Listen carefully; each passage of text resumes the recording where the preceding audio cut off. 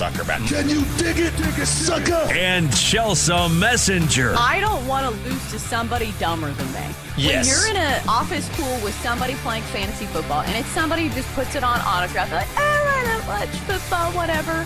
I don't want to lose to those people. Le who?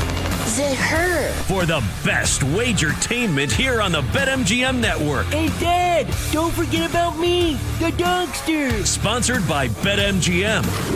Make it Legend? Wait for it. Dairy. Download the app today. Please gamble responsibly. Here we go. It is a Tuesday at the Daily Tip on the BetMGM Network. Good morning.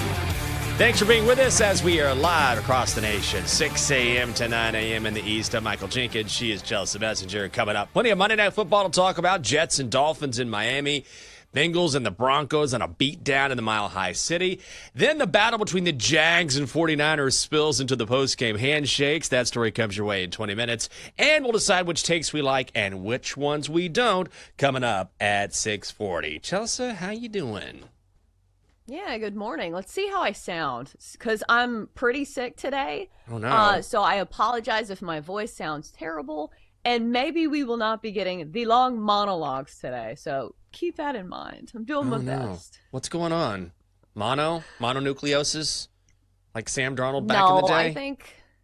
I think I just have a head cold. So it's one of those things where you like sound worse, and it's worse in the morning. So you know how it is when you do a morning show. It's like, great. The time that I need to be the sharpest is the time when I feel the worst. So I get that. Well, good on you. That's what people say about you.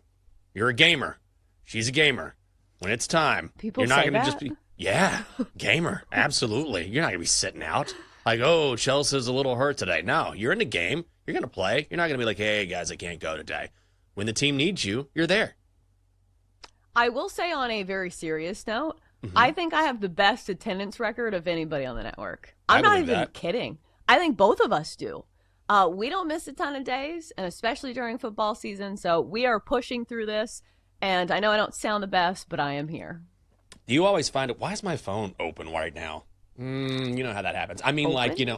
well, I don't mean like all of a sudden Gemini pops on like, hey, were you talking to me? No, I was just listening to your conversation. That's all. Just I'll have as like always. I'll have cold remedies pop up. Head cold remedies later on this morning. The phone's always listening. Well, I hope you get to feeling better. And I know Justin Fields didn't make you feel great last night.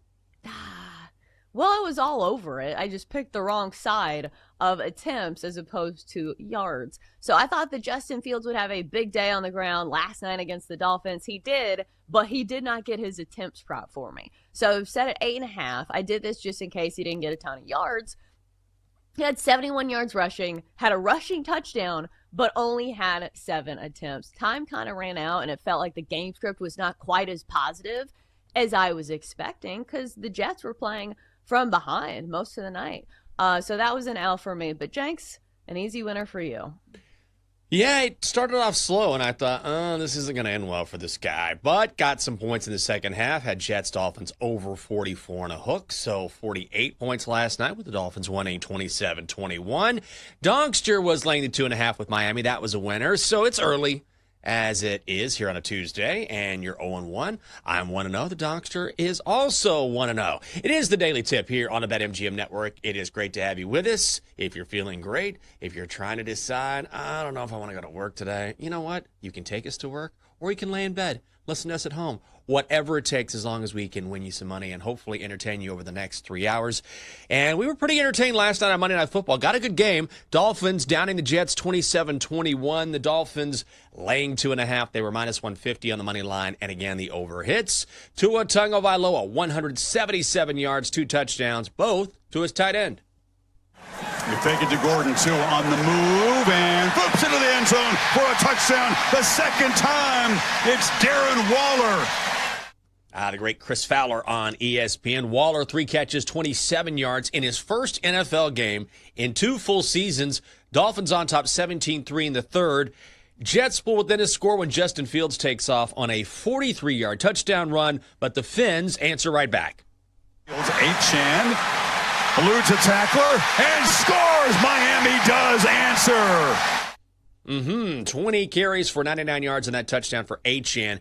Tua moves to 7-0 against the Jets as Miami's starter. Dolphins win their 10th straight against the Jets in Miami. But the big story that we'll be following today is that the Dolphins will very likely be without Tyreek Hill for the rest of the season. Dislocates his knee in the third quarter, had to be carted off the field, taken to the hospital. Tough to watch, but at the very least, he was in good spirits. Dolphins really needed this one. Oh, absolutely. Somebody needed to win this game, and at least the Dolphins got one at home.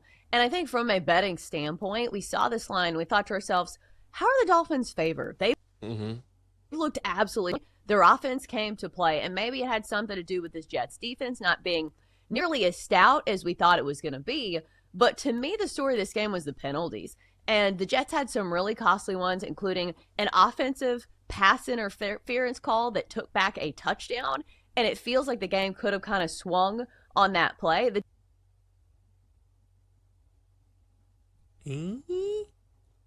Jets needs to win this badly against anybody. You are not good enough to overcome those flaws because the Jets had 404 yards of total offense. They still lost the game. Yeah, when you're a team like the Jets, the one thing you can't do is, look, this is a bad football team. This is not a good football team. Part of the problem is they were really one-dimensional last night. Like Justin Fields was just kind of running around trying to make something happen. And he can certainly do that. Like he can throw and he can pass, but the Jets sort of seem discombobulated. And when you're turning the football over and when you're racking up penalty after penalty after penalty and you're playing sloppy football, and again, you don't have the talent to match up with other teams, you're just not going to win many games. And as we were talking about, going back over recent history, the Jets just don't win in Miami anyway. I don't know if it's the fact that the Jets have been so bad for so long. That's probably a lot of it. Part of it is the weather as well. But you can't go into a game like this against a desperate team and be that sloppy on both sides of the football. Yeah, absolutely not. You just cannot afford it. Meanwhile, on the Dolphin side of things, I thought Tua looked much more confident in this game. We even saw him scrambling a bit, which I think is a departure from what we've seen because obviously with somebody with that many head injuries, you probably don't want him rushing the football too much, but he picked out some, nice first downs, even got a penalty called on him when somebody did hit him in the head and you're like, oh no. Tua, why aren't you wearing a Guardian cap? It feels like it was made specifically for you, but you're not wearing it. But Tua did look better in the pocket. Like, I'm not saying he's going to be in the MVP race this year. I am saying he did look more confident at least last night, as far as making his reads and making some of these throws. Man, I'll tell you, what a blow to this Dolphins team and to their offense with Tyreek Hill done for the season. I mean, it's only a matter of time. He's going to have an MRI, he's going to have a CT scan, and they're going to check him out. But it would be stunning if we saw him again this year. And so for an offense that hasn't really quite been the juggernaut that it was a couple years ago, if you're Mike McDaniel, you got to be kidding me.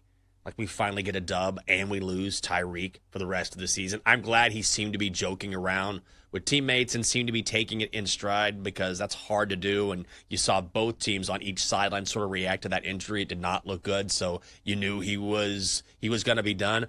But ultimately, if you're talking about production here, this is a big blow to Miami despite the win. Well, yeah, when you only have one win on the season, you probably have.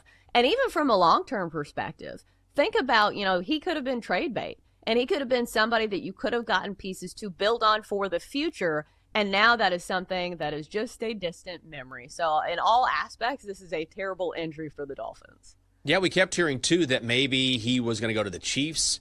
We heard that for the past few weeks, right? The Chiefs, well, they looked really good last week. They got Xavier Worthy back. Rasheed Rice is returning after week 6. But we thought, okay, in the interim, will they go back to Tyreek Hill to sort of boost that core until they get it full strength? Maybe they can get him at a more discounted price. He's trying out for Kansas City, and all that came to an end last night.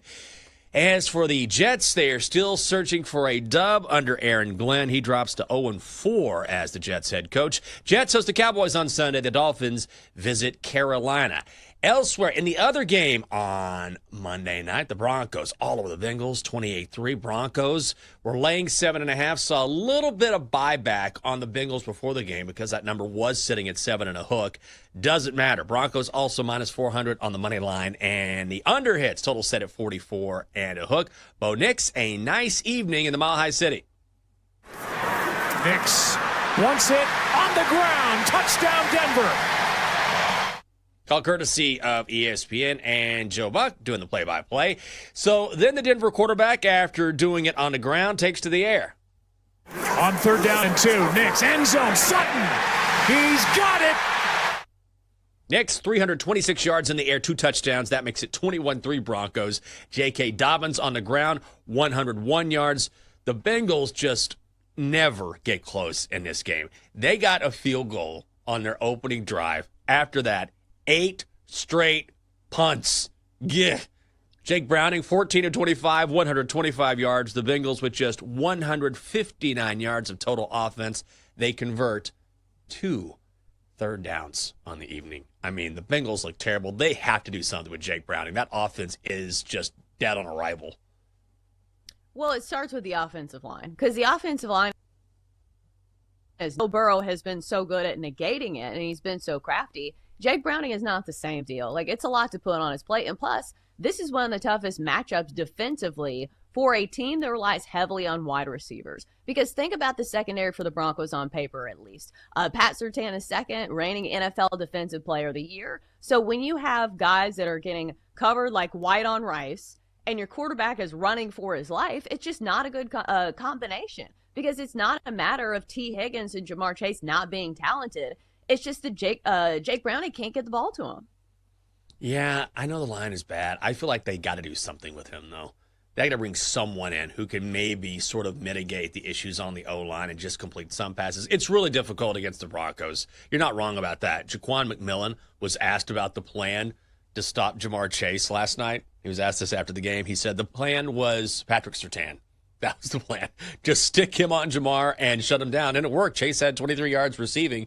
But Jake Browning, now going back to last week against the Vikings when he was awful, has just been really bad. So they need some sort of spark on offense. And here's the thing. The Bengals are sitting at 2-2. It's not over yet.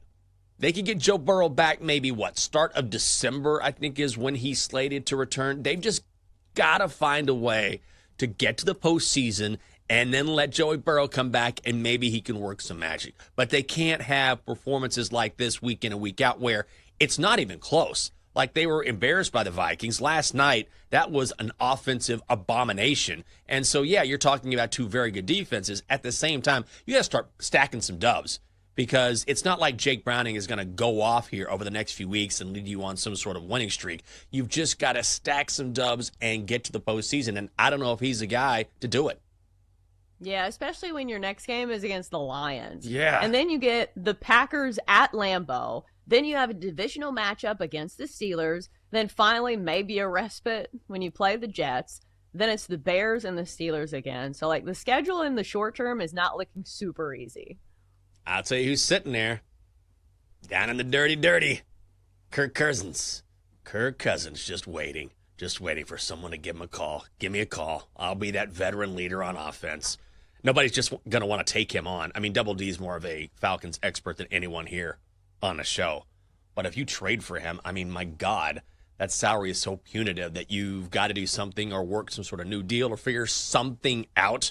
You know, I'm definitely no cap expert, but anyone that looks at maybe bringing him in doesn't want to pay that price, so he's just going to sit there and maybe ride the bench. Michael Penix looked good last week, so he's just going to sit there, maybe come in during garbage time. I'm trying to think of someone who would be available for Cincinnati who could come in and just stop the bleeding for a while.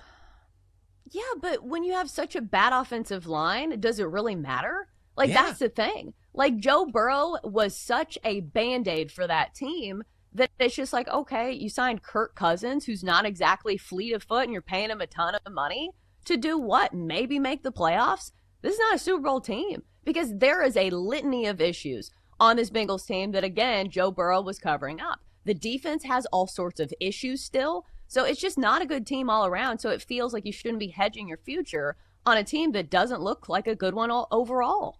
I mean, I wouldn't hedge my future on them, and yeah, the O-line is bad, but that just goes to show, how much a great quarterback can elevate that offense. That's how good Joe Burrow is. I don't know why over the years the Bengals have not invested more in that offensive line, but it just goes to show, even with that terrible offensive line, guess who makes the Cincinnati offense look great?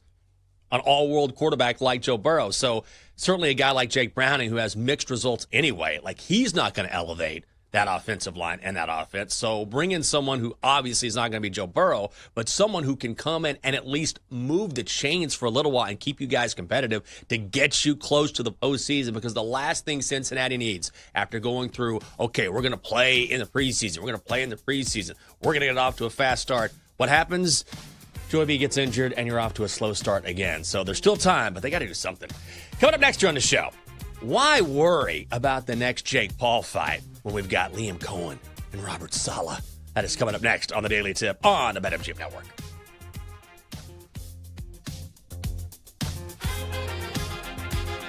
Chelsea and Jenks will be right back on the Daily Tip on the BetMGM Network. Make it legendary. Download the app today. Please gamble responsibly.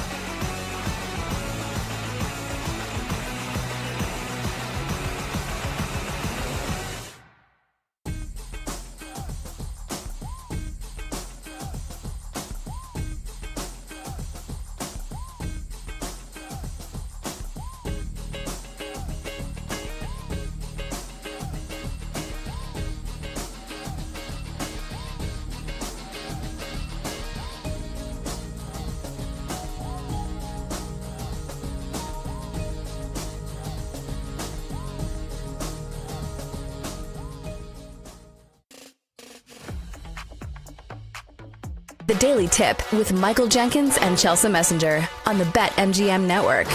Make it legendary. Download the app today. Please gamble responsibly. Welcome back. Great to have you with us on a Tuesday, the Daily Tip on the BetMGM Network. She's Chelsea Messenger. I'm Michael Jenkins.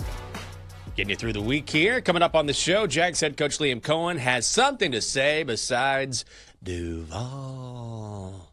Finally, something fiery out of the Jags head coach. We'll get into that as he got into it with Robert Saleh after Sunday's game. Chelsea, when is the last time you accidentally called someone? I did that yesterday morning. It ended up being kind of funny, but I was on the way to work, and it was 5:45 in the morning, and I got an email from the Commanders regarding our rundown for the pod later on that day. And so it was addressed to me and Smoot, who's my podcast partner, Fred Smoot. And so I was like, oh, wait, I think I have the wrong email address for Smoot. So I clicked on his email and somehow clicked on his contact information, and it called him. I was like, oh, shoot. I gotta hang up real quick. Lasted like, I don't know, it was like maybe a second call. And this is early. And so I didn't think too much about it. I'm like, all right, he probably didn't even get the call. I hung up immediately. But then at 7:30, while I'm doing the show, during the show, I looked down, my phone's ringing. And it was Smoot. And I was like, oh, man, I feel so bad. So I texted him. I was like, hey, that's on me. Sorry, I accidentally hit your number. And the text I get back is, I was coming to bail you out. I was like, well, no one Smoot, that's exactly something he would say. But that's a good friend. Like, I thought maybe if you're calling me that early, you're in trouble. So I'm coming to get you. So it ended up being a good thing. Like, it's good to have someone who has your back. But also it's an awkward feeling when you call someone accidentally like that. Especially because phone calls hold so much weight these days. Because Yeah. everybody's like, oh, you called me? Whoa. So this happens to me like occasionally because the Bluetooth in our Jeep goes absolutely haywire sometimes. I'm not sure what's wrong with it, but if your Bluetooth is connected, it'll go to your contacts and just call the first person. Oh, and you're like, God. what? Whoa. So the first person in my contacts, and I feel like I need to delete her just because we haven't talked in like 10 years. So it calls Alana Wojciechowski, who her husband pitched on the Reds with Jake. So the last time we talked was like 2016. So God. imagine somebody you haven't talked to in 10 years and you're calling them on the phone. This person's probably like, what in the world? Because that's even more awkward because it's like we haven't communicated in a long time. I have nothing against her. We're friends.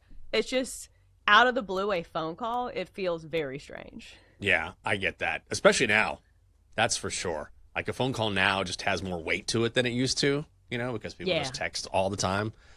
Alana Wojciechowski, is that right? Wojciechowski? Wojciechowski. And now they live in Croatia. So I don't know if she's getting my phone calls. So hopefully she's not paying money for them. I'll tell you who's not going to be calling each other. Liam Cohen and Robert Saleh. No phone call between those two guys. I missed this on Sunday when the Jags took on the Niners out west. Jags won that game 26-21. So this goes back to last week. They kind of got into it after the game. But to set the stage here, so Robert Saleh was suggesting that the Jags were stealing signs. So he said this during a press conference. They've got legally a really advanced signal stealing type of system where they always find a way to put themselves in an advantageous situation. They do a great job with it. So I didn't think there was too much there. That is kind of part of the game, like looking at different coverages, different schemes, motion, whatever it is, and saying, oh, this is what this team is going to run. Well, Liam Cohen did not appreciate that. So after the game, he sort of walked up to Saleh, sort of, because Robert Saleh is a large individual and much bigger than Liam Cohen, and yelled, keep my name out of your effing mouth. And so Saleh responds, I will F your world up. And immediately after Liam Cohen said this, like one of his big boys, like one of his offensive linemen, like whisked him away. Like, stay back, coach. Stay back, coach. He doesn't want any of this. He doesn't want any of this smoke. And so they refused to answer those questions after the game. Liam Cohen did.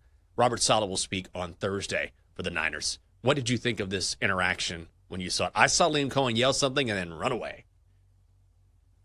I think this is actually good and in the favor of Liam Cohen. Because for somebody who kind of needs a PR rehab, Liam Cohen days, that weird quote that he had when he first got to the Jags, Duval, where he seemed really creepy and really weird. Yeah. So I think this is, a check in his, favor to where people start to respect him. And I understand, but if it's so easy, then why isn't Robert Saleh doing it? Why aren't the Niners doing it? Right? So I'm not going to say if you ain't cheating, you ain't trying. But at the end of the day, I do think this is good for Liam Cohen. And I do think it sets the tone for his team. Because I was listening to a conversation the other day here locally about how former players were talking about how the head coach sets the tone for the team. Mm-hmm. And if your coach is fiery and ready to go head to head with other coaches, and I am not condoning fighting, I'm just saying it sets a tone where this is a guy that wants to be here, this is a guy that wants to win, and this is a guy who's willing to go, on the line and takes him away from the situation, who's willing to go to bat for his team.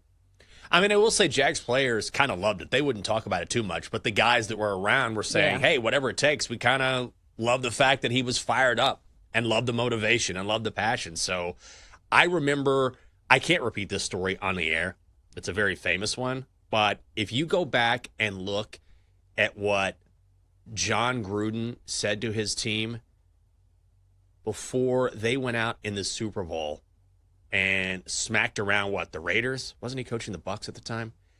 And you have to hear Warren Sapp tell the story. It cannot be repeated on radio. But Warren Sapp said it's the greatest pregame speech he's ever heard, what John Gruden said. It's really crass, but Sapp says as soon as Coach dropped this line right before the Super Bowl, he's never been more fired up to play a football game. And those guys went out and just dominated the Raiders. So that's one example. But you hear examples like that all the time where, look, when Dan Quinn got hit in the face a couple weeks ago against the Raiders, and he popped up and he had blood running down his nose between his eyes, anything that makes you feel like your coach is one of you is something that fires you up. And even the Commanders players said, yeah, our coach popped up. A, we were concerned about him. Then B, we're like, oh my God, this guy stood right back up after getting flattened, blood almost between the eyes, just standing there ready to keep coaching us. It gets the players going. Yeah, I feel like you're around a lot of former players, so I think you would probably have a good idea on this. Do you think players like having those type of coaches better than, for a while in the NFL, it felt like we were getting a lot of I don't want to call them small and nerdy guys, but your Matt LaFleur's, your Sean McVay's, your Mike McDaniels, guys that don't look like they would play football, but they're really smart, they're good analytical minds. But it feels like there was a departure from the standard quote unquote football guy, the Mike Vrabels of the NFL. Do you think players have a preference? That's a good question. I think what they want is someone that they feel like they're completely aligned with. And what I mean by that is that can be in a couple of different forms. You just want someone you feel like you can relate to. And when it comes to football, you can relate to someone who has a passion, right? Who's sort of like a guy's guy who, like a Dan Campbell, Dan Quinn is sort of this mold, right? I'm with you. I'm in it with you. I might not be out there, but I might as well be. I have the same passion and the same fire that you do. And then you have other guys that relate in different ways. And this was a story I heard yesterday, which I had not heard, and was about Jim Harbaugh, who doesn't come across as that way. But the story that was relayed to me was, there's a player on the Chargers, and he was warming up and getting his ankle taped or something. And Harbaugh walks up to him and is just kind of staring at this guy's ankle getting taped. And was like, hey, if we run this play, do you think you can get a block on the backside? Do you think you can do that? I think it'd work better if you could. And the player's like, yeah, we could do that. And the player was just sort of his mind was blown that this guy's walking around while he's getting his ankle taped. And Jim Harbaugh is just so singularly focused on a football play or something football related. I'm trying to find an extra advantage to win this game. I'm trying to find something else we can do to help us win. And so that's not the typical brash, I'm with you, let's go guys, let's break their ankles. But it is someone who's maybe I'm not that guy, but I'm a guy who is always thinking football. I'm trying to win games just like you. So however you relate, if you can find a way to sort of find that touchstone with a player in your locker room, I think it's a big deal. Yeah, I do feel like Jim Harbaugh is definitely a football guy, though. Like, it's not shocking when you tell He's just me not that a story, rah-rah but guy, always, I feel like.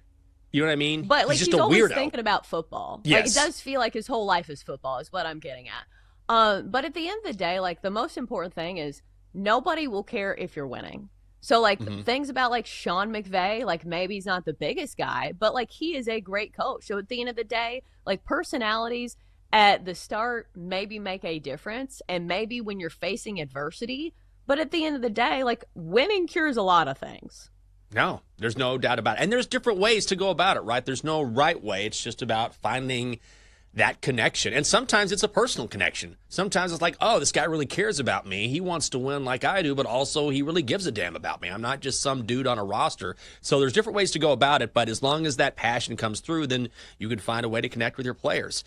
Will A.J. Brown ever connect with his coaches? I don't know. We knew this was coming. When you saw this in the rundown, weren't you like, yeah, it's about time.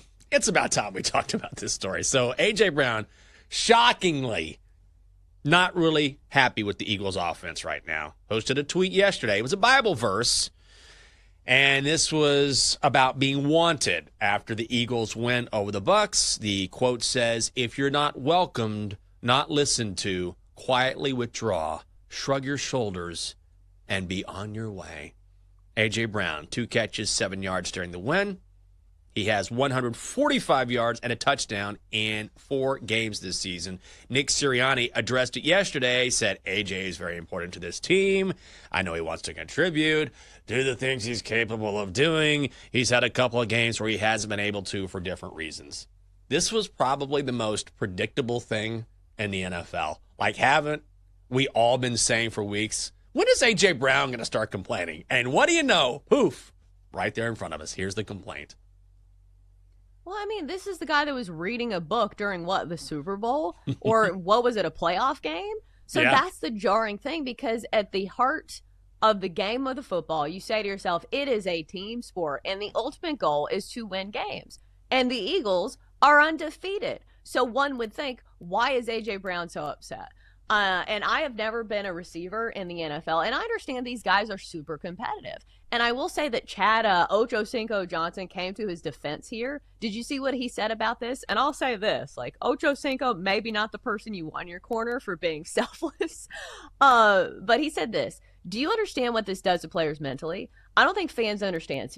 Fans will say, well, we won the game. Yes, you won the game, but these players would love to contribute and help win said games. Do you think there's something to that, Jenks? I think there is, but also everyone wants to contribute. Like, of course, I get it. Yes, you want to contribute, but everyone wants to contribute. That doesn't make you different from anyone else on the roster. Like that, this is why receivers have that, have that stereotype of being such divas, because other players generally don't do this. Like, this was my favorite response on Twitter, where someone posted, typical QB tweet, love my teammates, God is good. RB tweet, keep grinding. Tight end tweet, derp. Wide receiver tweet, the enemy speaks kindly and holds a knife, which is 1,000% true. It's always the receiver. So I understand and appreciate the passion. What I don't understand is this idea that you're the only one who wants to contribute, because that applies to every single person on the roster. Yeah, I'm pretty sure that tweet you just referred to is A.J. Brown's header, if I'm not mistaken. I need to double check, but like, he laughs at that, and he definitely acknowledges that's. But it just feels like, why are you creating unnecessary drama? Like, if you are a team player, you are allowed to think this, but why do you need to stir the pot publicly? Like, that's where I'm at. It's fine to feel these feelings, like, man, I wish I was more involved. But, like, why are you causing problems for your team? Like, it just does not make sense to me. And it feels like you should be, grateful you're on a good team. Would you rather be catching 10 passes for 101 yards with the Saints? Because I'm sure that could be arranged. Because honestly, it feels like that would be worse. Just putting up numbers in no man's land. So congratulations, A.J. Brown. If you want to go to a bad team, listen, you can come back to the Titans, post big numbers every day. Yeah, right. Knock yourself out. You won't have a win in the win column, but your numbers will be amazing. Eagles right now are plus 650 to win the Super Bowl. behind only the Bills at plus 325. And honestly, you can't, like, this is dangerous too, which the Eagles aren't going to do this, but okay, we should run a play here. This the scheme that we're seeing, or based on the situation, we should probably hand it off here or have Jalen take off. But no, we got to keep A.J. Brown happy. Let's pass the ball here. Like, what, you want to get off script just to keep a receiver happy so he doesn't go online and tweet something? Like, you can't play football that way. Ultimately, you have to understand that your time will come, but that's difficult when you're one of the best receivers in the game. You're not getting your touches. I understand that. But hopefully it'll calm down like it did last year, and the Eagles will be just fine, which right now, they're just fine. Coming up next year on the show. Okay, it's a Take Tuesday, so we're going to bring in D-Day and Double D and find out what is on their minds. She's Chelsea Messenger. I'm Michael Jenkins. This is the Daily Tip on the BetMGM Network. Come on back.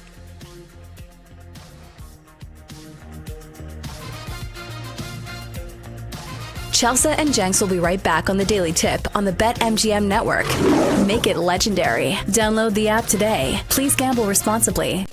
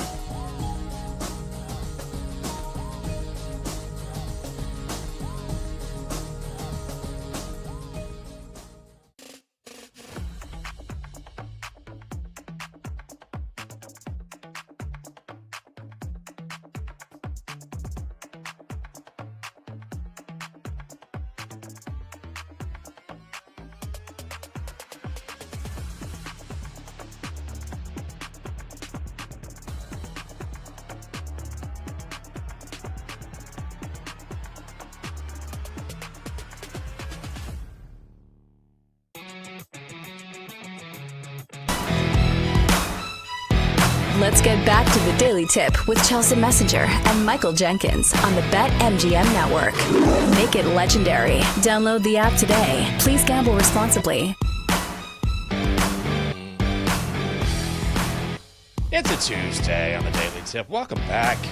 Thanks for waking up with us. We always appreciate your time. I'm Michael Jenkins. She is Chelsea Messenger. Coming up in 2 minutes. D-Day and Double D have all the takes, but do we agree with them or not?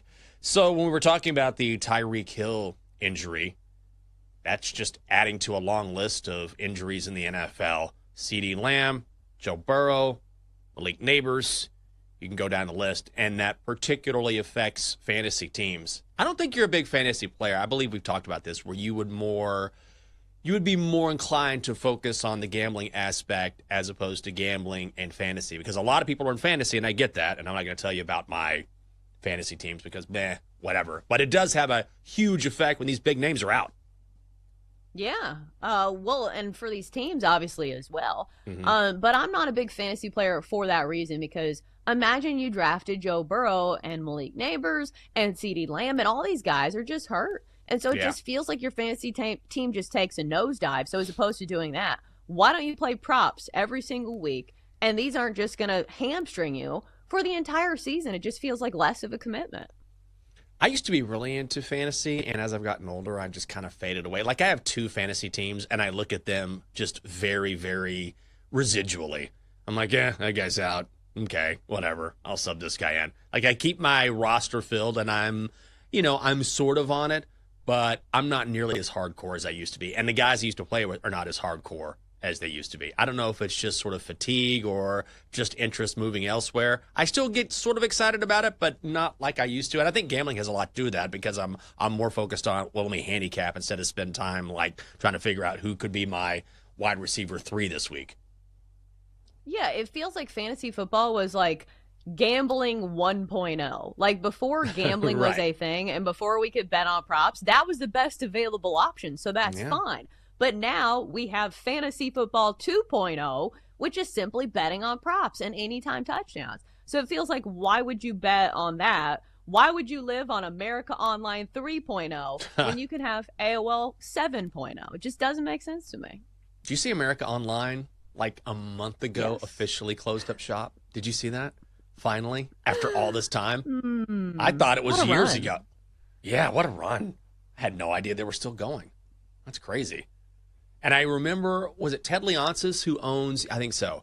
He owns the Wizards and Capitals, obviously, here in D.C., and was one of the founders, was Steve Case of America Online. And I believe he sent the first ever, like, private message.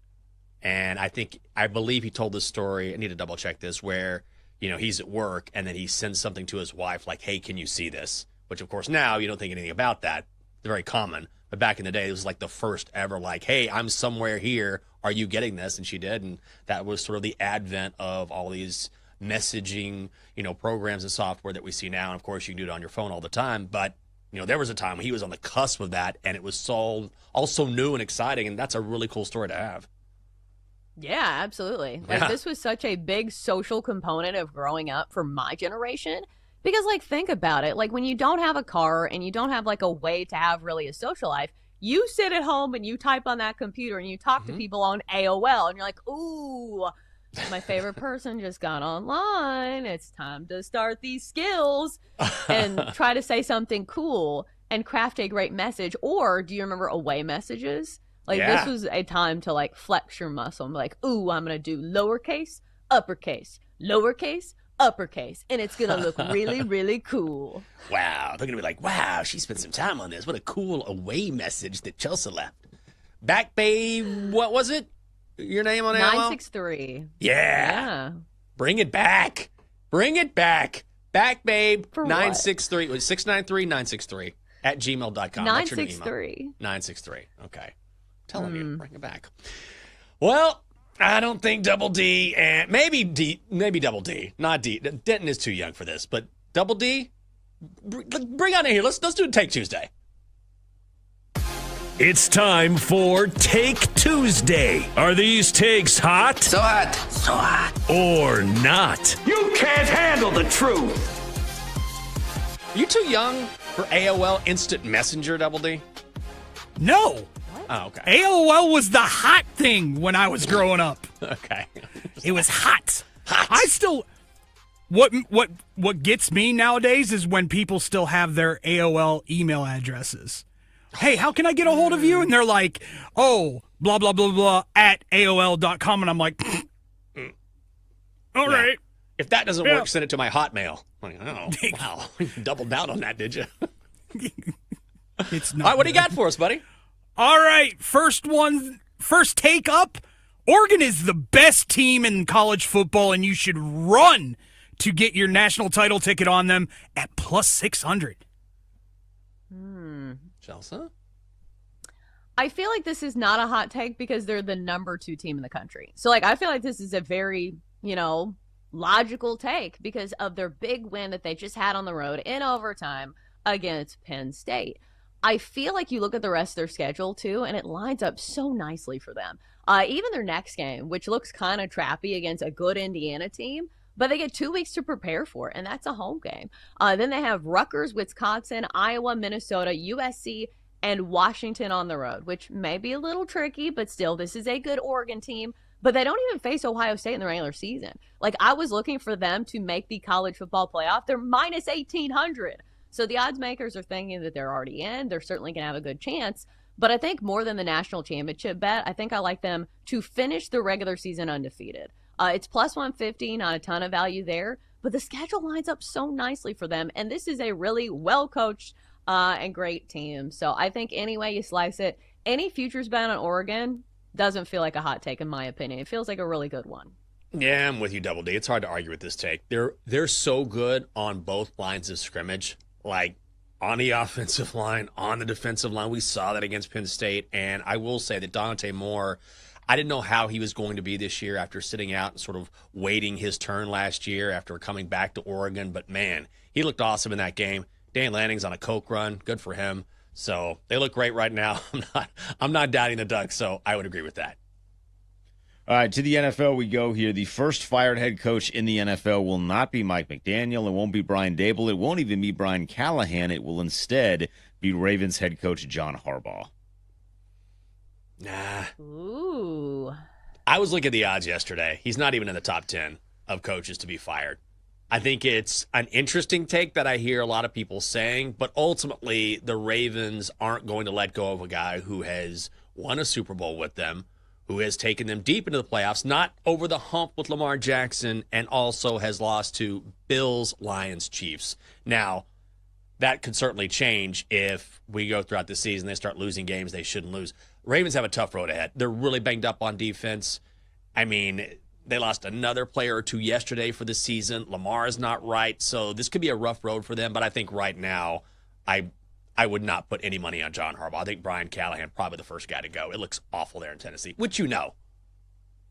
Oh, absolutely. It has to be Brian Callahan, especially because of the way that the schedule lines up. In Week 6, the Titans play the Patriots. And do you know who the coach of the Patriots is? Mike Vrabel, who was once the head coach of the Tennessee Titans. If Mike Vrabel and the Patriots put the absolute beatdown on the Titans, which everybody is doing these days, even the lowly Texans, they've got to fire him after that. And I understand midseason firings are a big deal. And that's why I don't think they're going to fire John Harbaugh, midway through the season, especially because the schedule has just been so tough. And they have had so many injuries, and he's won a Super Bowl. So maybe give the guy some credit. So I do think it's Brian Callahan. For a while, I thought maybe it'd be Mike McDaniel. But Brian Callahan is absolutely winless. He is absolutely hapless. He is going back and forth with the media members here when it comes to press conferences. So I feel like he is the favorite for a reason. All right, back to college football. Vanderbilt is better than they were last year, dominated every game so far, and may have the best offensive line in the SEC. So Vandy is an absolute threat to make the college football playoffs at plus 375. They're a threat. They are a threat.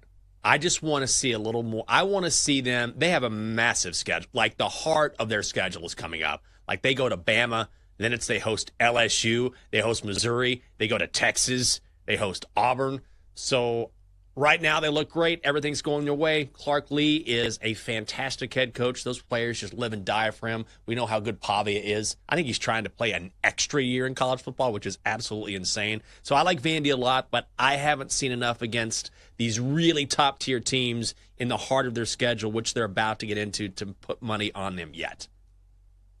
I think here's the X factor for Vandy. The fact that they have been one of the most penalized teams in the SEC this year. They have been extremely sloppy, and maybe that just shows how good they are. The fact that they can overcome all these penalties. But if you look at their games this season, they've had 2 games with at least 10 penalties. They've had at least 5 in every single game. So they've had 7, 11, 5, 10, and 8.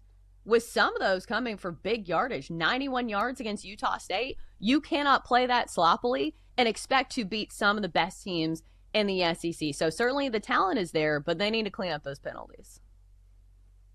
All right, my final take here. I am not a fan of taunting, but I need the NFL to make an amendment to taunting penalties. I think any defensive back moving forward that celebrates for not actually doing anything should get penalized at least 10 yards. I don't want to see a seatbelt celebration because a quarterback overthrew a guy that beat you. I don't want to see no wave into the crowd because a quarterback overthrew a guy that beat you. If you celebrate for not actually doing anything, you deserve to be penalized. Oh, these penalties are the worst. There's no question. Which is something that's interesting because the NFL is dropping the hammer this year on unsportsmanlike conduct and celebrating unnecessarily. They focus so much on what you do after a touchdown, I feel like, or, something that's more offensive as opposed to a defensive celebration. But you see this all the time and they don't do anything. And there's nothing more annoying than a guy who doesn't really contribute to a play and acts like he just won the Super Bowl. So I'm for this. I don't know how you'd enforce it, though, because I feel like there are multiple guys who do this. And you're like, you are not even on the same side of the field. And also, doesn't it feel like it's a part of, the fibers of being for cornerbacks? Like, when I think of, cornerbacks, I'm like, oh, that guy's going to be celebrating. If somebody dropped a pass, I just think of that, that's their narrative. Yeah, it is. But also, isn't it kind of out of control? Like, they just keep pushing the envelope. Like, you see a guy on the sideline, locking down. Like, dude, you're not even playing. So I get the frustration. Coming up next, playoff baseball is here. But not before we check out some series prices. Hour 2 is next on the Daily Tip. Chelsea and Jenks will be right back on the Daily Tip on the BetMGM network. Make it legendary. Download the app today. Please gamble responsibly.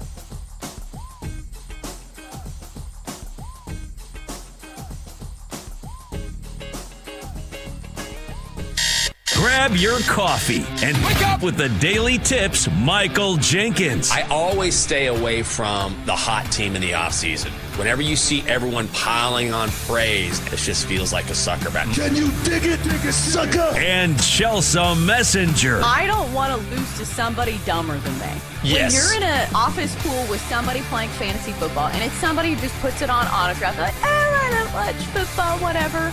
I don't want to lose to those people. The who? The her. For the best wagertainment here on the BetMGM Network. Hey, Dad, don't forget about me, the dogster. Sponsored by BetMGM. Make it Legend? Wait for it. Dairy. Download the app today. Please gamble responsibly. Here on the Daily Tip starts right now on the BetMGM Network. Over the next hour, we will cover a whole lot of baseball because the postseason starts today. Get excited, people. We'll talk our futures bets for winning the World Series, the American League, the National League, and then we'll get to our bets for Game 1 of each of these wildcard series. Later in the hour, we'll get to the NFL because obviously that is still going on. It is a Teaser Tuesday. I'll give you my favorite teaser legs in the NFL this week, and you tell me who ruins my teaser. It's all coming up next here on the Daily Tip, presented by BetMGM. All right, Jenks. So yesterday I saw some people complaining about the game times today for postseason baseball. And as somebody who likes to go to bed early, I am not one of those people. I absolutely love that we're going to have baseball going on all day today. But if you're a fan of the Tigers or the Guardians, do you think that they have a right to be mad that their game starts at 1 o'clock in the afternoon? I mean, it's not great. I'm trying to put myself in their shoes, and I'd be upset about it. It's easy for us, clearly, because we're off at 9 a.m., and then we'll sit at home and watch some baseball. And of course, I'm like, afternoon baseball, this is great. It's amazing. When do I get afternoon sports, like real afternoon sports outside of something that is maybe overseas? So this is fantastic. But I do understand that if you're a baseball fan, most people are working during this time. But at the same time, you don't have to do it this way. I think it makes more scheduling sense, but I do get the frustration of fans who believe, hey, let's air this at a time when, A, I could maybe go to the game or at the very least be able to watch it. Yeah, I get it. But at the same time, like, nobody complains about March Madness. Like, that's the greatest sporting event because it goes on all day. And, like, that's the postseason as well. And maybe it's a little different. And, like, this, is baseball. But still, it's like somebody has to play in that time slot because we have a lot of games today. And I do appreciate the fact that baseball is not taking that many days off because the last day of the regular season was on Sunday. So I'm glad they did not sit around and let these players get a little rusty before starting things off today. Because like some of these teams, like the Padres, that feels unfair to put them on like the super early game. The Cubs have day games all the time. So like that should be nothing new to them. They play at, I believe it would be 1:08 Eastern because I'm on Central Time. So it's 2:08 for me. Then we have the Red Sox and Yankees at 5:08. I'm sure, you talk about like producers and being like, okay, well, we're going to put this as the game that we want more people to watch and draw the ratings from. And then later we do have the Dodgers and the Reds squaring off at 8:08 Central Time. So if we're going to be complaining, maybe it's about the fact that the Dodgers and Reds game doesn't start till 9:08 Eastern because that is pretty late, Jenks. Yeah, I'm not going to be watching that. But at the very least, they are continuing with the postseason. Like the NBA is the worst at this.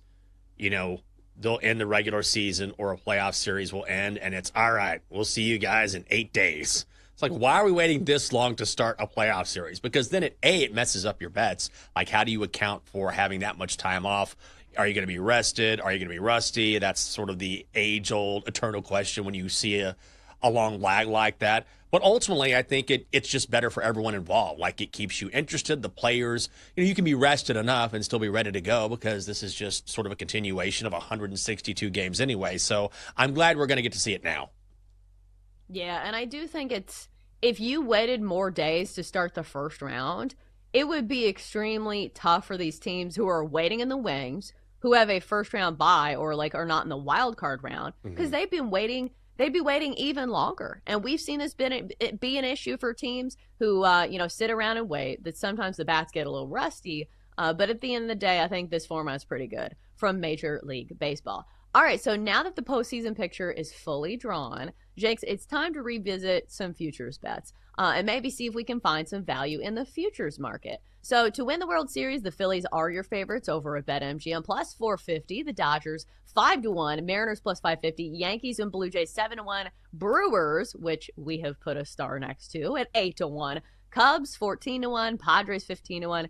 All right, I might as well do the full list. Red Sox 18-1, Tigers 20-1, Guardians 25-1, Reds 35-1.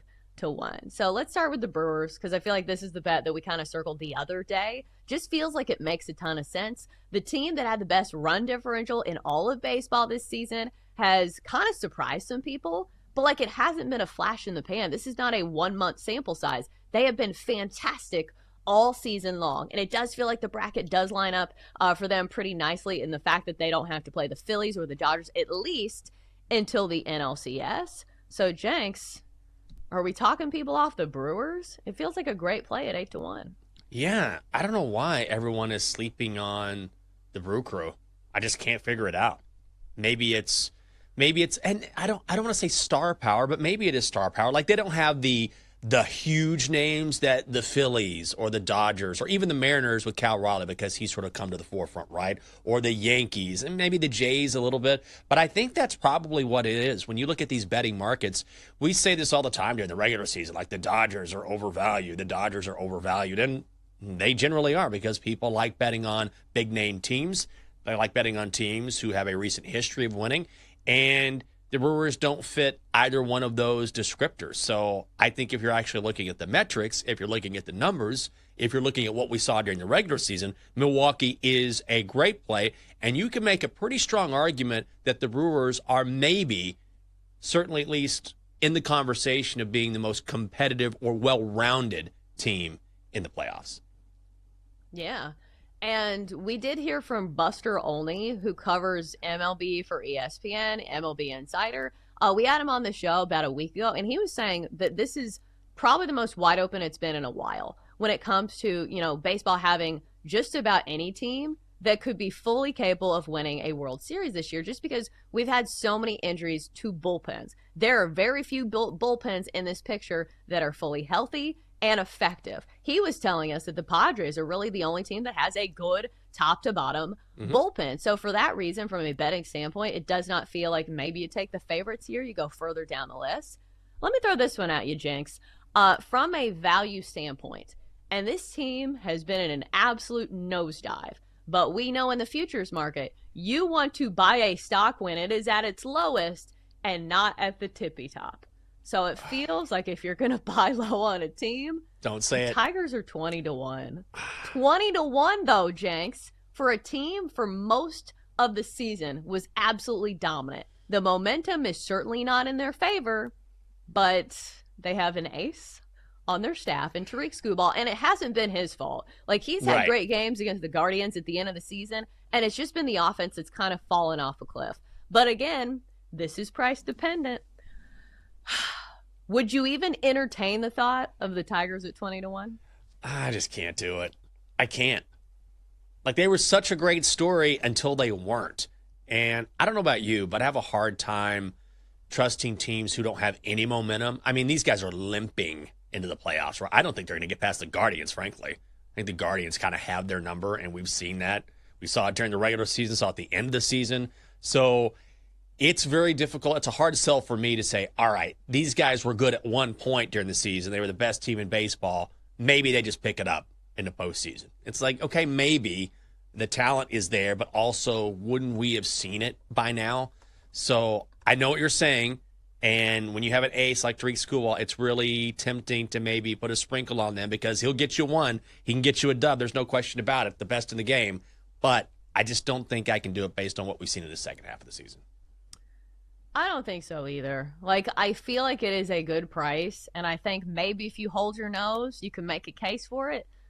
I don't know, though. It's not a bet that I will be making because, again, it does feel like the Guardians have their number because, you know, part of betting in the postseason is your first-round matchups or, your second-round matchups. It is matchup dependent. Like, this is what we do in March Madness because certain teams just happen to match up better against other teams. And we get the Guardians and the Tigers in the first round. And the Guardians just took the Tigers to school in these moments that mattered the most, when the Tigers were clinging to a lead in their division and they couldn't get the job done. So it does feel like that is a tough draw for the Tigers there.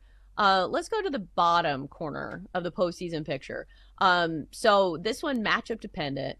I do feel like the Blue Jays are kind of beatable. Like, it feels like one of those teams that has been good all season long, but they're not one of those teams that have been super dominating, especially this last month of the season, where, the AL East was very much a race to the finish, where it was the Yankees, it was the Blue Jays. For a bit there, it was the Red Sox. So I think for that corner, maybe you can get some value, in some of those teams, because I feel like that corner is very winnable.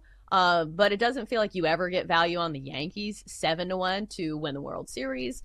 I don't know if I trust him. I don't know if it's like the eternal negativity of Yankees fans, where they have their expectations just so high in the clouds that anything short of the wonder years of the Yankees is just disappointing to them. And the fact that Garrett Cole is not going to be in the postseason for them, that is a massive blow. Like, I understand he's been out the entire year, and they've still been pretty good, but he is an absolute workhorse in the postseason, and he got him to the World Series last year. So I'm not super sold on the Yankees. I'm not sold on the Blue Jays. I don't really love the Red Sox either. Thanks. Can you make a case for any of those teams?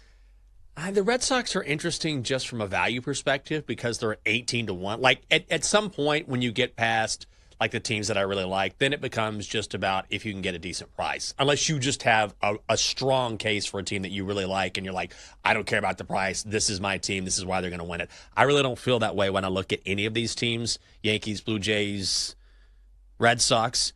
So all things being equal, wouldn't you just go with the team that gives you better value at 18-1 in Boston? I do think there's something with Toronto. They were really good at home this season, and they have the bats in that lineup where they can surprise. They have a veteran staff. So when you have a veteran staff like that, guys who've been there, done that in the rotation, I feel like that gives you a bit of an edge in the postseason because those guys aren't going to shy away from the spotlight.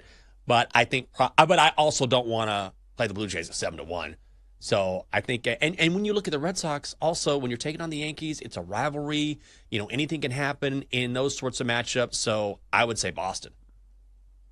I think so as well because of Garrett Crochet. And you've got to remember that the first round of these wildcard series are 3-game series, which means this game one is super, super important because, think about it, you only have to win 2 games.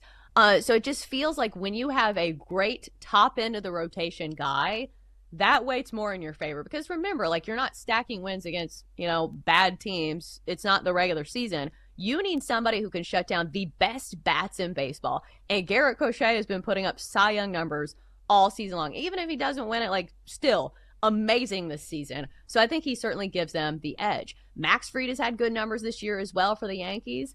But we've seen him kind of stumble in the postseason before. Now, granted, some of these times were against the Dodgers, who have gone on to win World Series that year, back when Max Fried was with the Braves. But still, I think Garrett Crochet certainly gives the Red Sox a chance.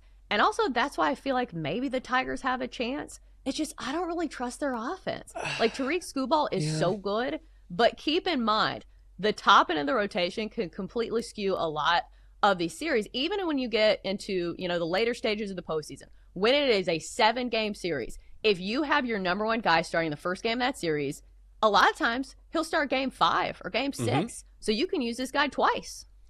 You can, not early on, because it's 3-game set. Right. But that's the thing that scares me about the Tigers, right? Because even with Skubal, and we can talk about this when we handicap this game coming up because they play at 1 today, and it's going to be an exciting day for baseball.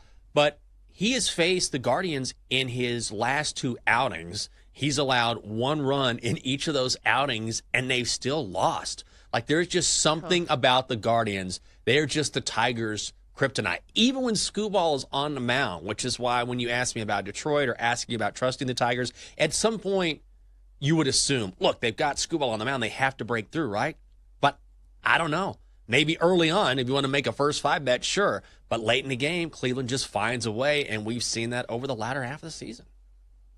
Yeah, and it feels like we should at least mention the Mariners because what a season it's been for Cal Raleigh. what a season has been for the Mariners in general, who are normally little brother to the Astros, but this time it's the Mariners in the postseason with one of the top seeds, and the Astros are the ones sitting at home. And I'll say this, the Mariners bats, like usually it's a Mariners team that relies heavily on pitching.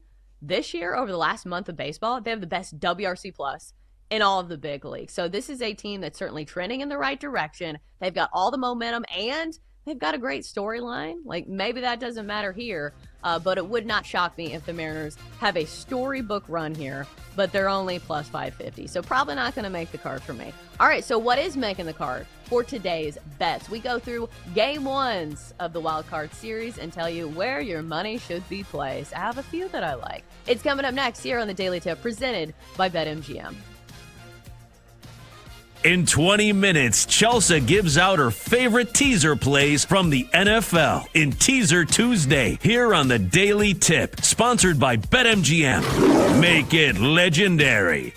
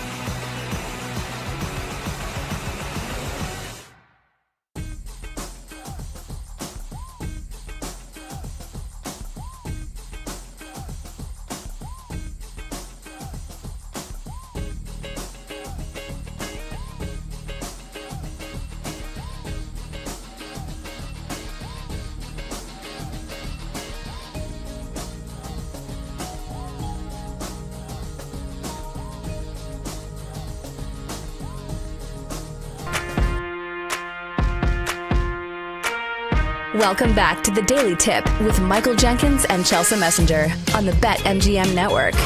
Make it legendary. Download the app today. Please gamble responsibly. We're back on a Tuesday. It is September 30th, which means tomorrow is the first day of October. I just realized that. So I'm pretty sure September does not have 31 days. Let's check the calendar. Yeah, correct. October 1st is tomorrow. But before we get to the postseason baseball card today, which we do have some bets for, I wanted to do a gentle hat tip to our producer, Denton, for giving us a heads up about National Coffee Day yesterday. Because, Jenks, I don't know if you took advantage, but I definitely did. We went to Dunkin' Donuts as a family and took advantage of the free coffee deal. And you want to know what those absolute all-stars at the drive-thru window did?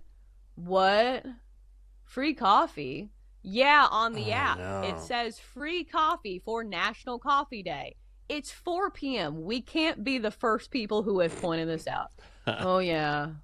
Can you have your app out and ready to scan? Like, these people at Dunkin' are the absolute worst. Like, I don't know where they find these people, but it's like the exact opposite of like the people who work at Chick-fil-A. Like, it's the most apathetic, I want to say like low energy high schoolers in Sumner County. I don't know where they find these people, but like Dunkin', the customer service is not great, but yet here I go, going back every single day. So, Jenks, did you get a free coffee yesterday? I did not. Are they like, I see your application got rejected by Starbucks? Well, that means you are Dunkin' material. Welcome to Dunkin' Donuts.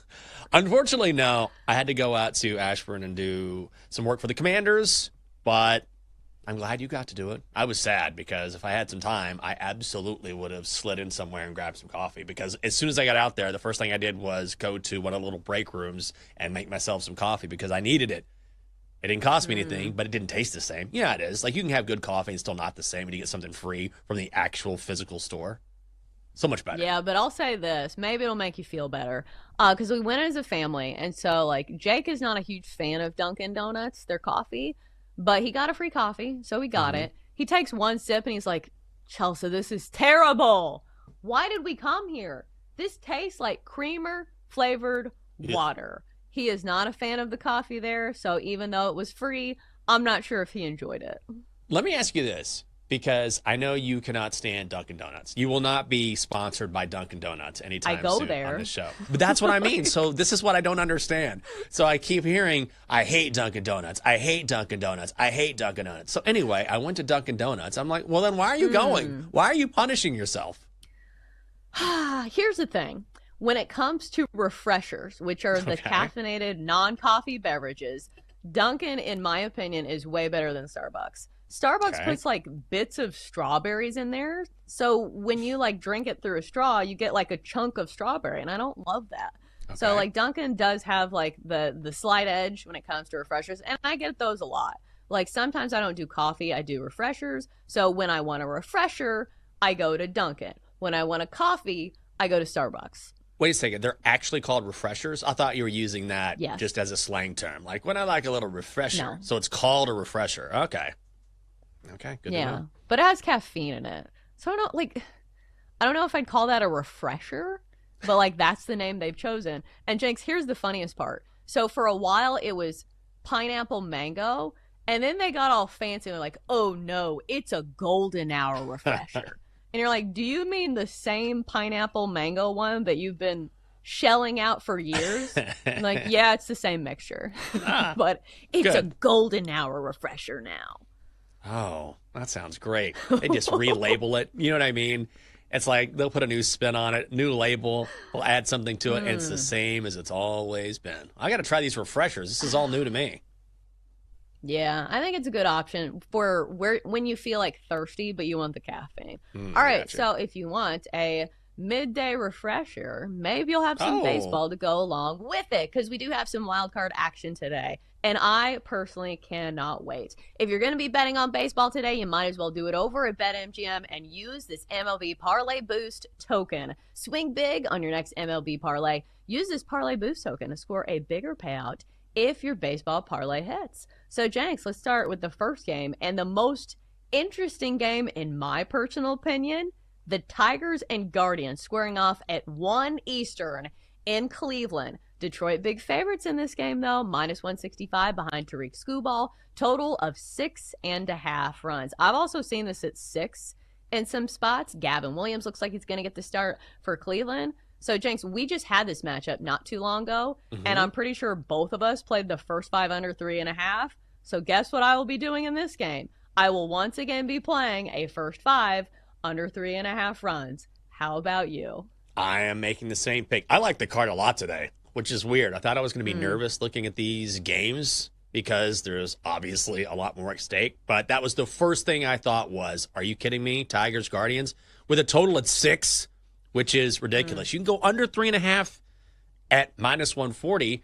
And then, I mentioned this in the previous segment where Tariq Skubal, his last 2 starts have been against the Guardians, and they've had such a hard time hitting him all season long. Now, he lost those previous 2 games, but he's allowed 2 earned runs in his last 2 appearances. I don't want to trust my money with the Tigers, particularly at $1.65, but I will go first 5 under 3.5 at -140. And also, I generally don't look at day and night splits, but Tariq Skubal has pitched a lot during the day. This is a day game. Got a 1 o'clock first pitch. During the day, his ERA drops from 2.21 to 1.77. So I am with you on this bet. Absolutely. Like, the matchups are great for both of these pitchers because, again, we just saw this matchup. And over the course of the season, like Tariq Skubal, 28 innings, 2 runs total, pitched against Cleveland this year, including a complete game shutout earlier this season. Then you look at Gavin Williams against Detroit, 17 innings and only 2 runs over 3 starts, and even had 21 strikeouts over his last 2 starts. So he is missing a lot of bats in that Tigers rotation. Tigers lineup, I should say. So I feel like the first 5 under 3.5 feels like a solid play. Now, I came into this card thinking, okay, unders are going to be the play because game 1 of the first game of the postseason is going to be one of your best options for an under, for a full game under, because think about it, they've had a couple days off, their best reliever is going to come out of the pen, and each game is so crucial. So they're going to be managing this bullpen, and the leash is going to be super short on a lot of these guys. But Jenks, when you get a 6 in the full game, like, that's too low for me. So I think first 5 makes a lot of sense. But is there any other game that kind of fits that mold for you? Because I will say this, the totals, they be low. We have 7s in all of the other games. Did you consider an under in any other game? The only other game where I sort of like a under, I think, is the Reds-Dodgers game. Like, Hunter Green has been okay. He's been okay. Hey, let me take that back. He's been very good for the Reds this season, particularly in the second half of the season. He's been okay away from home, right? So his ERA jumps by more than 3 runs when he's not pitching in Cincinnati. So I think maybe the sabotage factor out in L.A. is that if you're looking at a total, is that, okay, maybe the Dodgers hit him up. But I just don't see Cincinnati getting to Blake Snell. I mean, he's just been unbelievable since he got healthy and got right. And this is exactly why they signed him during the offseason. When he is pitching at home this year, 5-1 with a 1.17 ERA. So I like the under out west as well. Yeah, I think Blake Snell gets good matchup here, simply because the Red Sox are a team the Reds are a team that strikes out a lot as well. And Blake Snell is a strikeout pitcher, double-digit strikeouts in 2 of his last 3 games. And the adrenaline's going to be going. First game of the postseason for Blake Snell. My only concern is that sometimes Blake Snell does not go deep in games. And my concern for Hunter Green is that sometimes he gives up home runs. Like, he has great swing and miss stuff, but when he misses, he usually misses in the middle of the plate. So that can be tricky if you're talking about a Dodgers lineup that certainly has a lot of pop. All right, Padres-Cubs next. We might as well just do all the games. Chicago short favorites here at home at -115. We know Wrigley's going to be rocking a total of 7 runs. Nick Pivetta here going against Matt Boyd, I believe. Jenks, do you have a play in this game? Yeah, I'm going with the Cubs here. Let's go Cubbies. Let's get a win today at Wrigley. And we're seeing some money coming on Chicago. Right now it's at -115 at BetMGM, but I've seen this at -135 at some places, so make sure you shop around. Go to BetMGM, get the best price. So the money is flowing in the right direction. But ultimately here, as good as Nick Pivetta has been for San Diego, his ERA is 3.55 on the road. Last time he was at Wrigley was earlier this season, gave up 3 runs over 3 innings. And also, I know San Diego can hit for power, but compared to the Cubs, their power numbers dropped off in the latter half of the season compared to Chicago's. Also, look at the Cubs at home this season. 50-39 straight up. San Diego was a loser away from San Diego. 38-43 away from home. So I'll take the cheap price on the Cubs here. Yeah, I think that's a good matchup for the Cubs. I will say the one thing that goes in San Diego's favor is the fact that their bullpen probably has better arms in it and has more depth, which won't be tested in one game, the first game in the series. But I'll say this, maybe you could make a better case for the Cubs in the first 5, because Matt Boyd does have some good games, or at least he has one good game against San Diego. 6 shutout innings back on April the 5th. That is a long time ago. But still, I do think that the Padres might have the edge when it comes to the bullpen. So maybe I would stick with the first 5. All right, here's an interesting one. Red Sox, Yankees. The Yankees are favored in this one, -130. Boston +110. Total of 7 runs. Garrett Crochet facing Max Fried. Jenks, I feel like if there is a good case to be made for an underdog, it's here with the Red Sox. Yes, I think this is the one play where I would grab some plus money because I like some minus money plays today, which I normally do. But, when you have a Red Sox team that will give you plus money and you've got Garrett Crochet on the mound and you've got a Red Sox team that has had a lot of success against the Yankees, particularly early in the year, where they would just win game after game after game against the Pinstripes. And you heard a lot of Yankees fans like, when are we going to get over that Red Sox hump? And they did a better job at the end of the year when the Yankees finally started getting some dubs here. But this is where I want to add some plus money on the card, and I would go Red Sox. Absolutely. And the Red Sox have been good behind Garrett Crochet against the Yankees this year. And Garrett Crochet in his career, 3-0 with an ERA of 2.90 and 45 strikeouts and 7 appearances against the Yankees in his career. I believe the Red Sox are 4-0 against the Yankees this year when Garrett Crochet is starting. And plus, if you look at the matchups here, Garrett Crochet has also pitched really well against Aaron Judge, striking him out 11 of the 15 times that they have faced each other. Should be noted that Aaron Judge has hit 2 home runs off Garrett Crochet. So maybe if those are timely, that could be a deciding factor here. But still, this is too good of a matchup and too good of a price on a good Red Sox team behind the race. So I think either you take the Red Sox in the first 5. I wonder what that price is. I'm sure you're not getting quite as much plus money, but I feel like the Red Sox are a solid play. Plus 105 in the first 5 innings. So Jenks, would you take first 5 or full game? Oh, that's a tough one. I think I would just go full game here. I'm betting a lot on the rivalry here. I get that. But I have trusted Garrett Crochet. You know how it is, where sometimes there's a guy that you've been riding for a lot of the season and he keeps winning. And you could say the same thing about Max Fried. I get that. But when you get, sometimes for me, a handicap is really simple, which is I'm getting a pitcher this good at a plus money price, and I just have to take it. So I would probably go full game, even though there's maybe an advantage here. I just think the Red Sox bats can hang with the Yankees later on. And yeah, I'm on Boston. I'll keep it simple. Yeah, I think you could certainly make a case for both. Even though if you do play first 5, if this game is 0-0 after 5, you are not, counted as a loss in this one. And I'll say this, Max Fried has turned up the strikeouts in his last 2 starts of the season. 13 strikeouts against the Orioles and 7 against the White Sox. Although that is not the caliber of team that he will be facing today. So from a viewing perspective, Jenks, which of these games are you the most excited for? Well, I think there's going to be a lot of drama in the Tigers-Guardians game. 2 things. Tigers-Guardians is going to be interesting just because, are the Tigers going to suddenly become that team? Can they sort of put the regular season behind them and faltering the second half and say, all right, it's a new deal or a new time for us, right? We have our ace on the mound. Now it's time for us to start playing like we did mid-season. We were the best team in baseball. They can do that. Can they do that? Can they get over that Guardians hump, which has really haunted them in the second half of the year? And so I don't know. I mean, haunted them at the very end of the season where the Tigers would try, couldn't get past the Guardians. Would try, couldn't get past the Guardians. So maybe they can do that. I think that's going to be fascinating. Also, you can see an ace on the hill, which is great. And I think there's something special about afternoon baseball, playoff baseball at Wrigley Field. If you love baseball, how can you not love seeing whoever it is playing the Cubs? Even if you don't like Chicago, I think there's something sort of mystical and fun about that. So I'm excited about these 2 early games.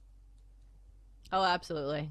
For me, it's Tigers Guardians that is the number one most interesting game here, simply because I think if the Tigers win this game, that is a seismic shift in momentum for the Tigers, don't you think? For a team that has not had it together over the last month of the season, the Guardians have had their number.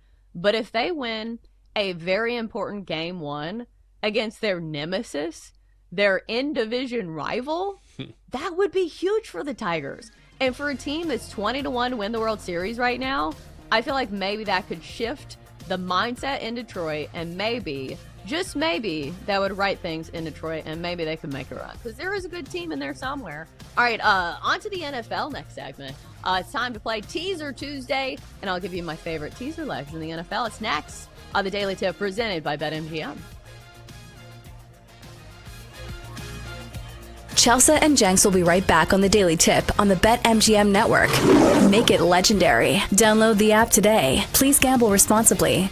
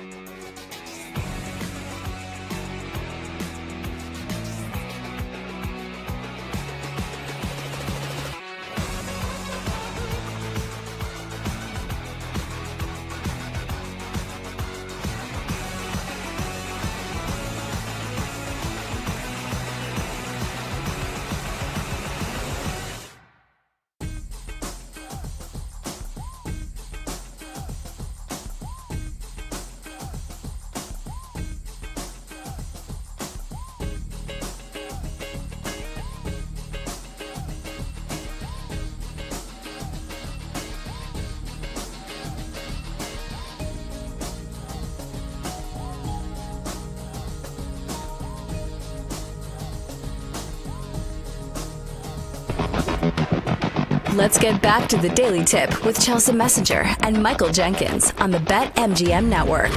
Make it legendary. Download the app today. Please gamble responsibly.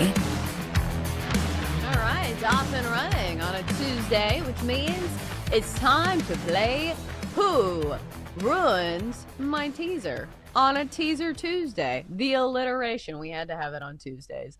All right, Jenks, so the reason that I say Who Ruins My Teaser, because it feels like when I do lose these teasers, it is one team that ruins it for me. And so last week, that was certainly the case. The teaser had some really good legs. Here was the teaser from last week. So we had the Steelers plus 8.5 in Ireland. They win that game against the Vikings outright. So that was an easy win. Bucks plus 9 against the Eagles. They only lost by 6, so that one hit. Jets last night plus 8.5 against the Dolphins. That one hit as well. They only lost by 6. But guess who ruined my teaser last week? The Packers. The Packers, all they needed to do was win that game by a mere 1 point against the lowly Cowboys. And what do? They tie. Sometimes it's the teams that you don't even suspect, because I feel like when we had that segment last week, like nobody on the show was like, the Packers, I don't think they'll win against the Cowboys. So I will say this, over the past couple weeks in the NFL, there's been a lot of chaos. So like some of these favorites that feel comfortable and secure, they have not been the case. So this week I'm doing a lot of underdogs, because I'm not going to lie, I did not see that Packers one ruining it last week. Well, I didn't see that either. I think the books made off like bandits last week. You just never know in the NFL, right? I mean, 40-40. I thought that would be an easy dub with the revenge angle and the fact that the Cowboys can't stop anyone. But I think what surprised me is that the Packers didn't stop the Cowboys. Like, hasn't that been the one thing that has surprised us this season? Like how locked down that Green Bay defense has been. I mean, Dak has been really good this season, but I would have never thought that he would go off with CeeDee Lamb out of the lineup and then carve up the Packers. So I definitely did not see that coming. And that's why betting on the NFL is tough. But I will say, like, the point of betting on these teasers is because usually these lines are pretty sharp. And especially when you can go through a bunch of key numbers, like, it just makes a lot of sense. So I do think if you play them at plus money every single week, like, for example, that one was plus 240. So it would have been a nice little payday if that one did come through. So if you're playing them each week at big plus money, I do think, if you hit some of them, obviously you will be in the green because of the return on your investment. So let's get to it this week. It's time to play once again. Who ruins my teaser? Chelsea is such a teaser. All right, Jenks. Well, this week I looked at the card and I feel like there were not quite as many teaser options just because of the numbers offered, because I'm looking for ones where you go through a bunch of key numbers. Like, underdogs of like 1.5 to 2, or favorites of 7.5 to 8.5. Those are generally the ones that I'm looking for. But let's start off with the team that made waves last week, with Jackson Dart winning his debut as a rookie in the NFL. So this week the Giants are on the road at the Saints, and I'm not normally a huge fan of playing teams coming off like a big win and a team that's like riding high when it comes to the hype. But if you can get the Giants plus 7.5 on the road at the Saints, like, do we think the Saints are blowing out anybody? Like, I feel like the answer is no. Next up, we're going to go to a favorite. We're going to go with the Colts, laying a mere half point against another bad team. The Raiders are in town this week, and maybe this is like the wild game that ruins everybody's survivor pool, because we have been seeing a lot of those. Maybe the Colts are too good to be true, but it just feels like this is a game that the Colts are going to win at home, especially because it feels like on both sides of the ball, on both prongs of that offensive attack, Daniel Jones has been good, and Jonathan Taylor backs in the NFL. The Raiders defensively have been really bad, so I don't see them stopping that offensive attack. Now, this one I'm a little nervous about, so that's why I mentioned it last. So the Jags are at home this week against the Chiefs, and they're getting 3.5 points. So in a teaser, they would get 9.5 points. Maybe this is the sabotage factor here, because the Chiefs did look pretty good against the Ravens. But the Jags at home this week, coming in with some juice after Liam Cohen was running his mouth to Robert Saleh. I kind of like the 9.5 there, because I do think at the very heart of their identity, the Chiefs are not a team that's going to blow out a ton of teams. Like, I know it was the case against the Ravens, But I don't see it happening against the Jags. Jags are kind of better this year than I think maybe I was expecting. Like, I know they've had some down moments, but 9.5 is still a lot of points. So you tell me, do I keep this teaser as is? Jags plus 9.5, Giants plus 7.5, Colts minus 0.5, or do we replace one of those teams with the Patriots getting 14.5 against the Bills? Oh, I would definitely grab the Patriots plus 14.5. Like, Drake May looks like he is really coming on, and this is a well-coached team, and they still have a ways to go, but you can see the flashes where I understand now why people were a little bit more bullish on the Patriots than I was at the beginning of the year. I worry about the Jags just because I think there's a possibility the Chiefs found something last week against the Ravens, and it certainly helps that Xavier Worthy is back, right? Like, we know Patrick Mahomes, who gave us a vintage performance last week, and now he's got Xavier Worthy. Now they've had a little extra time to come together. Offenses always lag behind defenses a little bit. And also, how good are the Jags? Like, do we know? So they ripped the Panthers. They lost to a putrid Bengals squad, even though, okay, that Bengals team had Joe Burrow, so that's different. They beat the Texans, beat a Niners squad that is really banged up. Brock Purdy played terribly. I want to believe in the Jags because I'm a Trevor Lawrence backer. I want him to sort of take that next step. I don't know if that's ever going to happen. And I think Liam Cohen has been good for him and good for that team, but I would worry about the Chiefs. Okay, so sold. Because I was already on the fence about this. So should we replace the Jags with the Pats here? Because here's the thing. Like, the Bills are really good, and they have a high-flying offense. Mm-hmm. But we've seen them. Like, they should be blowing out some of these teams, and they're just not. You know, with the Saints and the Dolphins, one would think that these would be really lopsided games. But remember that Dolphins game? Was it tied in the fourth quarter? Like, it was a close game in the fourth quarter. And even against the Saints, they didn't cover the number, I believe. I think that number was 12.5, and I do think they won by 12. But that's the thing. In this teaser, the Patriots are getting 14.5. I do think the Patriots can at least keep it within 2 touchdowns. So, sold. The Jags are out. The Pats are in. I like that. And also, it's a divisional game. You know, when you have a divisional game, the teams know each other really well, and those games tend to be tighter. I'll also say, and this may sound crazy, but be careful with the Giants. Like, the Giants are a bad football team, and I know they're getting 7.5. But also, if you look at that game against the Chargers, the only reason why they stayed in that game was because of their defense. Like, Sexy Dexy had that one pick where he took it back. He kept putting, and the Giants' defense kept putting the Giants in short fields where they didn't have to move the ball very long on the Chargers. And now, of course, they're without Malik Neighbors. Jackson Dart is still a rookie, so the Saints are going to have a little tape on him. So I like the number. Plus 7.5 seems like a ton of points against the Saints because the Saints are bad. But the Saints have kind of been hanging around. And without Neighbors, if things fall the wrong way for the Giants, I can see that being an issue as well. I would certainly not take the Saints over the Giants, but I'm just saying something to look out for. Yeah, I think that worries me. And just from a narrative standpoint, that it does feel like you're buying a stock at its highest point. Because right now, the Giants are probably the highest, that people are going to think of them this year. Mm-hmm. Like, I do think Jackson Dart certainly has some potential, but it's not like he threw for 300 yards. Like, that was a game where he was more doing most of the damage with his feet. But at the end of the day, it's still the Saints. And it just feels like it's not a team that I think is going to blow out anybody. And they have had trouble with their offense getting going, scoring over 20 points in only one game so far this season. Should we talk about the Colts for a second? Because, again, it always feels like the team that ruins my teaser is the team that, like, you don't even expect. So the Colts, so this line's moved to 7. Like, I did my teaser last night. Colts now 7-point favorites at home against the Raiders.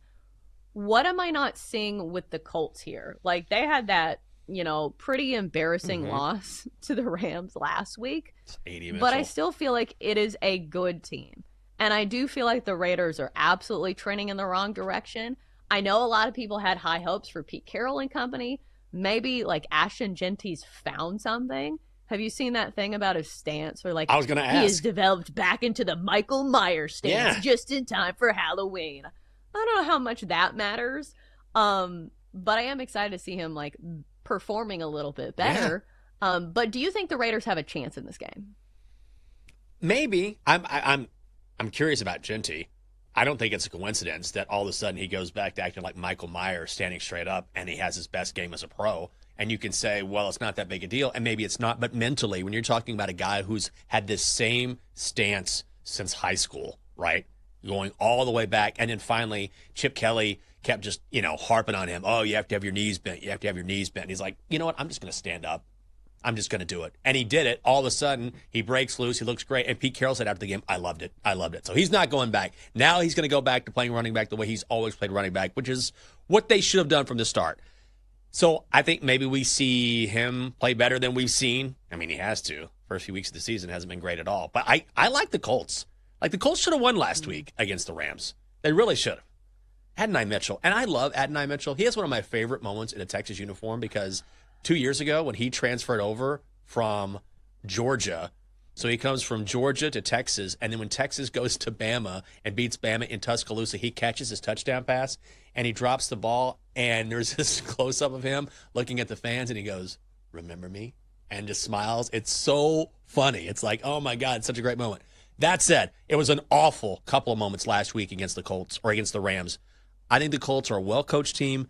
The Raiders are so bad up front.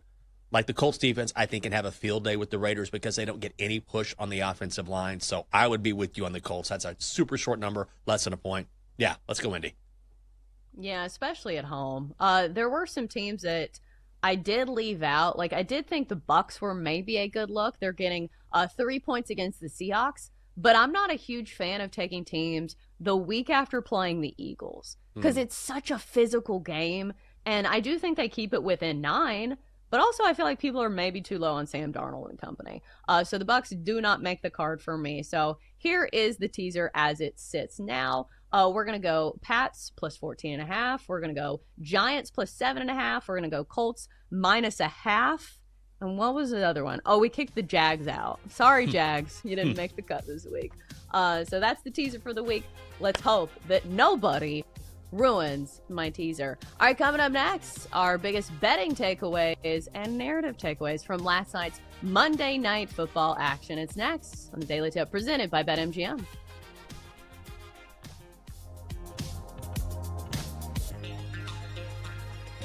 Chelsea and Jenks will be right back on the Daily Tip on the BetMGM network. Make it legendary. Download the app today. Please gamble responsibly.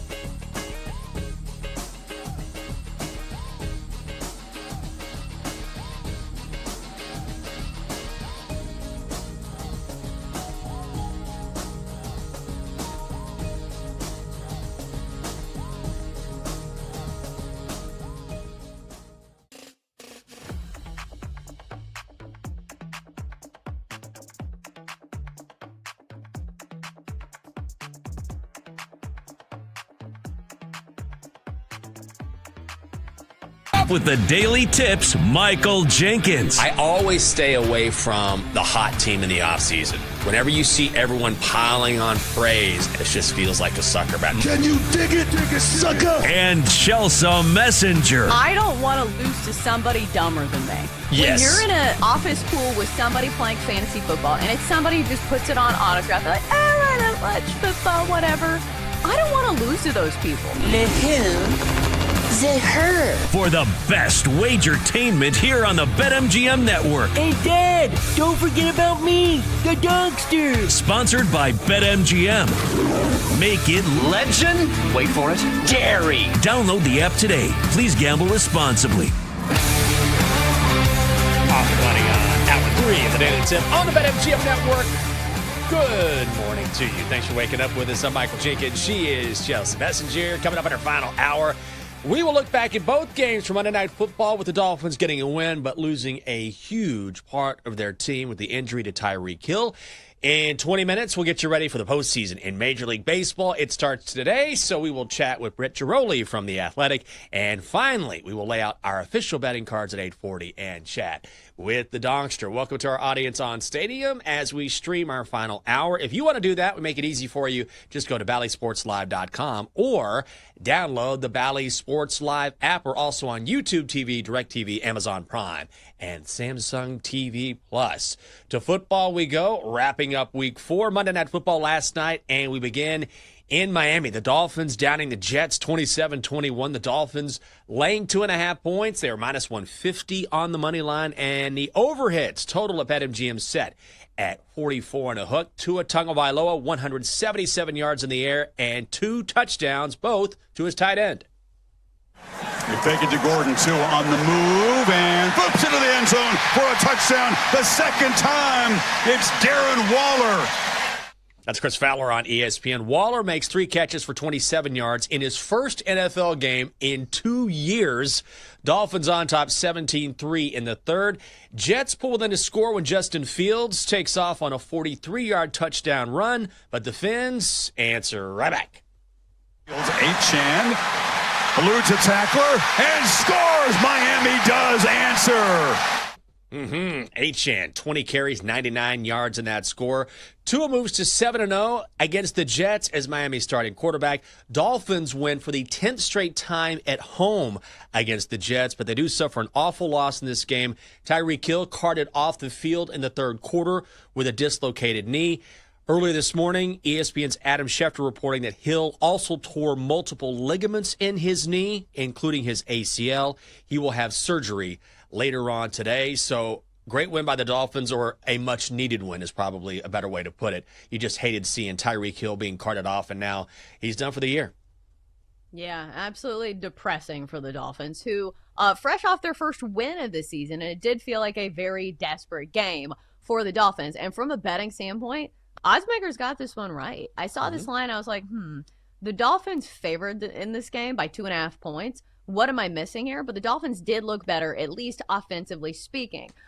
From a quarterback perspective, Tua looked like he wasn't seeing ghosts in this game, which was a nice change from last game, where it felt like he was more confident. He even ran the ball to pick up a few first downs, or maybe one first down that I am remembering, to where he just looked more confident in his throws. He was connecting with his receivers, and the offense just looked better overall. But to me, the story of this game was penalties called against the Jets. And some of these maybe should have gone in the other direction. There was it felt egregious to me. Offensive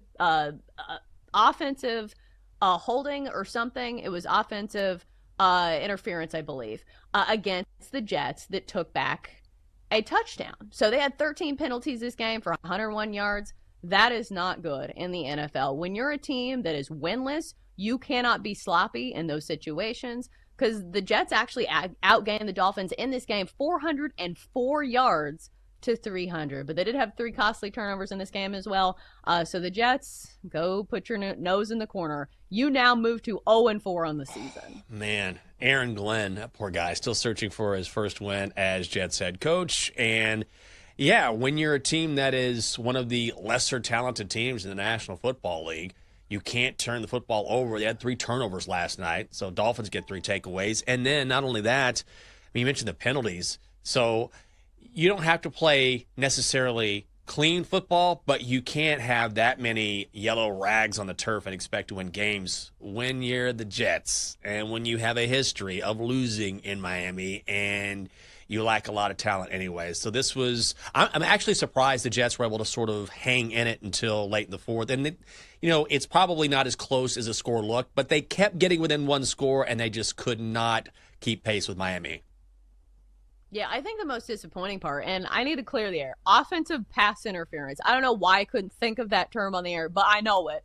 But the most disappointing part about the Jets is their defense. Like, for a team that's coached by Aaron Glenn, some of these missed tackles that they were making, and I understand Devon Achane is a very talented and shifty player, but still, like, these are tackles that you have to be making, especially when your head coach is a defensive-minded head coach. So we came into the season thinking, okay, the Jets at least maybe have a good defensive line. Maybe they can slow down some of these teams, but it really hasn't been the case. Yeah, it's amazing sometimes how football comes down to the basics, even at the pro level, where you can look at scheme and you can look at, all of the film that you want to before a particular matchup. And at the end of the day, it's like, you know what? We just didn't tackle well.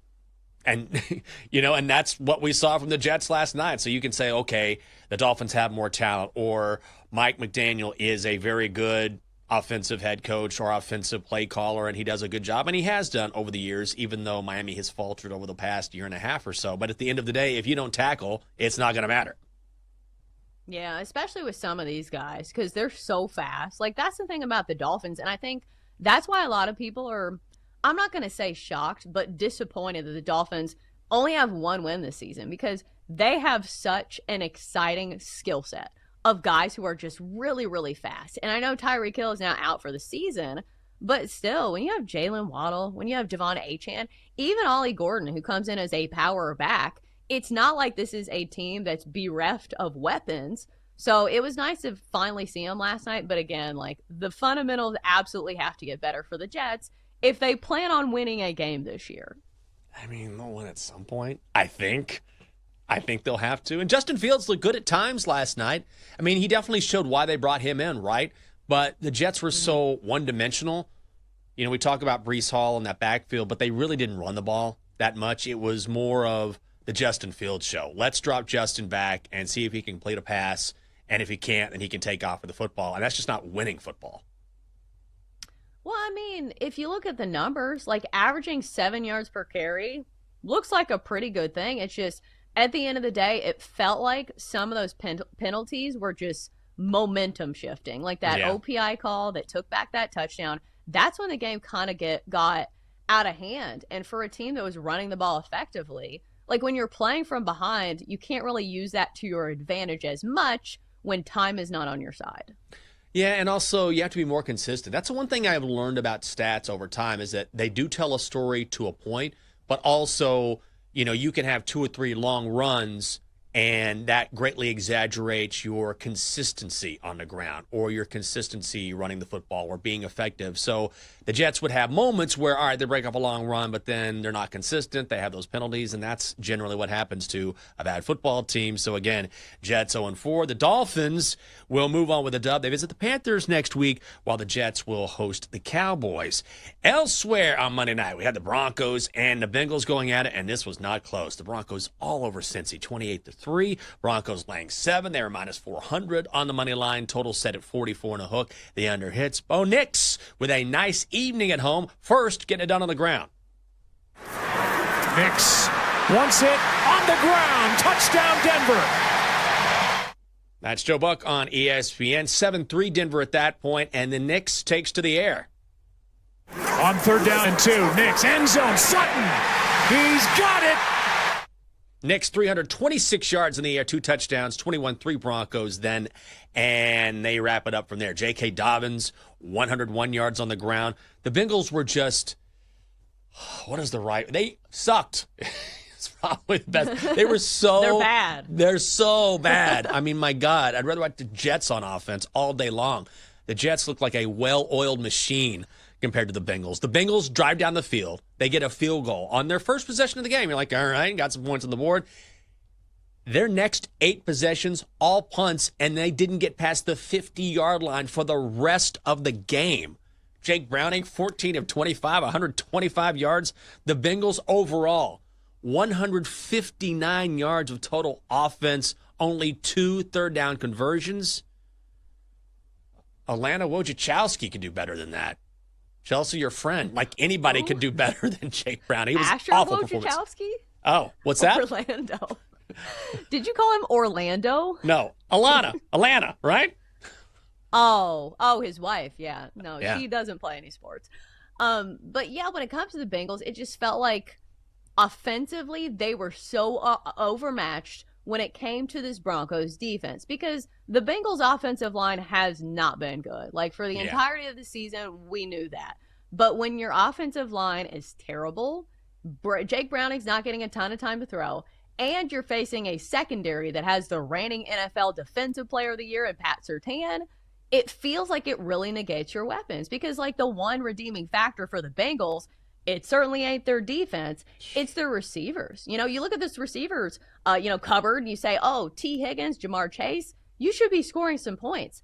Well, if your quarterback doesn't have time to throw it to these receivers, and these receivers are never open due to the secondary of the Broncos, it just feels like you're in over your head, especially when you're a backup quarterback in Jake Browning. So it just feels like, Joe Burrow has been a Band-Aid for a lot of the problems for the Bengals, but you take him out of there and it just all comes crashing down. And think about this, Joe Burrow put up MVP numbers last year and they still didn't make the playoffs. So when you put Jake Browning in this situation, what do you think he's going to do? God, you talk about showcasing how good Joe Burrow really is. Not only is he one of the best quarterbacks in the game, but then you put in Jake Browning and you see, not only are you as good as you have been, one of the best in the game, but you're able to overcome this patchwork line, like these guys, which did not do a good job last night. And so when you have a quarterback who is a backup in Jake Browning, if your line is already bad, don't expect great results. And so if you're the Bengals, don't you have to think about maybe going after another quarterback? Because, look, the Bengals are 2-2. And their season is not over, despite the fact that they have looked like an absolute garbage bag over the past 2 weeks. I mean, blown out by the Vikings. Last night was ugly. They've got to find a way to, even if it's limping into the postseason, find a way to get in, because if they can do that, Joe Burrow comes back. And as we know, Joe Burrow makes up for a lot of different deficiencies. It's amazing what you can overcome if you're a quarterback who is that good. But few quarterbacks are that good. And maybe you can find someone between Jake Browning and Joe Burrow and then get to the postseason. I don't know who you would get, but it seems like over 2 games, not a big sample size, but the Bengals, it feels like they should not go with Jake Browning, and they don't have time to waste. They can't wait 4 or 5 games and see how this plays out and lose the majority of those games. They need to start winning, because it's not going to get any easier.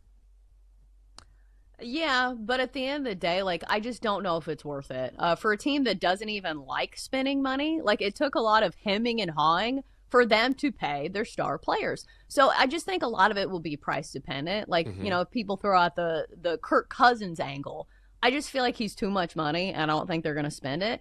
And think about an old Kirk Cousins behind that offensive line. That ain't going to be good either, especially when your defense is giving up all these points. So it just feels pointless to me. So Cincinnati, it feels like there is no hope. Just give up. Oh, don't tell him to give up. If Kirk Cousins is back there, he could do a better job than Jake Browning. And I'm not a Kirk Cousins apologist. He might die. He might. It would still be better than Jake Browning. And also, not if he's dead. I mean, at least Kirk is healthy now. Because at the end of last season, I cannot believe I'm making excuses for Kirk Cousins. Oh my God, shoot me in the face.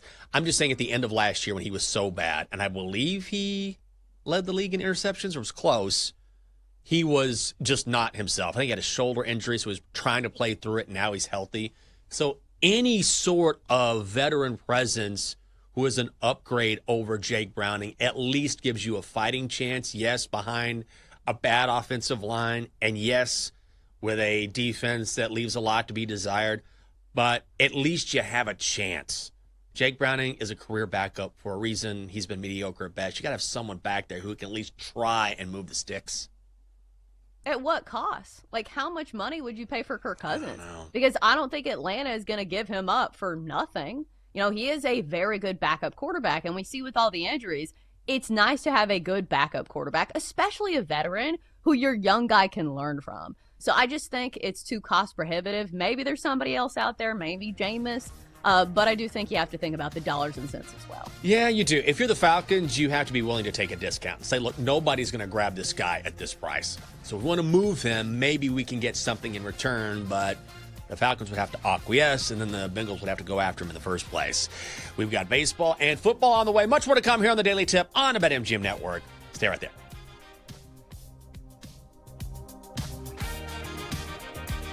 Chelsea and Jenks will be right back on the Daily Tip on the BetMGM Network. Make it legendary. Download the app today. Please gamble responsibly.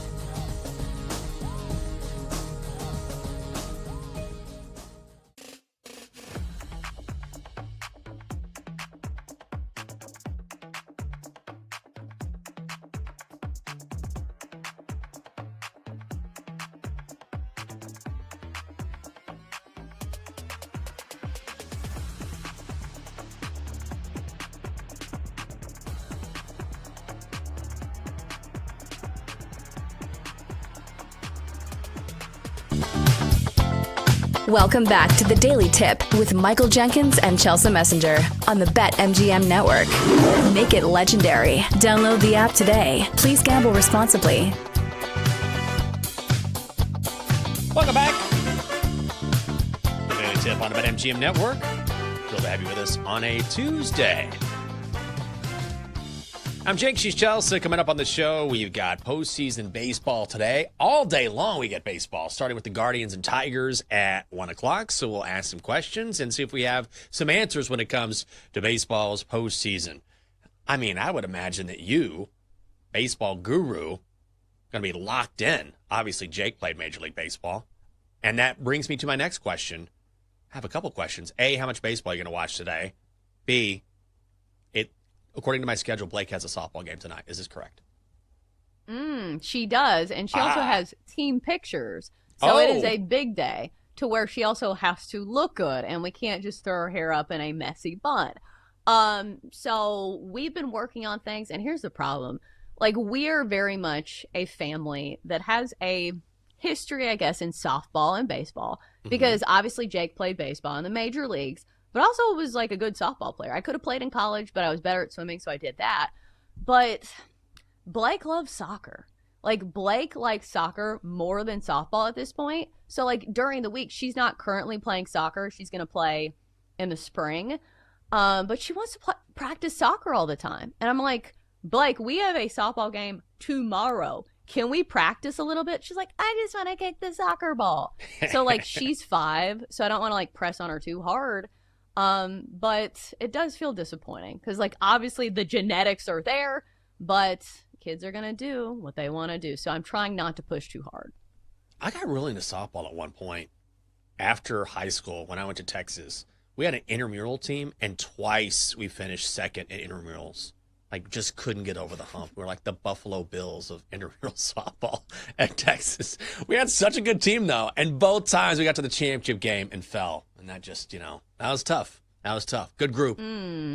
Great group. Yeah. Jake played in the big leagues, but Jake's finished second in intramural softball. I'm a man of the people. You can have your Major League Baseball player, your husband. Most people can't relate to that. Everyone can relate to a guy playing weekend softball, playing intramural softball. Everybody's done that at some point. I feel like whether it's in school, not in school, like softball's a game that everyone can kind of get on board with.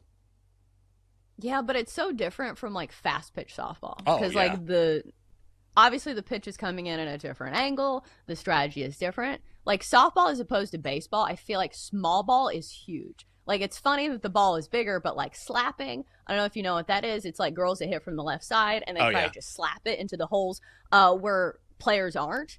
And bunting and stealing, it's a big deal in softball. So softball and baseball obviously have a lot of parallels, but they're also very different. And especially, like, slow pitch softball as opposed to, like, fast pitch. Because, like, slow pitch softball is, like, I think of, like, big men who are just hitting tanks over the fence, like 400 feet, where they just sit back and just crush it with a huge beer belly. Yeah, I experienced that in my small town. I played softball actually after college. I would go home and play in, like, a summer league, and we got our butts kicked every year by the Smokers. You know who the Smokers were? The Smokers were a bunch of dudes. I mean, I wish they were just guys that smoked cigarettes. They were guys that ran a barbecue joint, like a barbecue smoker, right? So they ran a local barbecue joint in town. And so what did they do? Big old boys, big old bellies coming out with their beards, and they'd come out with their, these huge dudes, and they would play slow pitch softball, and they would just jack home run after home run. And they were intimidating. It's like, oh, God, we play the Smokers this week. And they would crush us. And then what's crazy is that when I went home to visit my parents in Granbury, Texas, and they took us to a barbecue place, me and the lovely Catherine, and the Smokers, two of the guys that played on the Smokers they opened up this barbecue joint called Double M Barbecue. And so my parents were like, hey, remember the Double M Barbecue back home? I was like, yeah, I remember the guys that ran that place. They played on the Smokers. And he was like, yeah, they opened up this place here. I was like, unbelievable. Here I am, years and years later, after getting crushed by the Smokers, still feeding their pockets, eating their barbecue. Unbelievable. Just taking L after L when it comes to those guys. Let's get some dubs today when it comes to Major League Baseball, Chelsea. So We can start with Tigers, Guardians, and Padres, Cubs, and this is the schedule today. Red Sox, Yankees, Reds, Dodgers. But we've handicapped the games, and we'll pick some games here in our next segment. But let me ask you some questions that CBS Sports posed and see what you think here. And some of these are interesting. Some of them are meh. But these are some of the predictions that they think are going to happen in this year's postseason. Number one, and I don't think this is anything crazy, Shohei Ohtani will start a game and close a game. Isn't this something that we see and that it would not be shocking to see? This is what happens when you have a top-end pitcher and you need that pitcher to close out maybe an inning or get you a couple outs at the end so you can get a win. Yeah, I'm trying to decide if this is like made for a very casual audience of people who aren't used to watching postseason baseball, because we see this every postseason. It does not matter if you are a starter or a reliever. These teams are going to use the best arm available to close out some of these games when the season is on the line. Like, we have seen all kinds of like number one aces who come in relief. We've seen this with Garrett Cole. We've seen this with Justin Verlander. So like when the game and your season is on the line, of course, if Ohtani is fresh and he's willing to go, why wouldn't you get him in there? Like, I understand that maybe it's a little different for him because of the injury history and you don't want to use him too much. But, like, if you have him in the cupboard and you lose a game, you're like, well, at least Ohtani's fresh. For what? The offseason? So this doesn't feel like a bold take at all.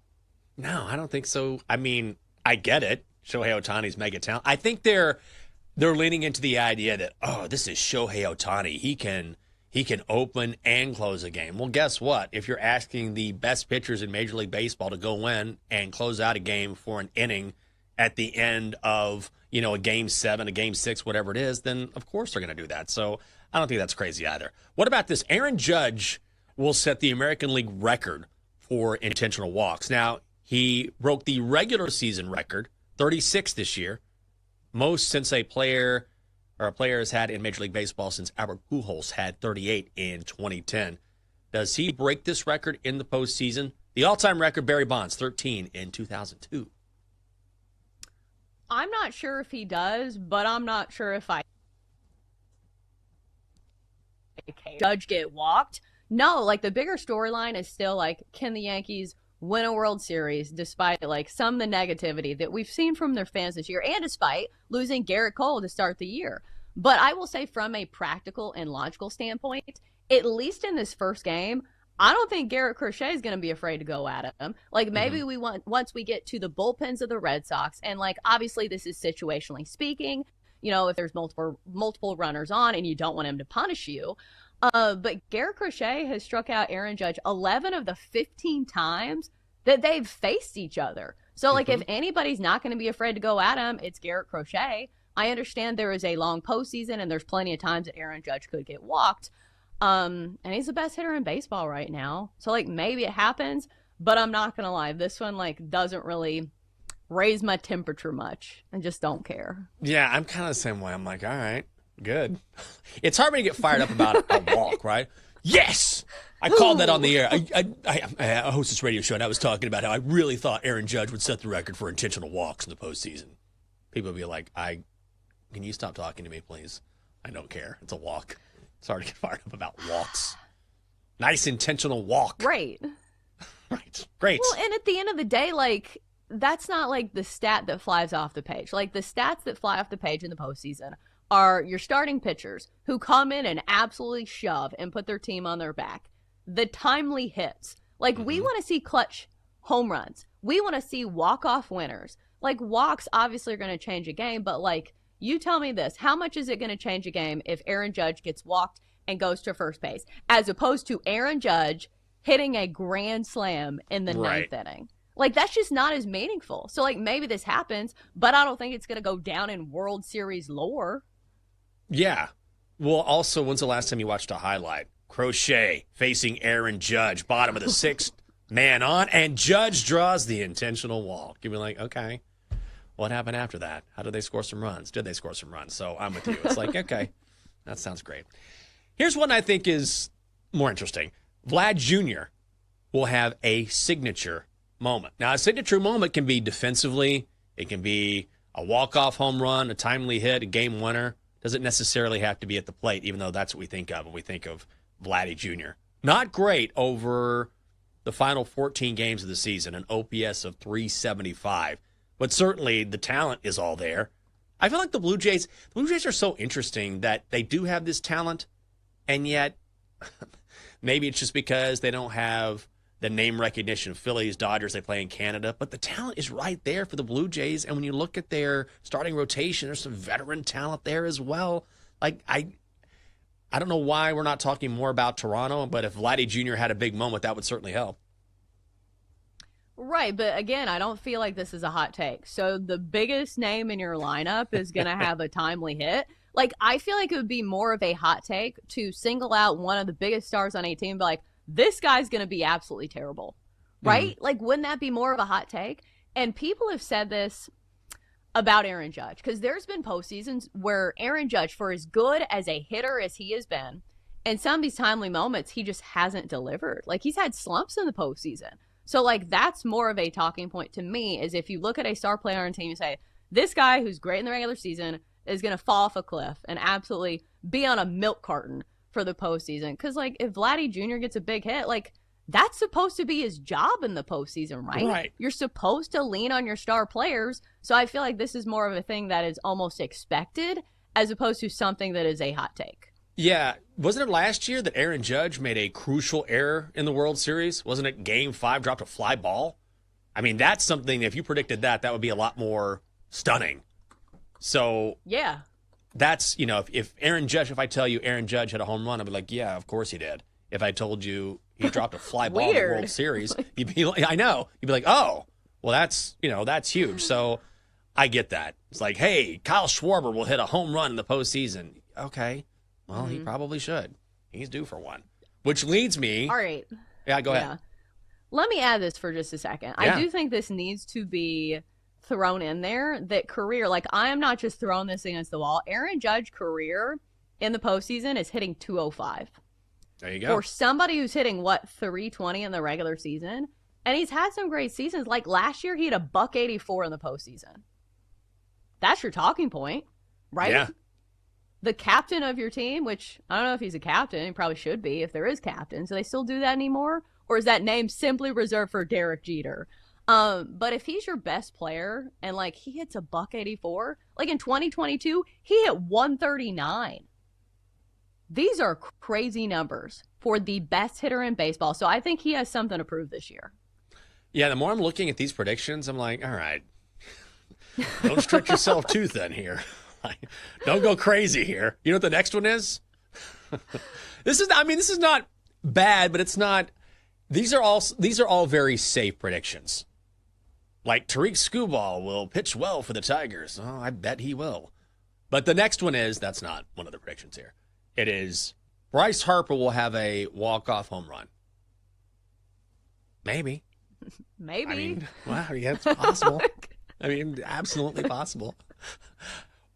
When am I going to get the guys? If you need some predictions, I'll give you some predictions. These are going to be the most obvious predictions on the planet, you know. But it could happen. Bryce needs this. I will say this, and I am rooting against this, by the way. Like, I am not a Bryce Harper guy. Like, once he left DC, I'm like, see ya, buddy.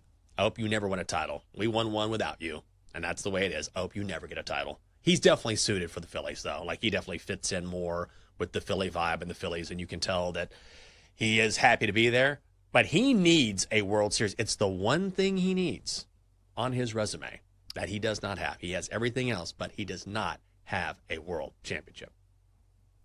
Well, and it's wild to me how the Philly team is constructed.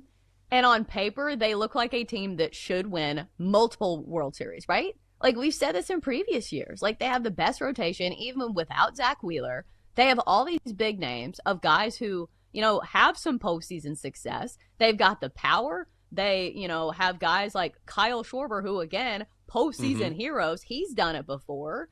But yet, like, we stand here and, like, I know they've been to World Series with this, like, current roster, and they haven't gotten it done. So they're the favorites this year. So the pressure is on.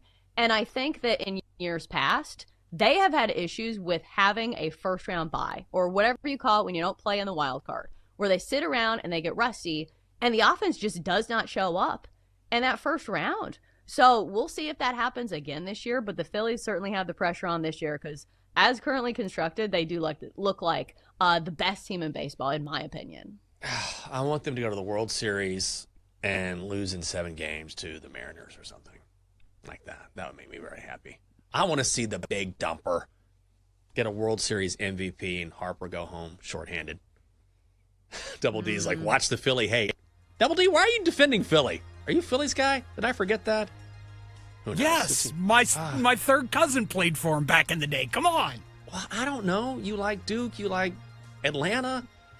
You like the Phillies. You like Penn State. I can't keep up. Coming next in the show, we'll keep up with our baseball bets, but which games will make the card? That's next on the Daily Tip on the BetMGM Network. Coming up, Jenks and Chelsea give out their best bets here on the BetMGM Network. Make it legendary. Download the app today. Please gamble responsibly.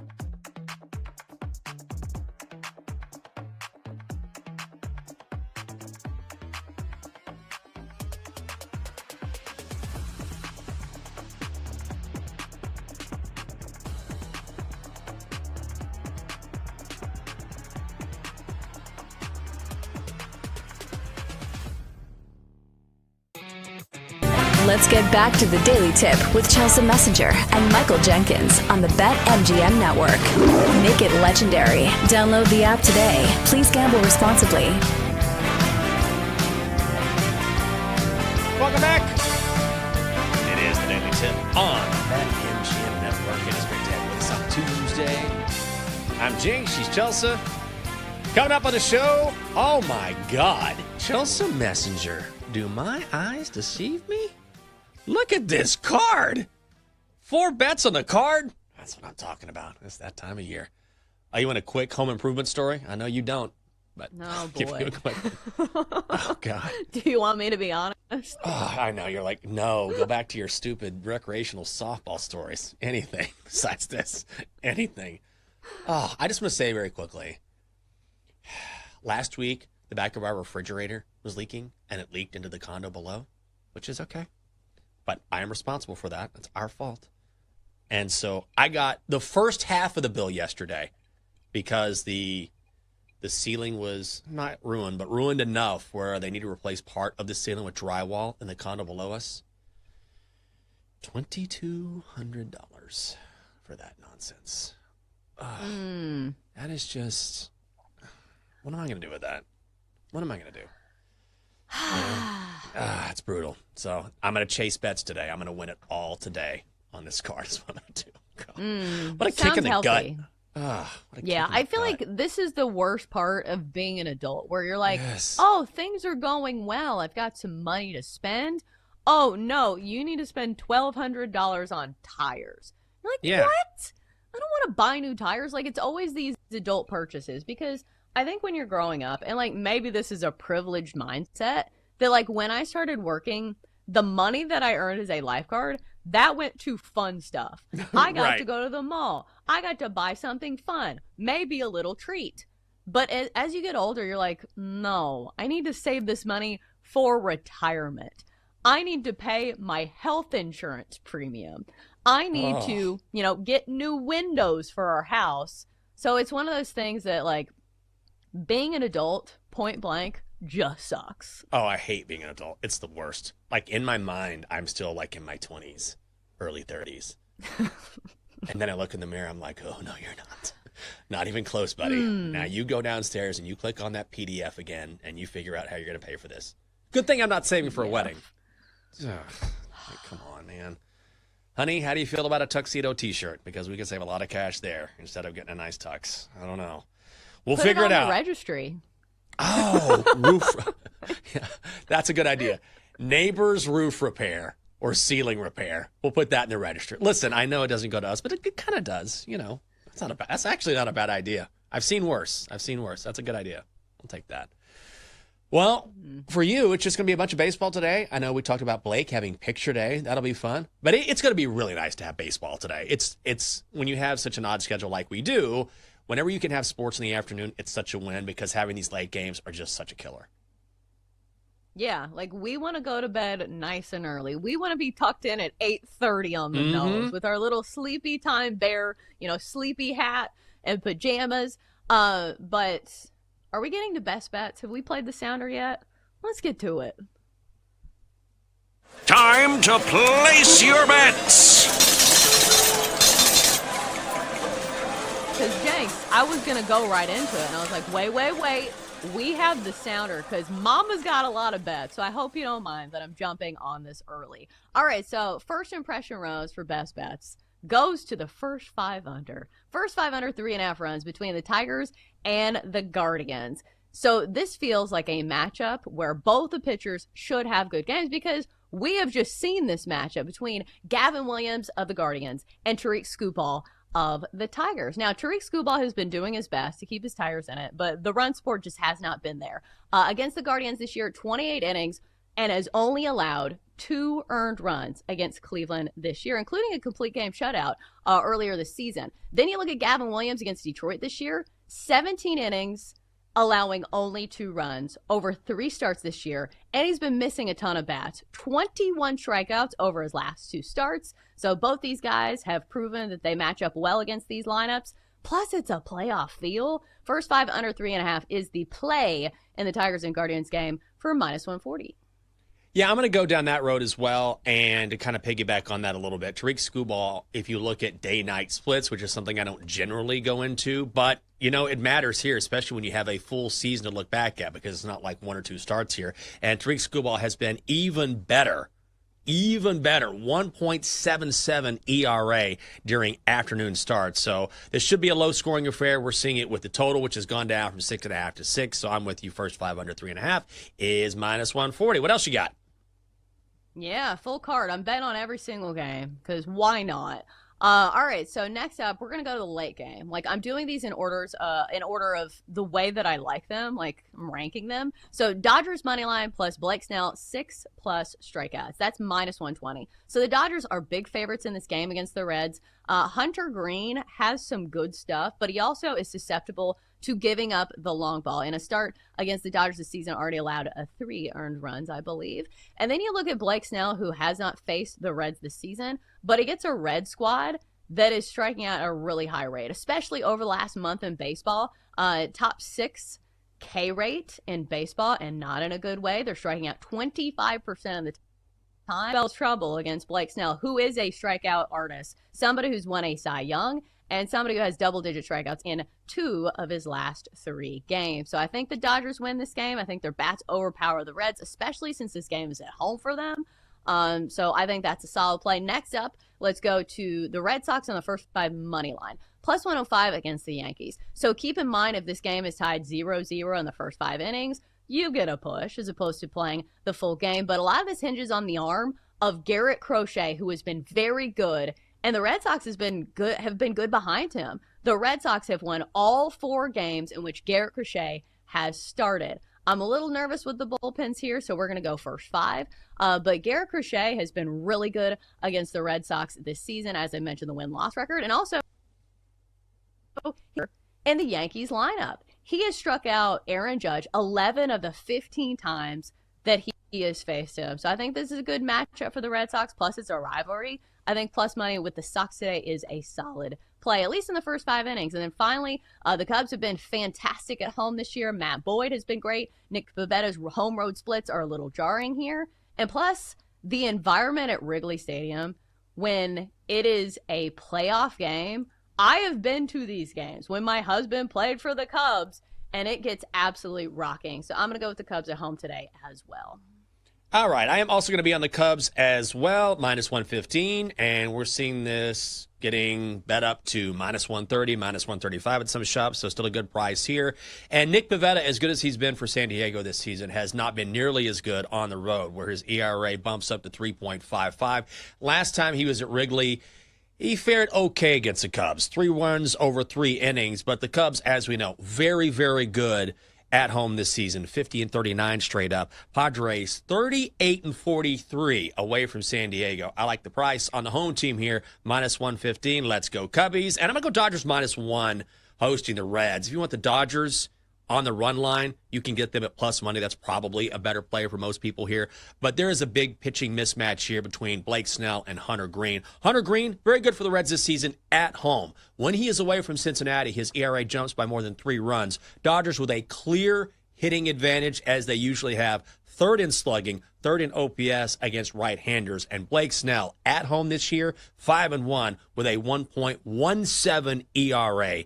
Dodgers taking care of business today against the Reds. All right, before we get to Sammy P, who's logged in and ready to go, let's bring in the Dogster.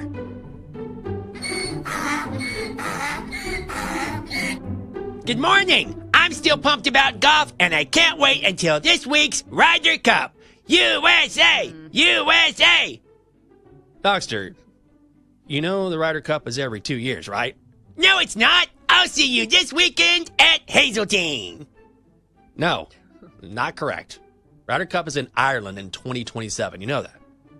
What? Yeah, that's every 2 years. So who do I yell at this weekend? I don't know. Maybe you watch some football. How about this? This show sucks. This show sucks. Oh, whoa, hey, come on. Dogster. That's not nice. Give us a bet. Okay.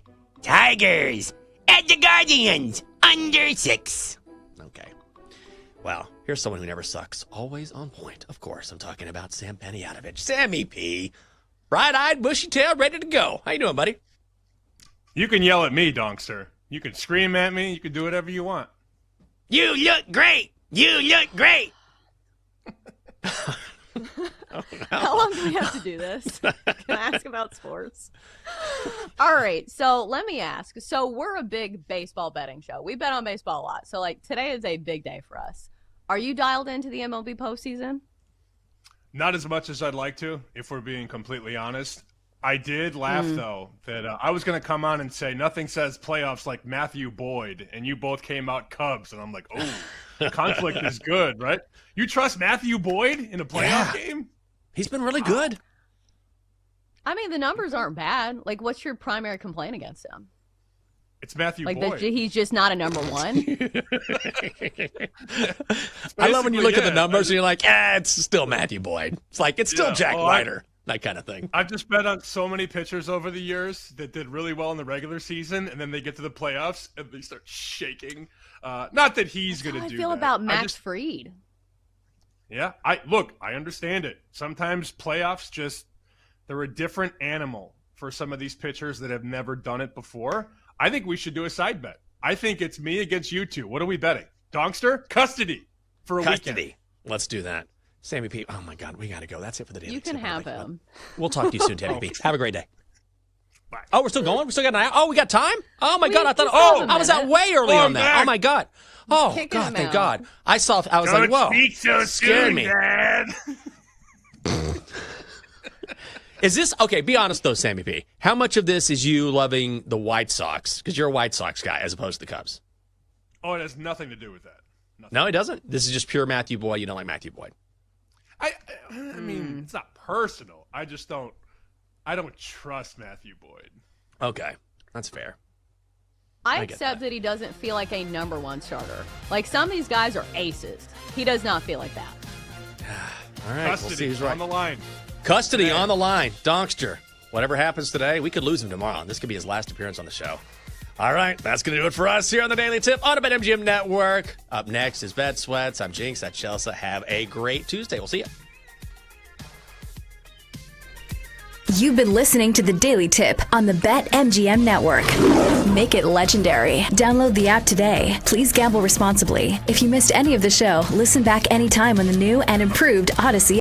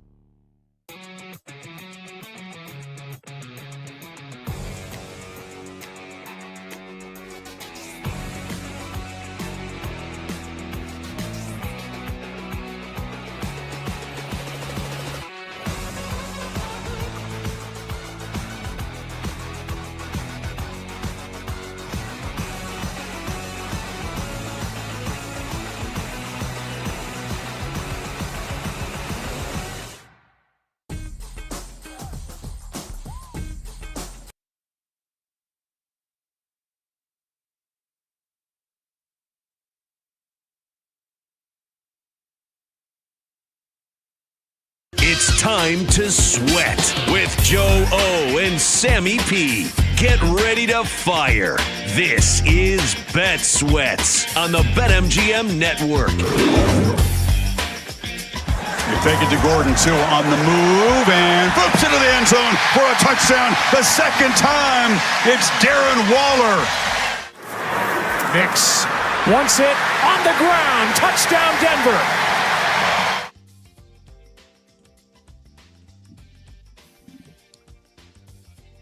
About as exciting as you figured with that slate of Monday Night Football games.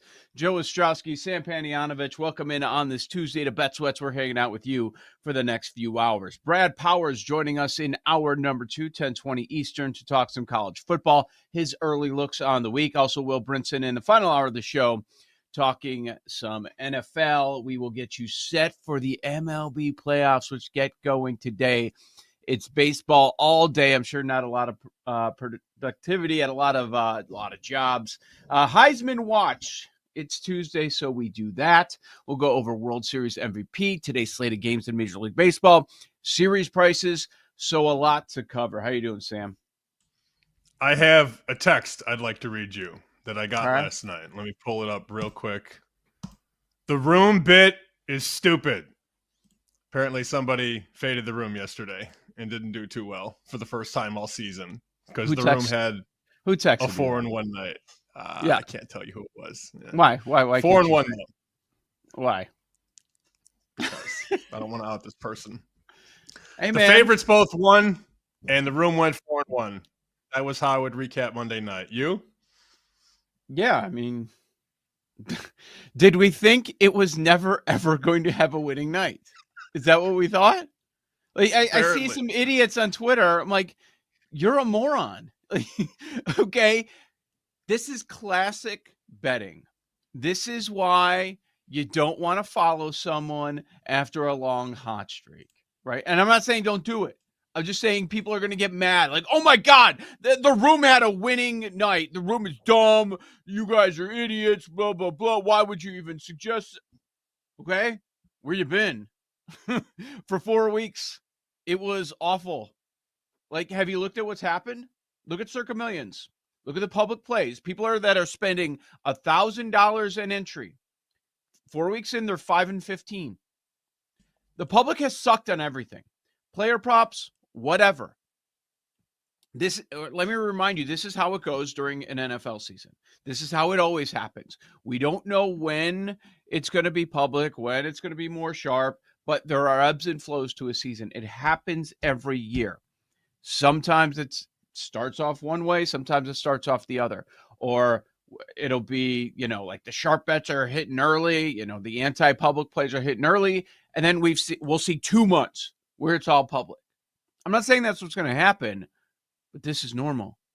Like, if it was easy to figure out, we'd all quit our jobs and the books would be bankrupt, right? There wouldn't be as many sports books as they are. So chill out. I don't know. Like, we thought this was never going to happen. Sunday Night Football, the popular plays hit. Why? Because there were 80 points and the public bets on over. Last night, they hit as well. Does this mean for the next week you've got to go against the room? I don't know. That's for you to decide. We are just providing the information. And we noticed that they were hitting between 15 and 20%. So we brought that to everyone's attention. If you want to fade the room, go ahead. You can or go with the room. You can go with them too. Go ahead. You have fun. No. I'm not saying you. I'm talking to the people. I know how this story ends. Yeah. I know how it ends. And the ironic part of when you do a segment like this, when the bartender got hot last year, people just start losing their minds when it does turn positive for a smidge of time. The guy's had 5 seasons picking games, and he's won 1. And it's off. Bartender's sharp now. No, he's not. No, he's not. Neither is the room. And it's so funny how this works out. The room goes 4-1 last night, and I did tail Dobbins under rushing yards. The room had over. I fade-tailed, I guess. Right. I guess. 4-1 last night, still 13-22 on the season with NFL props, down 13 units. You want to back that? No. I don't want to back that. Yeah, no, I mean, I don't know what's going to happen moving forward. We'll be here to watch it, right? But like, okay, this is one example, and it was on player props. I haven't seen the room do well on sides in anything, NFL or college. So I'm curious. No, I haven't either. I have the numbers. Paul has them together. NFL sides 5-14-1, down 10.4 units. And you know what? That's the super contest record of the top 5 picks. 5-14-1, exact same. And the college football year to date through week 5, 6-23-1, down 19.3 units. The room is stupid. The room's dumb. sucks. Dumb bit. Because I lost my bet because I followed it. Because I decided I was going to go against the room. So it's dumb. Okay. It's fine. Good luck. Oh, man. All right. So the lead last night, at least in the first game, Miami 27-21, your winners. They get their first win of the year. The Jets are 0-4 on the season. Miami covers. They go over the total. Tyreek Hill. He's obviously done for the year. It comes out dislocated knee last night, and then we're finding out this morning that he has torn multiple ligaments in his knee, including ACL. He might not be ready for next year. So that's where you're at with Tyreek Hill. He's going to be done for the year. The Dolphins win because of the turnover margin. I mean, if you read these box scores on a weekly basis, if you look at a handful of games, it's going to be the same story again and again. This is how the NFL works. You have one team that will dominate in the yards, right? How'd they lose? Let's keep scrolling. Most times it's turnovers. Sometimes red zone, but most times turnovers. So the Jets outgain the Dolphins by over 100 yards. They go 7.1 to 5.4 yards per play, but the difference, those 3 fumbles lost. Dolphins +3 in turnover category. They end up winning the game, but long term, they're obviously more worried about Tyreek Hill. They're not going to have him moving forward. So now Waddle is their first receiver. I'm not a doctor, nor will I pretend to be one, but I saw some of the footage of that injury. I don't know. I don't know if he ever plays again. Right. Again, not a doctor. I hope he's fine. This is an injury that's going to linger with him probably forever. We've seen some pretty bad ones over the years. Theismann, McGahee, Tyreek Hill is very bad. So bad that you know it's bad when the TV announcers cut away. Like, we'll be right back. And he had said that he was smiling and trying to laugh so he wouldn't think about the pain. Just completely shredded that whole knee. And that's very unfortunate for a player who's played at a high level for a very long time. On the flip side, the Jets are still the Jets. 0-4. Aaron Glenn's at the podium looking lost already. Worst start the Jets have had since 2020, 0-4. It's not a good football team. Just not. I don't even think it was a good game, to be honest with you. I mean, neither game was any good. I had a 93-minute delay yesterday. My flight was delayed that long, so I was up against it again yesterday. The hits keep coming, huh? Your boy just can't catch a break. I'm telling you. Yeah. And then the Delta Sky Wi-Fi or whatever was in and out. And when I finally got ABC to work, one of the first things I heard, and I retweeted it right away because it made me laugh. I finally got the game on the TV on the plane. And Troy Aikman says, quote, "The product's just not very good. I'm going to be honest. It's not good." I thought, oh, great. I haven't missed anything yet. All the flags, all the penalties, all the crap that goes with these bad teams.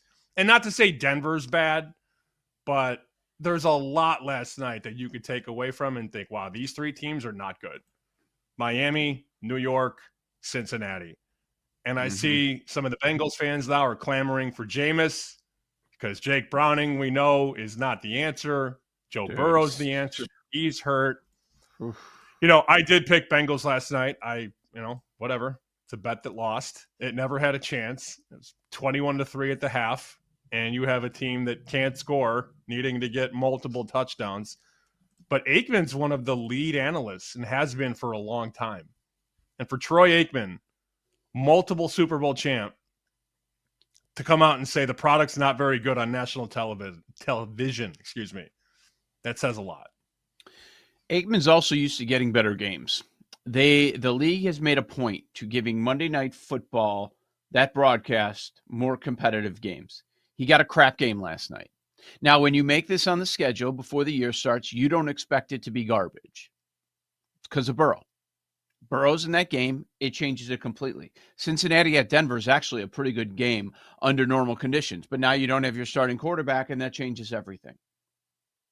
512 yards to 159. They outgained them by over 350 yards. Are you kidding me? That was embarrassing. And it's been embarrassing for Cincinnati ever since the injury. I was thinking, okay, we're going to get a better effort out of them. Browning is not this bad. Oh, he is this bad. He's a lot worse. I can't believe it. Like, you've got those talented players, Chase and Higgins. I'm watching Chase after the game, and he looks defeated, man. And they're asking him, like, is it the targets? He's like, no. It's like, what I have? Like 8 targets? It's normally 6 to 8 targets for me. That's normal. But we know it's the quarterback. 150, like 200 is bad. And they're just above 150 last night in a game that was over throughout. Couldn't do anything. Couldn't move the ball. And Bengals defense, I mean, it's all bad for the Bengals, right?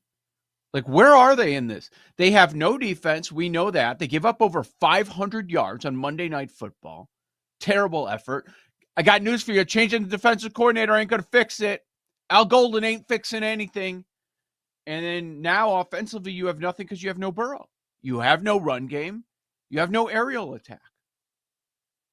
What's the difference between Cincinnati and some of the worst teams in the league? What's the difference between the Jets and the Bengals right now? From a power rating standpoint, they're probably as close as it could be. I would say on a pick'em, maybe 1.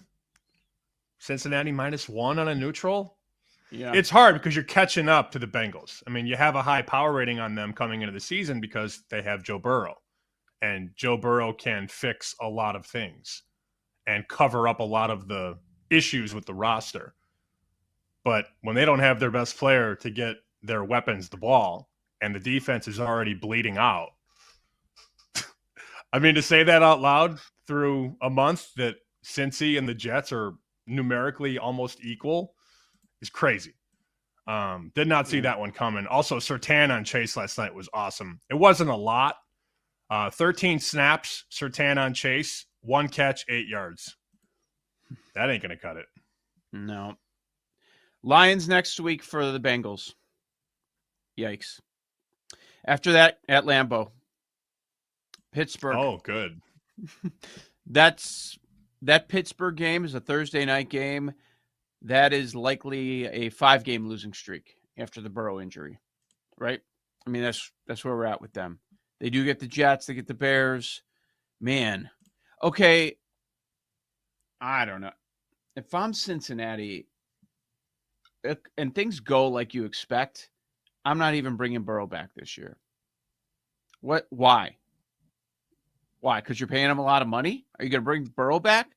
If they are out of the playoff race, if things go like we expect, they continue down this road, does Burrow play if he's ready early December? Early December is week 14 at the Buffalo Bills. I would not play him. I agree with you. Just mark this season off, count it as a loss, and come back next year. Every time the Bengals get blown out, I think of that old meme where it's Penei Sewell blocking for Burrow, and Burrow's throwing the ball to whoever is wide open. And then the bottom of the meme is Jamar Chase running deep, wide open, and Burrow's on the ground because they have no offensive line. That was the old debate, right? Do they want Jamar Chase or do they want Penei Sewell? They took Jamar Chase. They felt good about it, but they have not protected their quarterback. You know who else is starting to get hit? I was talking about this yesterday with a couple of guys that cover the NFL. Justin Herbert is starting to get hit a ton. Injuries. And we saw that against the Giants. Well, Slater's out. Now Alt has an ankle. Yep. That kid, as good as he is getting smoked. They need to keep him upright like the Bengals couldn't keep Burr upright. Yep. Go ahead.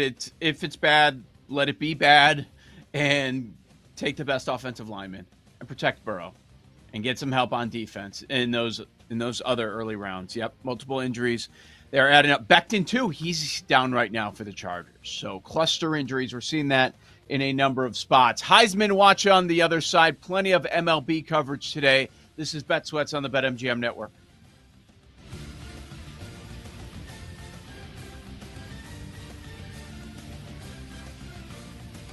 You're listening to Bet Sweats with Joe O and Sammy P on the BetMGM Network.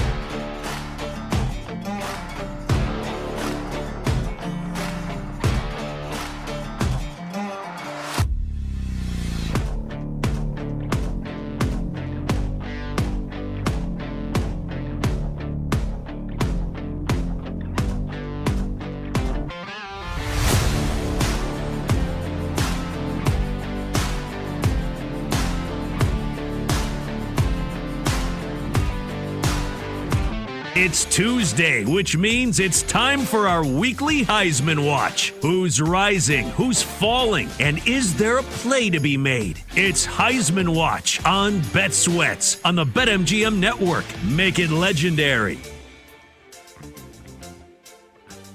We do this every Tuesday, breaking down the updates in the market, and there's a lot of movement once again. This is Bet Sweats, Joe O. Sammy P, Bet_Sweats on X, Sam at SP Shoot. I'm at Joe Ostrowski. We're here weekdays, 9 a.m. to noon Eastern time. We'll get to the MLB games, wildcard games today in 20 minutes from right now. Start to look at those series prices as well. But, Sam, we quickly mentioned it yesterday, and then we realized, oh, wait, we got another new favorite. Looky here. Biggest win of the weekend, you're going to be the new favorite. So every week so far, we've had a new favorite, and right now it's Oregon's Dante Moore, and the second favorite, Alabama's Ty Simpson, which you told people to get out ahead of if you're going to be backing Alabama, and you like Alabama going the rest of the way, that Simpson was going to be in the mix, and he is in the mix at around plus 850 as the second favorite. Third favorite, I'm seeing Jeremiah Smith. It kind of depends where you end up looking, but Smith is the only non-quarterback anywhere near the top of the leaderboard. What makes me nervous about somebody that doesn't have Dante Moore is that the schedule is very easy the rest of the way. So you get through Penn State, awesome win on the road, whiteout, night game, Happy Valley. Great win. Moore was okay. At 248 passing yards. It's okay. 3 touchdowns, no picks. That's really good. And then he had 35 rushing yards. Is that a Heisman performance? Maybe. Problem is, you look at that schedule. They play Indiana in a couple weeks. That's a big game for them, but it's in Autzen. At Rutgers, Wisconsin, at Iowa, home against Minnesota and USC, at Washington to end the season. If you have anybody that isn't Dante Moore, whether it be Carson Beck or John Mateer or Jeremiah Smith or Ty Simpson or whoever, Mendoza, Pavia, Marcel Reed, it doesn't matter. You need Oregon to slip up, right? I mean, they go 12-0. Yep. It's going to look really nice for Dante Moore to take over this Oregon team and take them right back to a 12-0 record.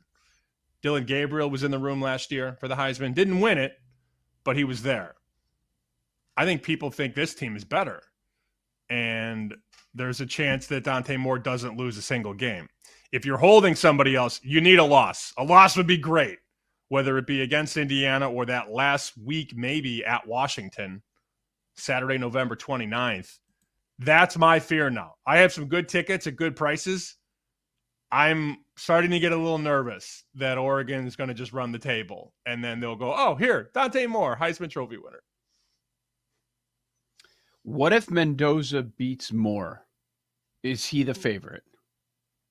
I hope that happens. Because so do yes, because I have no more as well. Because Indiana at some point is going to lose too. Indiana's got, I don't want to say a much tougher schedule, but they got to go to Penn State later in the season. Indiana, awesome season so far, 5-0. Got to go to Oregon, got to go to Penn State. So yes, a loss for Oregon to Indiana would be awesome. And then Mendoza 4 picks at Penn State, please. There's a lot that needs to happen. So it's Moore and Simpson at the very top. I mentioned Jeremiah Smith. Beck did not play. He's just kind of lurking there. He's in the top 5 as the odds go. He was like higher and then slipped back and then didn't play. So you understand why he's just hanging out there, but still in the top 5. So is Mendoza. And then you kind of get to the next tier. Obviously, we're all going to focus on the tickets that we have in pocket. I'll just say this. Mateer, right after the injury, he was 100-1. He has a surgery, 80-1. Yesterday, 66-1. Today, 40-1. That's your best number. A lot of places are shorter in the 30s. Nothing's changed in a week outside of the surgery. Like nothing timeline-wise. There have been rumors out there but it's gone from 100 to 1 to 40 to 1 in a week. We know he's not playing this Saturday, and they said they didn't announce he's out for the Texas-Oklahoma game, but given the timeline that they put out there, it suggested that he was not going to be ready for that game, but it goes from 100 down to 40, the best number this morning. I would say the two players this weekend that have awesome opportunities to climb the board, number one would be Diego Pavia. I mean, that goes without being said. Vanderbilt goes into Bama. Bama just had a huge win. Bama beats Georgia in Athens. Now Bama's back. Simpson's awesome. DeBoer on life support maybe after Florida State. Now DeBoer's good. Now he's walking around with his chest out. What if Vanderbilt beats Bama? Again? You know, if that happens, it'll be the Pavia show. I'm not saying it's going to happen. I'm not calling my shot. Bama's a 10.5, 11-point favorite right now. BetMGM has 10.5. That said, Diego Pavia had his way with this defense last year. And they carried the goalposts around Nashville. I mean, he was very good. Those dual threat quarterbacks give Alabama issues because you got to cover sideline to sideline. If they win, I'm looking at BetMGM right now. They have Pavia at 15-1. If they beat Alabama in Tuscaloosa, he goes to 7-1, 8-1. He has to. If they win. Okay. The other one, go ahead. Yeah. Sorry. No, it's just on Pavia. I was thinking about it. Like, the numbers are adding up so far. And he's had one game where he can sort of impress South Carolina, but now it's coming out that, okay, maybe they're not as good as some people were thinking. But, like, as far as, like, popping with numbers, he's second in EPA in the country. Second. He's tied for second in QBR as well. And it's not just Bama. It's Bama, then LSU, Missouri, in Austin. Like, the next month, there's a scenario where he's the favorite for the Heisman Trophy, given what is in front of him for the next month. But, like, I think something we're going to keep going back to is, do you have to be in the playoff? Now that we're at this many teams and we expect it to be a quarterback that wins it, do you have to be a quarterback that is one of 12 teams in the playoff? I don't know. I don't know the answer to that because we don't have a large enough sample size. I kind of lean yes, but you're right. Like, this is the name that I was targeting when you're right, looking at things and what's to come in the next month. And then Auburn, Kentucky, things ease up a little bit down the final stretch. But yeah, there's a world where he's the favorite in a couple weeks. I don't know that I'm going to bet him. Yeah. I'm just throwing out the possibility there. And if he does become a serious contender in a couple weeks, you're going to start to hear more about this kid. And that's when voters tend to get emotional or they tend to buy into the story. I don't think a lot of people realize this. I do because I bet on him when he was playing here. Diego Pavia started his college career at New Mexico Military Institute. I remember because I bet on him when he was there. And then after that, he goes to New Mexico State. And then after New Mexico State, he goes to Vanderbilt, the mighty SEC. And if he can slay Bama the second time, that's a big runway for him. And you're going to hear a lot about his career and his adversity and his mom and all that stuff. It all plays into it. When the success comes, the stories follow. The other one, this is a huge game for Miami, Florida State. Now, look, you missed the best numbers on Beck, obviously. I see MGM has 9. Other books have 10 and 12. But if he helps Miami blow out Florida State, he's going to be the favorite. He will be. As a Miami guy that has enough Beck stock and Hurricane playoff stock, I hate that Florida State just lost. I hate it. I would rather Florida State have torqued Virginia and come in all high and mighty and then get leveled by Miami. My big fear is that Florida State shows the dog, shows that hunger, and upsets Miami, at which point Carson Beck then goes from 9-1, 10-1 to 20-1. I am terrified about that, Joe. Do you think he can win if they lose this weekend? Don't Where feel are they great gonna, about it. Probably not. Like, I'm looking at the road. Like, where is he going to be able to impress? This is probably it. Louisville. Like that's that's it.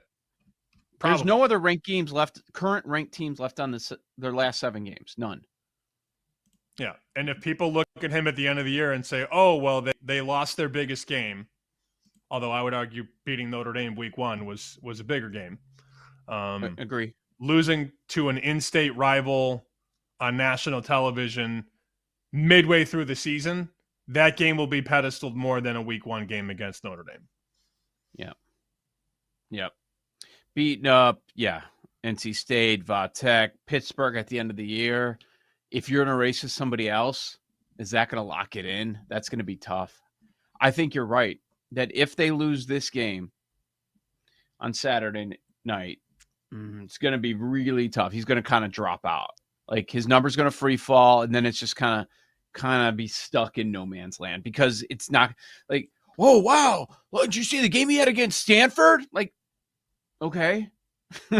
Louisville, both at home. Like, how is he going to pop? He popped because of Notre Dame. That's what happened. And then against South Florida, a team that was getting a lot of hype, goes for 340. Beat their ass. Like, okay, now you skyrocket up the charts. They lose, he falls back into the 20s, 30s, whatever, and it's going to be hard to get back. So, yeah, I think that's the case, that if they lose this weekend, he's going to drop out. I still laugh, maybe unfairly.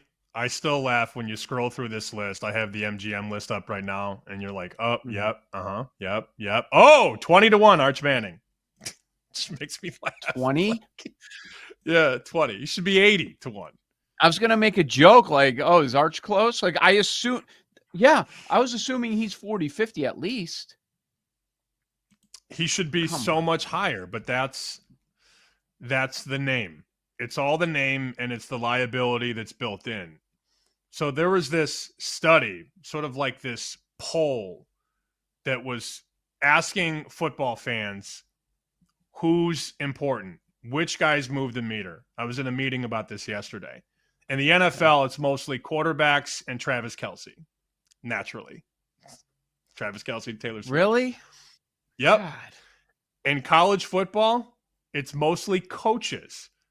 And the two coaches that click more than any coaches are Dabo Swinney and Bill Belichick.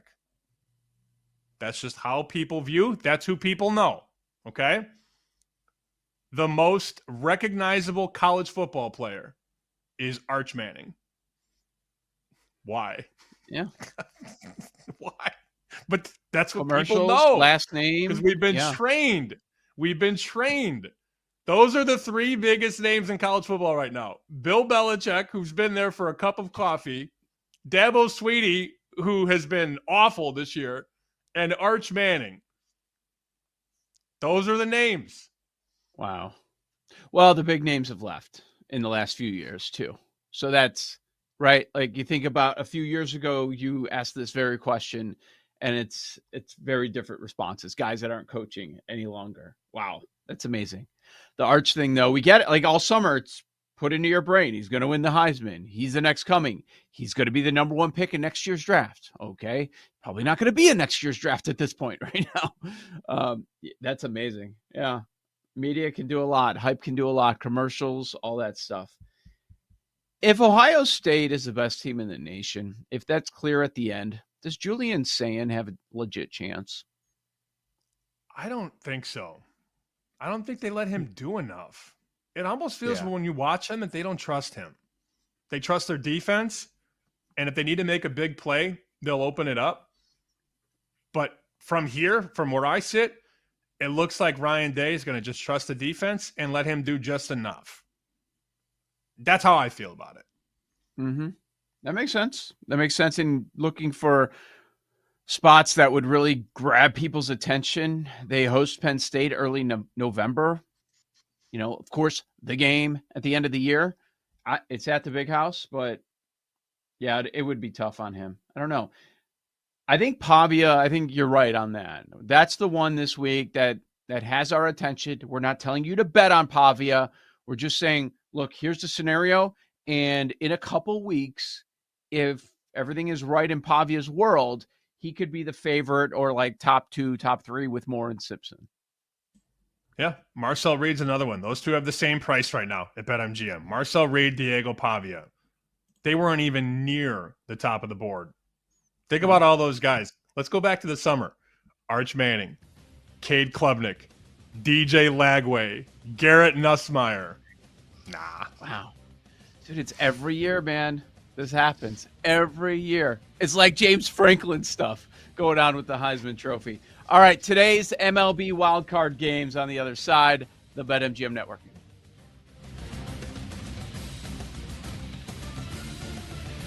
You're listening to Bet Sweats with Joe O and Sammy P on the BetMGM Network.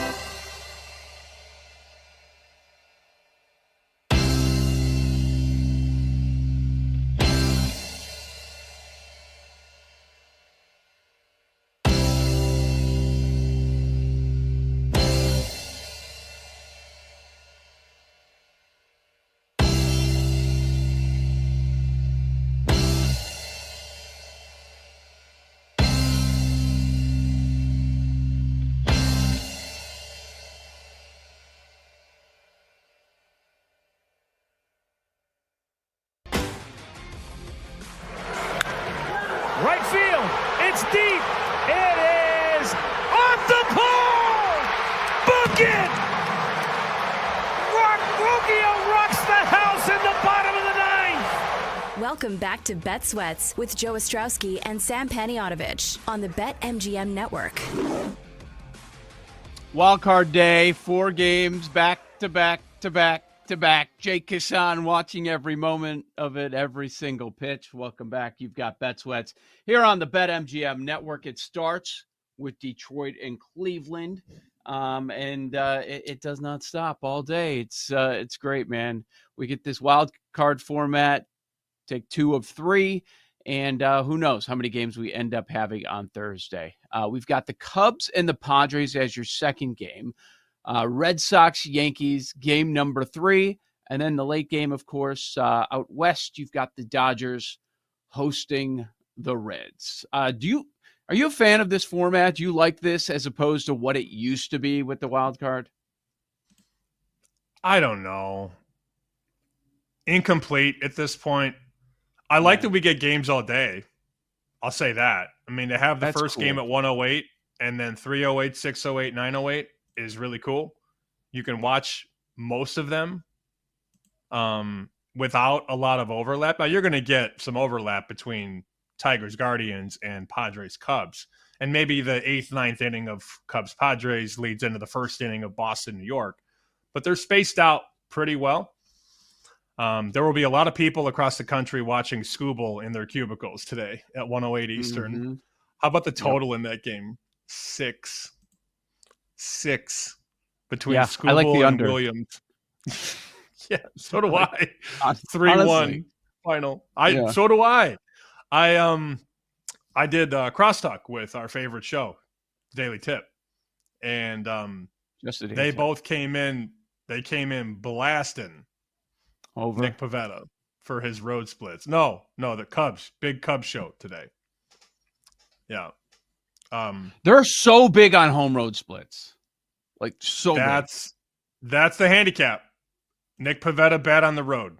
I mean, I like the Padres. Nothing says playoff success like Matthew Boyd as your number 1 starter in game 1.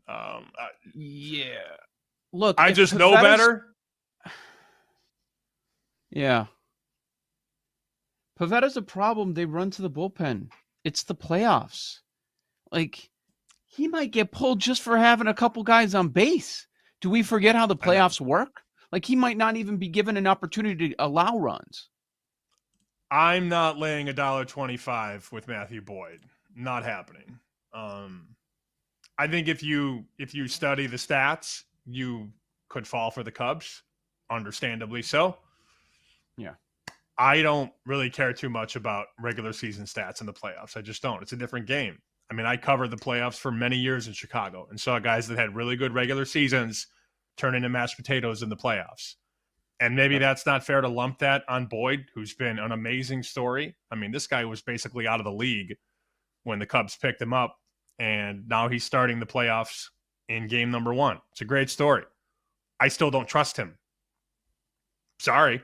It's just how I feel. Mm-hmm. Not that Nick Pavetta's Cy Young or anything like that.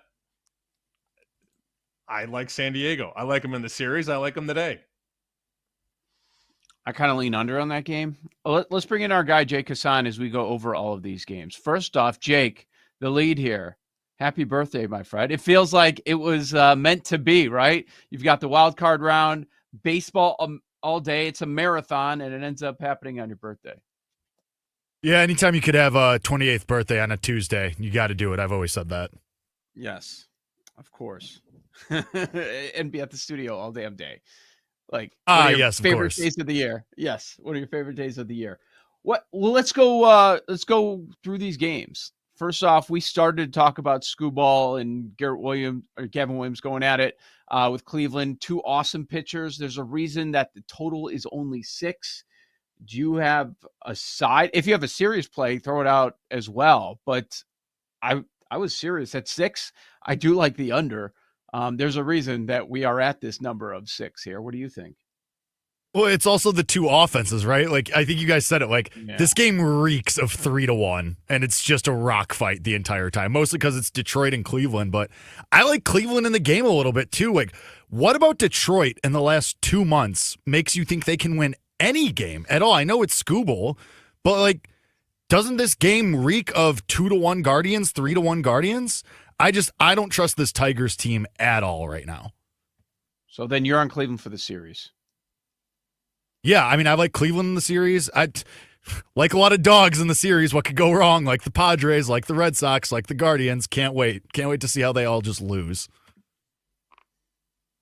That's been going. That's how it's been going, actually. A lot of the times the lower seed ends up winning. That's just what's happened so far. Not saying that it's a trend worth playing. I will say a trend that has happened a lot in this round, unders. Those have been hitting at a very high clip. Okay, what about just going chronological order? Let's go Pivetta, Boyd, San Diego, Chicago over at Wrigley. Are you sticking to the Padres? Because I know you like a big picture. Stuck to the Padres. The Cubs being such heavy favorites in this series, and I mean, they're like minus 120, but still, the fact you're getting plus money with the Padres, to me, is laugh out loud funny. I mean, like you said, Sam, like Pivetta's not going to get the chance to screw this up. The Padres have an awesome bullpen, and they know it, and they have the arms. Like, they're not going to hang him out there to allow 3, 4, 5 runs. The hook's going to be pretty quick, and Matthew Boyd as a favorite. I know he had a good year, great story, great redemption arc. His last month has been not awesome at all. So he's coming in with not great form. I'll take the Padres. I don't understand the price. Maybe I'm the idiot, but Padres for my lungs today and in the series. So, well, you know why they're favored in the series, because they're at home. That's the only reason why. Every game is and they're at the home. Cubs. So, yeah, and I heard this a lot yesterday and today. Cubs are really good at home. Okay, fine. So is every playoff team. If you don't win today, though, here's my issue with the Cubs. If you don't win today, you got to win back-to-back games against Dylan Cease and Yu Darvish. Mm-hmm. I don't love that path for them. Even though they're at home and they're going to play the stupid song if they win, fine, whatever. I just don't like it. And maybe I'm way off here, but I think the Padres are my favorite bet of the first round. I'm not going to make a lot of bets. I'd be lying if I said I was completely locked into baseball. This is a football time for us. But I see the Cubs at minus 120 today, minus 125, and I'm like, nope, not me. Will not be me. A very trendy team, Joe, Red Sox. I think they're a little too trendy. It makes me kind of nervous. You're going to hear a lot about Crochet today, and I love Garrett Crochet. I'm a big Crochet guy. I was on Crochet a long time ago when the White Sox drafted him, so I know about his potential. Find me somebody on the Yankees in the series. Like, you just don't hear it. What does that mean? Oh. Everybody's picking Red Sox upset. You're also in Boston, though. No, yeah, but I haven't been here for 5 days. So that's not what I'm getting at. I'm just saying, like, okay, the more content I see and the more things I read, national media, Red Sox. Red Sox are the hot team. Offense is clicking. Alex Cora is going to push all the right buttons. Aaron Boone stinks. Like, I'm hearing a ton of that. And then you look at the market, and the Yankees opened $1.70, and now they're $1.90. So even though nobody, I use air quotes, nobody's picking the Yankees, the line has moved 20 cents on the series market. And that's always a little alarming, Jake. That's all I'm saying. You're right. And it's like you log on to twitter.com and it's all Red Sox. It's everybody clowning the Yankees. It's Volpe stinks. Aaron Boone's a clown. This bullpen stinks. It makes me nervous. I do honestly think that the Red Sox are the better team, though. I'll be with everybody. Maybe we all just win, but I like the Red Sox in this spot. I like them today. The under would be a play in that game too, Fried and Crochet, but I just think that the Red Sox have the better bullpen for sure. I mean, Chapman's been unbelievable this year. They definitely have the better manager, and I think that lineup can go toe-to-toe with the Yankees. It's obviously the Aaron Judge effect, but I think pound for pound, the Red Sox have just as good, if not better, of a lineup too. I like the Red Sox. I mean, with Crochet today, like against this lineup of Yankees, he's got a 40% strikeout rate. Like, he's been awesome this year against them too. Like, Yeah. Minus 135 as far as today, not the series price, but just for game one. I'm getting Crochet as a dog. I'll take that. Yeah. So I think Red Sox win today. But I understand what you're saying. What about Cincinnati, LA Dodgers? Guys, is this just going to be a 2-game series? Or do the Reds and their pitching have a puncher's chance here to at least push this 3 games?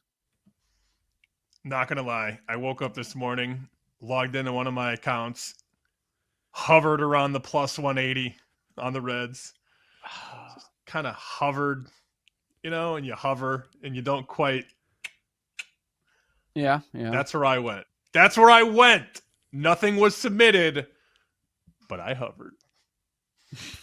He hovered. Moon. Jake, I know what Jake did not do. Jake did not hover on the Dodgers because Blake Snell's pitching. Yeah, I mean, I'm not laying minus 210 with Blake Snell in a playoff game. I honestly do think the Reds get one. I think we're going 3 games here. Okay. I think between Hunter Green and Nick Lodolo and Andrew Abbott, I think the Reds get one. I just don't know which one it's going to be. If I had to pick, it's probably tonight. Today. And then I would bet the hell out of the Dodgers series price if the Reds get it tonight. If the Padres win this afternoon, Joe, I will bet the Reds money line tonight. I promise you. Will Blake Snell throw more than 3 innings? Oh, man. What is the outs recorded on him? I'll say no. Let's just go under on every Dodger. I didn't look. Let's see. Under. Outs, 15.5. Oh, give me that under. Give me that under. Way under. Oh, yeah. Do we forget how Roberts operates? Oh, I can't wait. That might be my favorite bet of the day. All right, Joe O, Sammy P, NFL awards on the other side. Then we'll get to Brad Powers. You've got the BetMGM Network.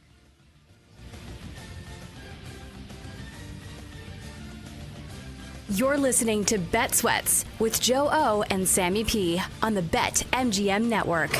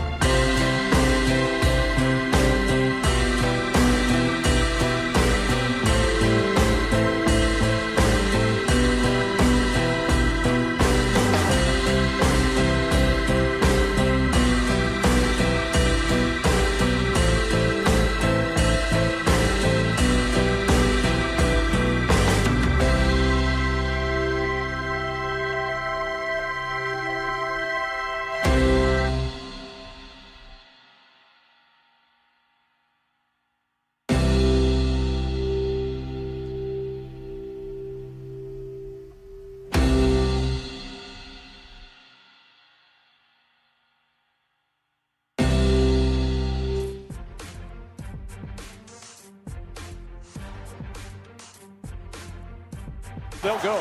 Stafford looking, throws. Nakua with the catch and the touchdown.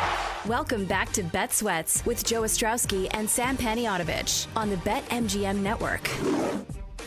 We'll do some college football coming up in 20 minutes with our buddy Brad Powers. His early looks, his plays already in. He bets earlier in the week, so we'll find out what he's thinking for the next college football slate. Joe, Sammy P, thanks for hanging out. This is Bet Sweats, the BetMGM Network. Before we jump into the NFL awards, the movement there, the notable action going on, I did want to mention Survivor. So Denver wins last night. They were a favorite. Like, they were heavily picked. Paul Aspen had them in Circa Survivor. They were the third most popular pick. So once again, the chalk gets through. And people are thinking, well, no, that's not true. The Chargers were favored by 6 and they lost. Well, not a lot of people picked them. The Packers were favored by almost a touchdown and they lost. Well, not a lot of people picked them on the road. The top 5 picks all get through. Buffalo, Houston, Denver, Detroit, and New England. I was on Buffalo, Houston, and New England. Top 5 get through. Number 6 play was the Chargers. That's your loser. Over 5% of the pool there. 7th most popular pick, Green Bay, 3.5% out there. So, Sam, we started with 18,700, and now we're at about 12,400. How many do you have shares of? How many spots in Circa? One. Just one. And that one is with? Pat and Chris, 108. It is. Okay, 108. And you guys had which team this past week? I know you already used Buffalo. You did Houston or no? No, in this one, I believe we did Detroit. I don't know. Oh, I literally told them, don't even tell me. I don't even want to know. All I know is that we won. Okay. The more I get involved, we've talked about this. The more I get involved, the more likely it is that we lose. I don't even know. Okay, so here we go.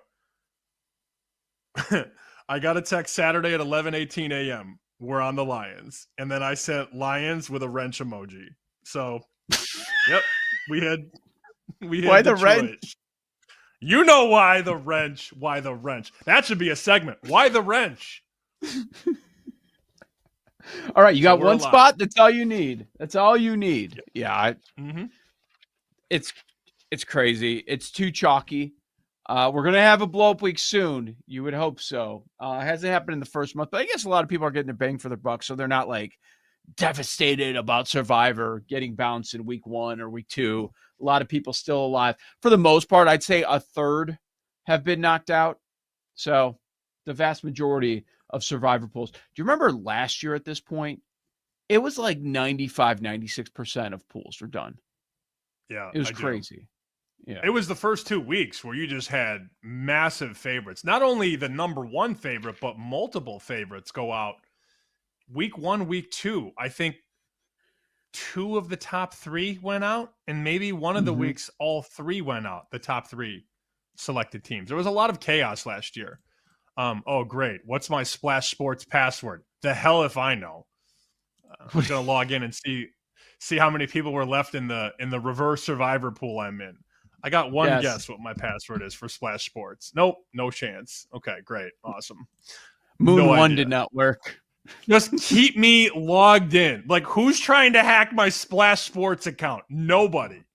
Because I'm out of college Survivor and the Chicago Media Contest, I'm like 2 games under 500. Nobody needs to log in with their password every time. This is so dumb. Oh, I'm in. Second try was good. I'm in. Okay. So, many losers.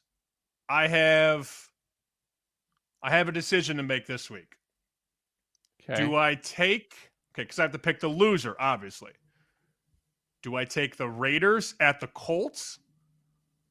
Or do I take the Bengals against the Lions?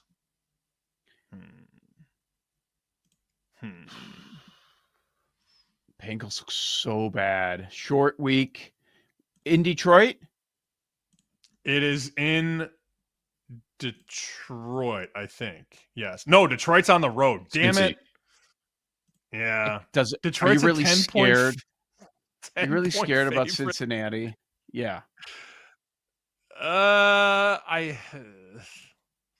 We'll come back to this. We have several days. I mean, you just talked about We do. Survivor, so naturally I talked about Reverse Survivor, which apparently I'm very good at. And now I will definitely lose because I said that. Oh, no, never mind. I already have my answer. I know who I'm picking. Patriots.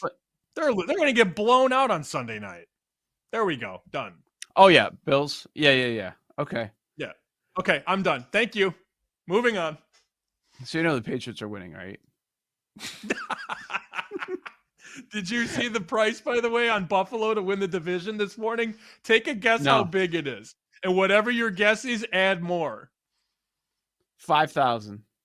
Oh, okay. All right. So you were probably going to guess it exactly. Minus 3,000 to win the division. Okay. Mm-hmm. Wow. That's incredible. Yeah. Gee. Yeah, BetMGM's the highest by far. Well, yeah, I have the they're up list. there. Ben Fox tweeted it out. So here are your division favorites right now.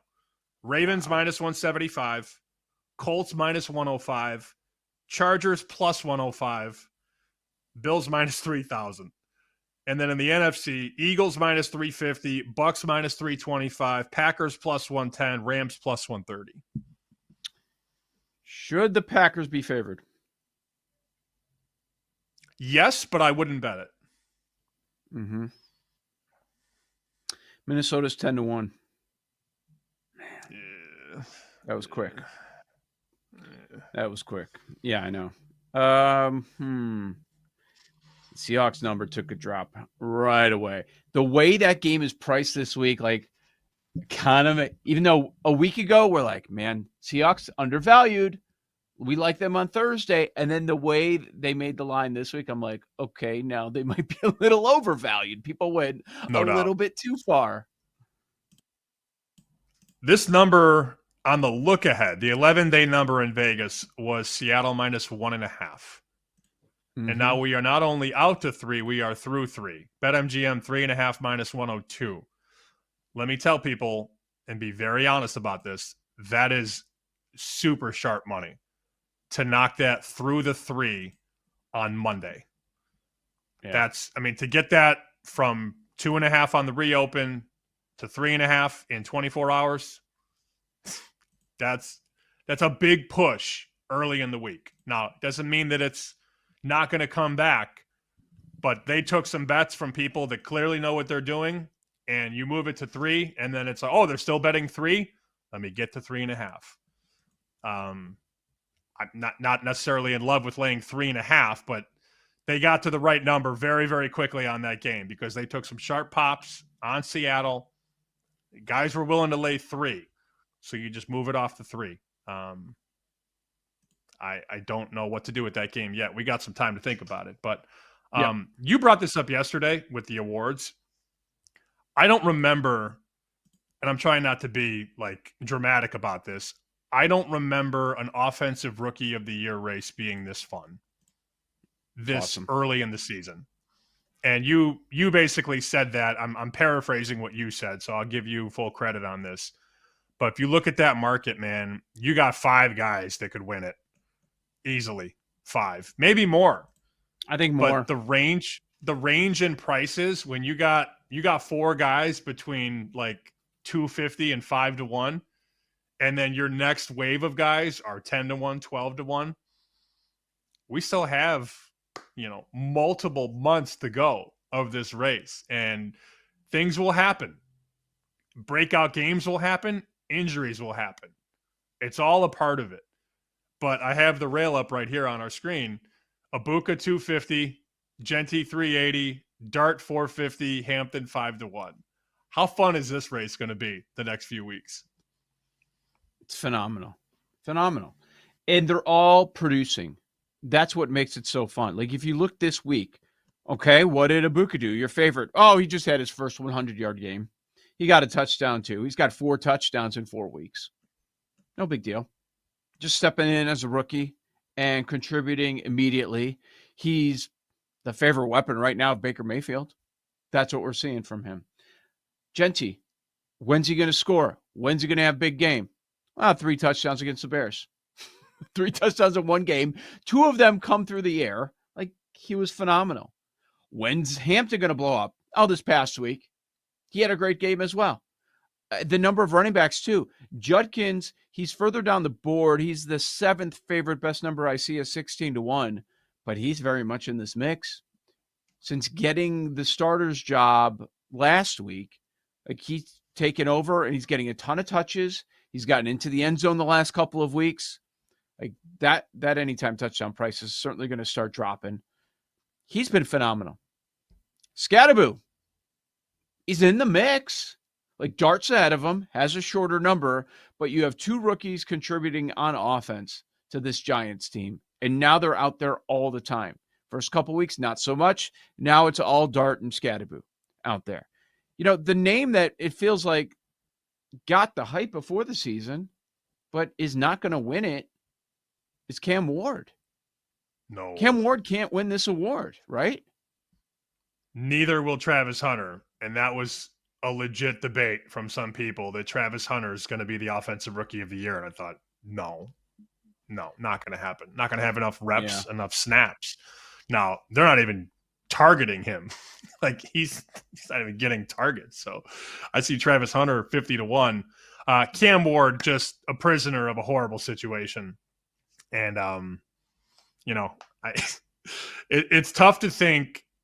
We talked about Minnesota and dropping McCarthy in a great situation with the coach and the line and the weapons and all that. And Minnesota's had its fair share of injuries for sure, including the quarterback.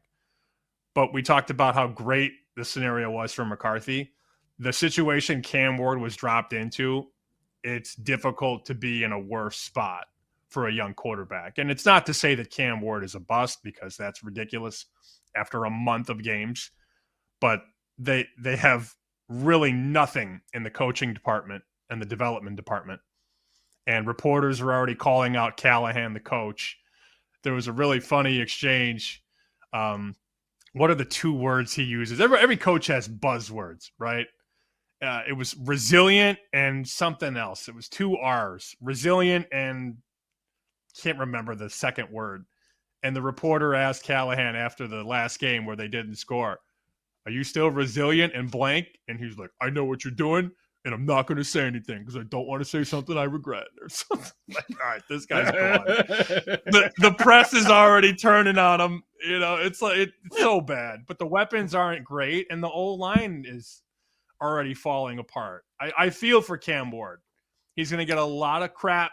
It's not his fault. All right, I have another offensive rookie of the year name I need to throw out there that we haven't talked about before.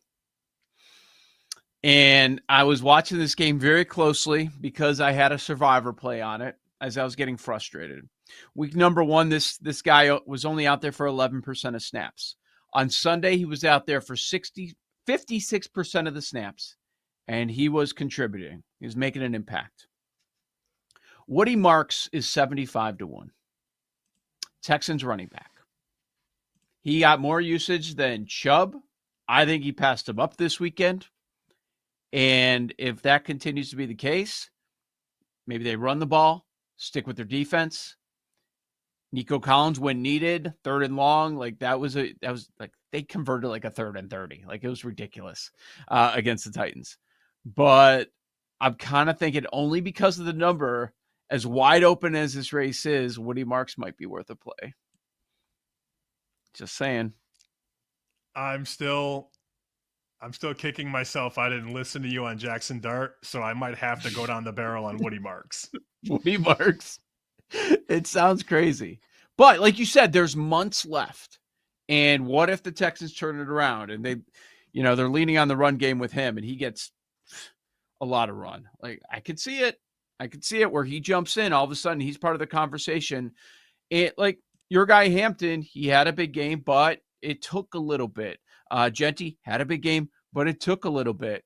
One big game, and then the narrative completely changes on Marks. So maybe I want to say it's going to be tough, but it's also wide open. Like there isn't anybody that everyone is chasing right now. This is going to be fun to track. But, I mean, that's the one that stands out to me. I don't know that I would chase anybody. Is Judkins a horrible number, 16-1? No, it's not a horrible number. It's fine. Problem is, if you're going to be bad, and on a bad team and you're the running back, it is tough for you. But I hope Judkins keeps it rolling, obviously, because I have a ticket on him. Yeah. Anybody else worth discussing here? But no. Henderson, what's the chatter there? Like he's out there more. I don't know. They like him.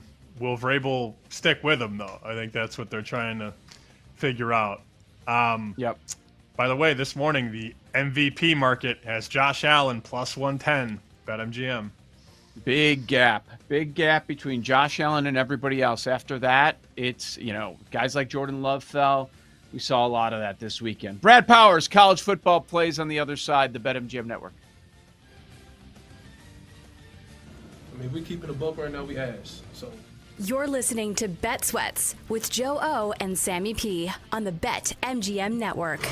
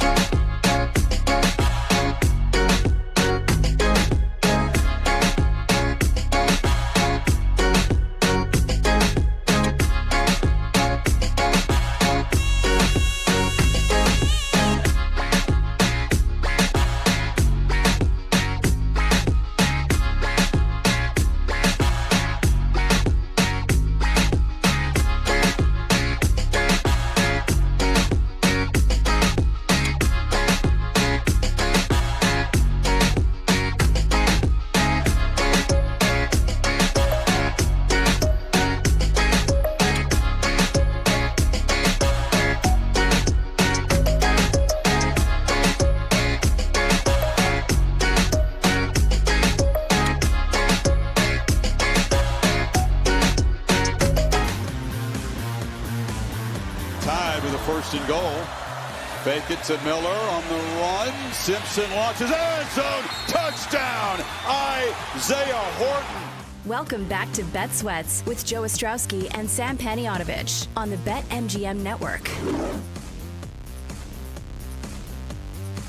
Let's talk some college football with Brad Powers at Brad Powers 7 on X. Hit the Books podcast with Joey Knish. My condolences. And covers.com. You can see a lot of Brad's work over there. Brad, haven't talked to you in season yet. How's the year been treating you? Yeah, we're doing all right. A little bit up on Hit the Books podcast, a little bit up on the bankroll personally, so I can't complain. Better than James Franklin, I can tell you that. Oh, my God, dude. You said, though, coming into the season, just give DeBoer some time. This team is loaded. And you were on the high side of Bama, and I think you took a lot of unfair crap after the first game against Florida State. But then they go into Athens, healthy, mind you, healthy at running back, healthy at receiver. Kalen DeBoer now is a dog. We gave the stat yesterday. 10-2 ATS is a dog. 9 of those games he won outright. I think he's unfairly critiqued, and I think anybody that was saying Bama was dead after week 1 clearly was overreacting to that. What did you see Saturday that impressed you from the Tide? Well, obviously, the game plan from the get-go, super aggressive, which I wasn't shocked by, but I was shocked by the execution of it. Those 2 14-play drives to start off the game 14-0 were super impressive. But also, when they needed a drive before the half, they got it. That's good coaching, the final 4 minutes coming out. And then they weren't able to capitalize coming out of the second half because of a terrible missed field goal. But that goes to coaching, the middle 8, like the coaches like to talk about. And then, hey, when you got in the ball game, you got a 3rd and medium, schemed up a throw and a play call that ended the game. So obviously, DeBoer outcoached Kirby yet again, 2 years in a row there. And let's see, though, how Alabama can handle expectations now, because they haven't handled it well under DeBoer. Every time they've had a big-time performance, they've kind of laid an egg. And they got, speaking of eggs, their biggest egg of last year was the team that they're playing this week in Vanderbilt. No doubt about it. So let's jump there. Laying 10.5 against Vandy. Revenge on their mind after a big win against Georgia. What do you think?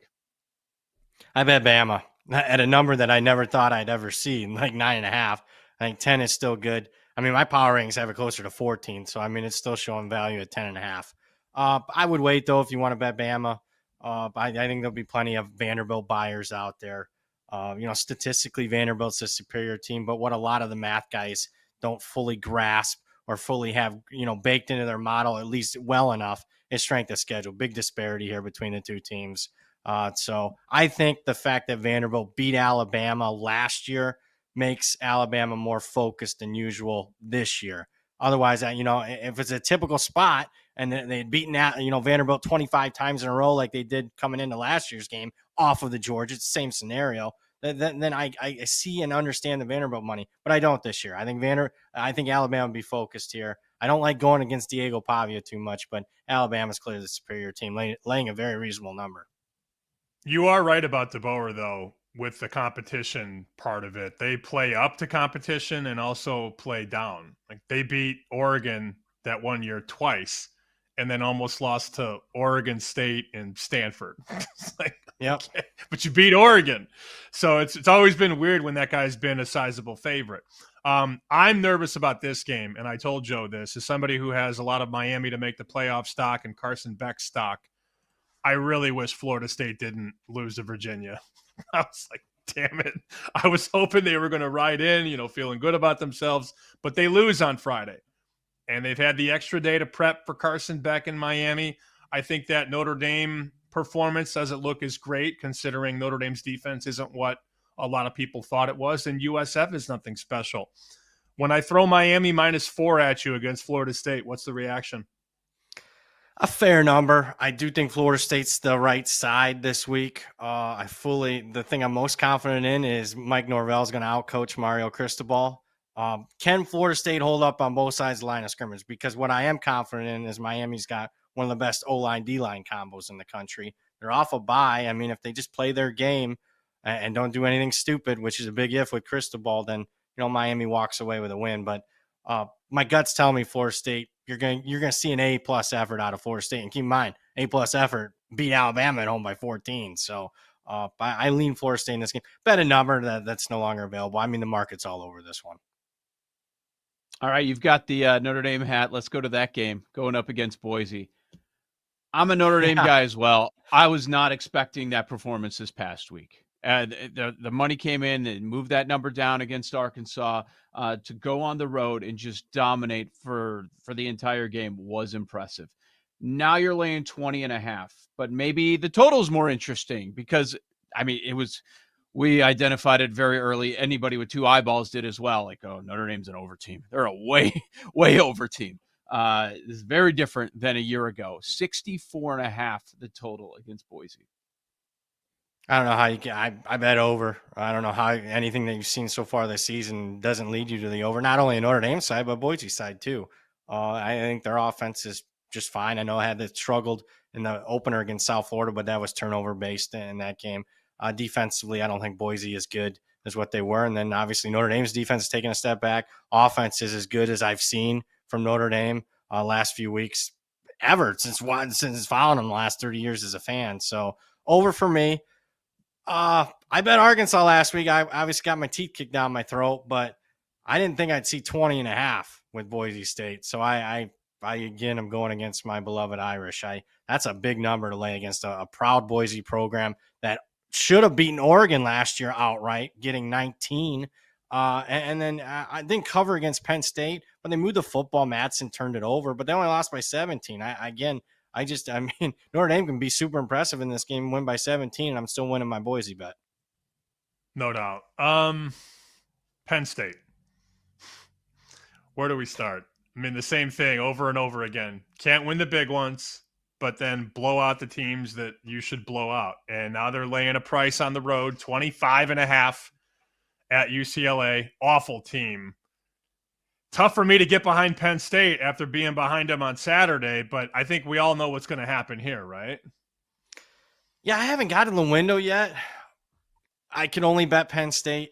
I mean, the most confident thing I'd be in is, they come out fired up and really crush UCLA. I will say UCLA upgraded with their interim. They looked more functional than at any point this season. Last week against Northwestern, they could have rolled over. They're down 17-0. You're thinking, it's over. No, I mean, they fought and clawed their way back into that game. So I don't think it's a layup for Penn State as far as covering the number, but that's the only way I could go. I mean, it's insanity, though. I mean, for him to have so many opportunities to beat a top 5 program, they had everything in their favor last week. Could have prepped for that game all offseason, considering who they played in the first 3 games of the season, and to really be very fortunate that the game went to overtime, because for 47 minutes they were dominated. Should have been down more than 17-3.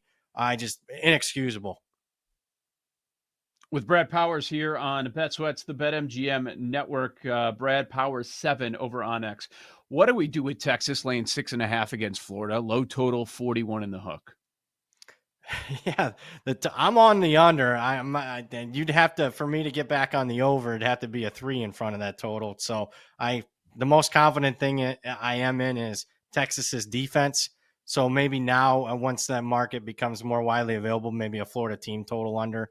I can't lay points on the road with this Texas offense. I mean, just too inconsistent for me. And Florida, I mean, it's all about, with the Florida games, the last couple of games, to me, it's all about what's their mindset. Are they going to, we're going to have one of these games where they know they have a lame duck coach and they just roll over and die. But as long as they continue to play hard on one side of the ball, I think Texas offense is going to struggle. So I did bet the under here. I love asking you this question because you know ball and you follow it better than almost anybody I know. Who's the best team in the country right now? That's a good question. I mean, it's not by any significant margin. I would lean towards Oregon right now over Ohio State. So that would be 1-2 there. Again, go back to that Penn State game. Oregon should have won that game with a little bit of margin. It was unfortunate that they didn't. So I think that was, an inexperienced team. I wasn't wild about them coming in this season, but they've looked the part. Dante Moore looked the part.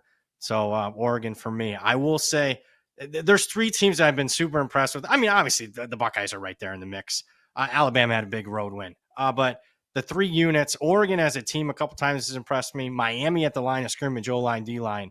And then I'm not a homer because I'm betting against them this week. But Notre Dame's offense, what they did to Arkansas, I mean, that's what elite teams do. As a 5-point favorite, I mean, you score 4 in a period of 5 quarters with CJ Carr. They scored 14 touchdowns and 15 drives. I know it's just Arkansas and Purdue, but that's what you do against like an FCS team, not Power 4 programs. People are going to be screaming because Notre Dame's going to make the playoff again. I mean, on paper they should, but I mean, games. I mean, I guess still go out there and win, but they're going to be favored in every game. As long as if they keep playing like they did against Arkansas, then they will be back in the playoff. We've asked you a bunch of games. Is there a game that you want to talk about on the show? My biggest bet this week, I like Cincinnati against Iowa State. I think you got the better team at home, so anything under 3. I mean, that's flipped, from dog to favorite, but I still like Cincy there. I was super impressed with what they were able to do against Kansas and finally getting a breakthrough, close win. I'm not a big Satterfield guy, but finally breaking through and getting that. I like Cincy this week. I think Iowa State's a little overrated. All right. Brad Powers with us here on Bet Sweats. So it seems like it happens every year. All the guys that got hype in the Heisman, almost none of them are near the top anymore. Every week the favorite has changed. Now it's Dante Moore and Ty Simpson, the 2 quarterbacks that won the big games over the weekend. Those are your top 2 favorites. Anybody that you have, anybody that you like? What are your overall thoughts on this Heisman race?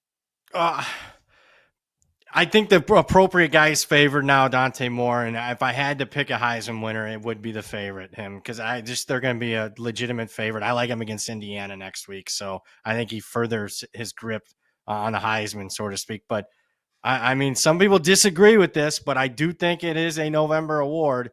I like, Jeremiah Smith's not putting up big numbers, but you guys tell me this. If he has a big game against Penn State, if he has a big game against Michigan, if he has a big game against like an Oregon in a Big Ten championship game, I mean, he'll be your Heisman winner. Same thing I could say about Julian Sang if he has big games in those. So I think it still is wide open. The Heisman voters don't watch college football until, the final few games and weeks of the season. So again, I'll stand by it. The favorite has flipped in each of the last 5 Heismans in the month of November, in each of the last 5 years. So it's a better question to ask me in about a month. Yeah, we want the answer now, though, unfortunately. We want it right now on September 30th. You're right, though. I mean, 2 years ago, you could see the Jaden Daniels train coming. And then you and I were texting early October last year about Travis Hunter. You can see that force coming. I don't know who it is yet, but you are right. You've been able to really pinpoint it once the calendar turns to late October. And by November, we've been able to really have a good idea the last 2-3 years. Yeah.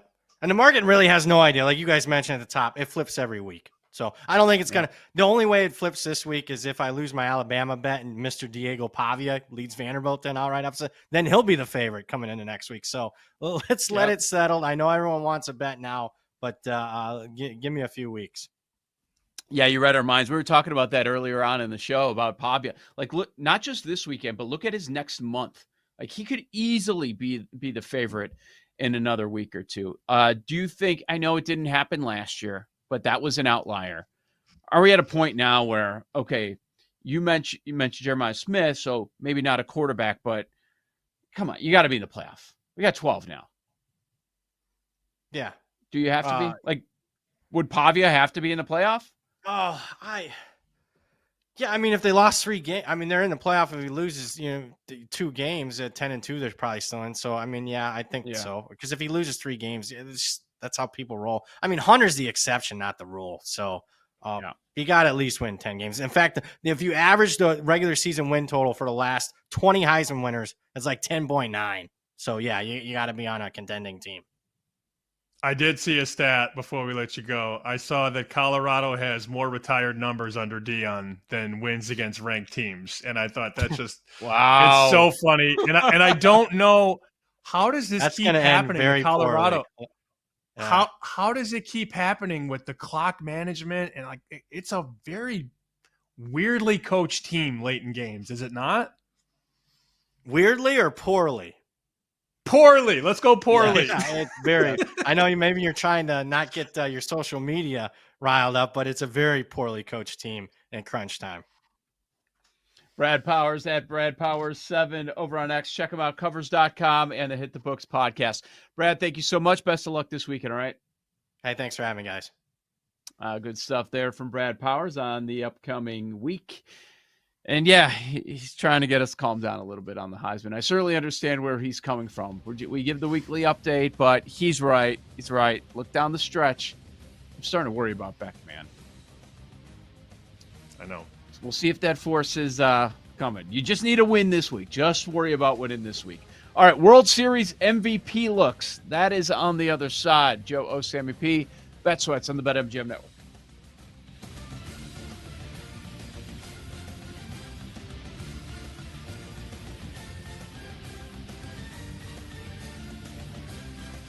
You're listening to Bet Sweats with Joe O and Sammy P on the BetMGM Network.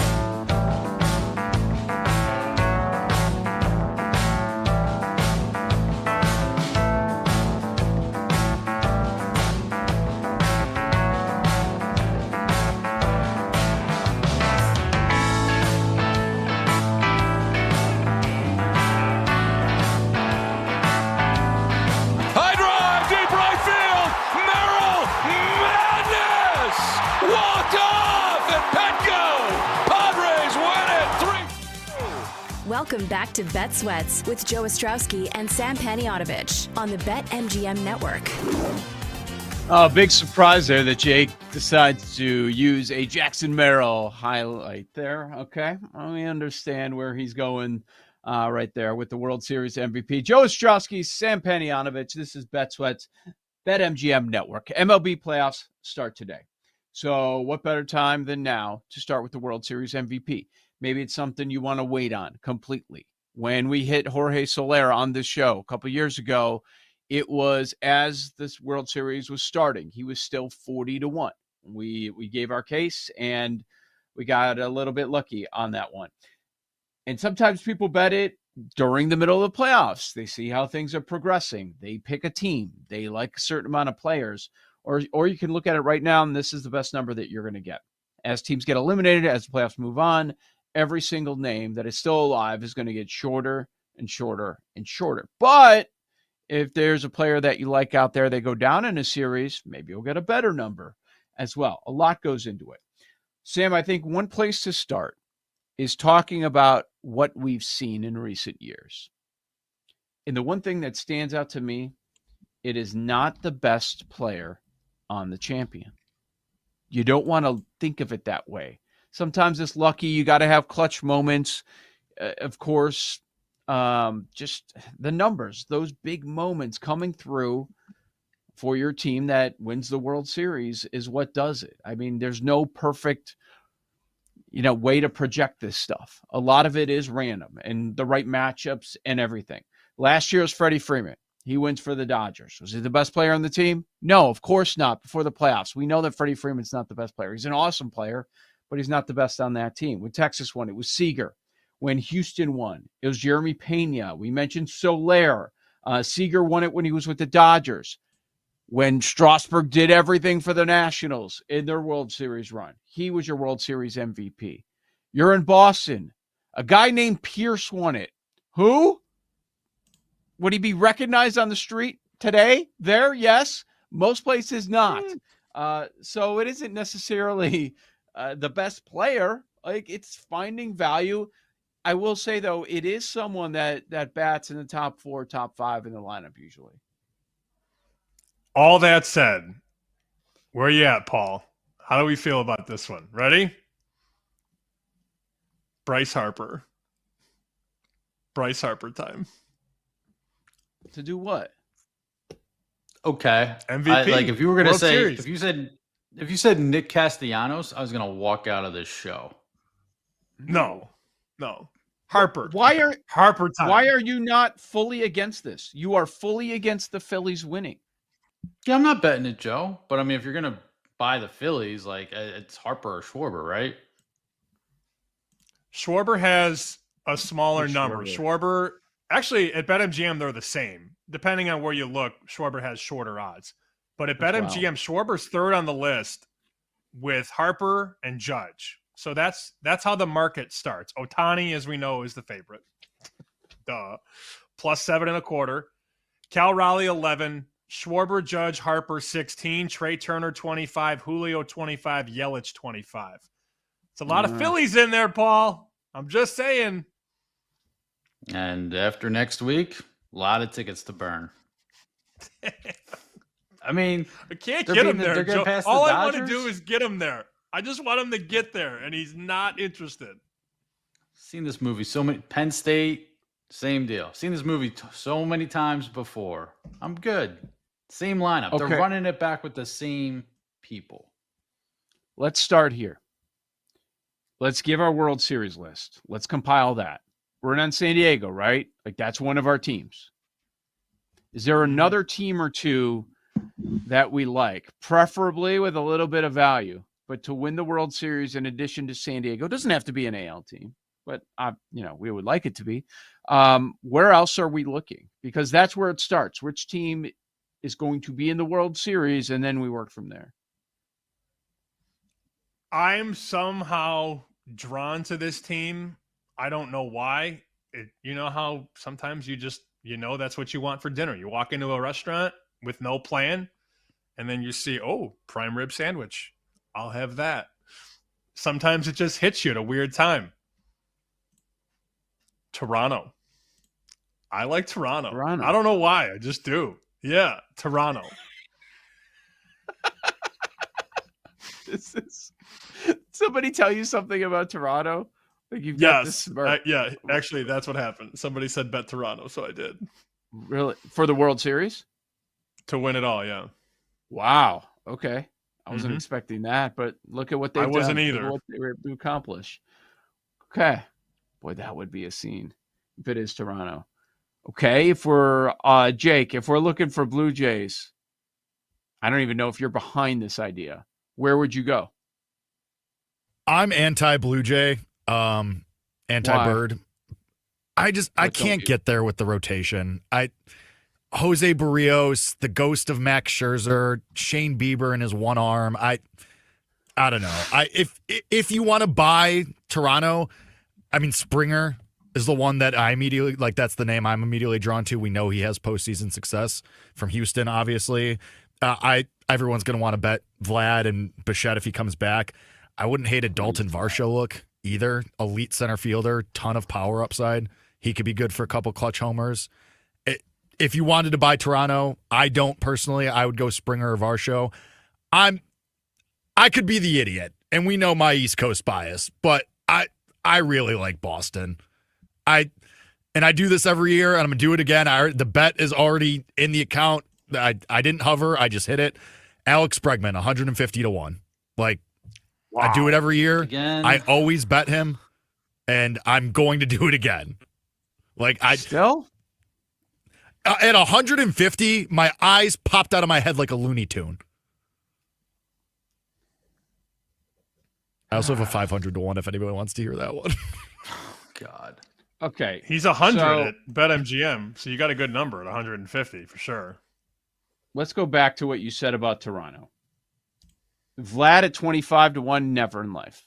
Never. Varsho, you've got me at 150. Like, yes, everything you said. I'm not saying I'm buying Toronto, but if we play that card, like having a Varsho ticket at 150-1, that would be phenomenal.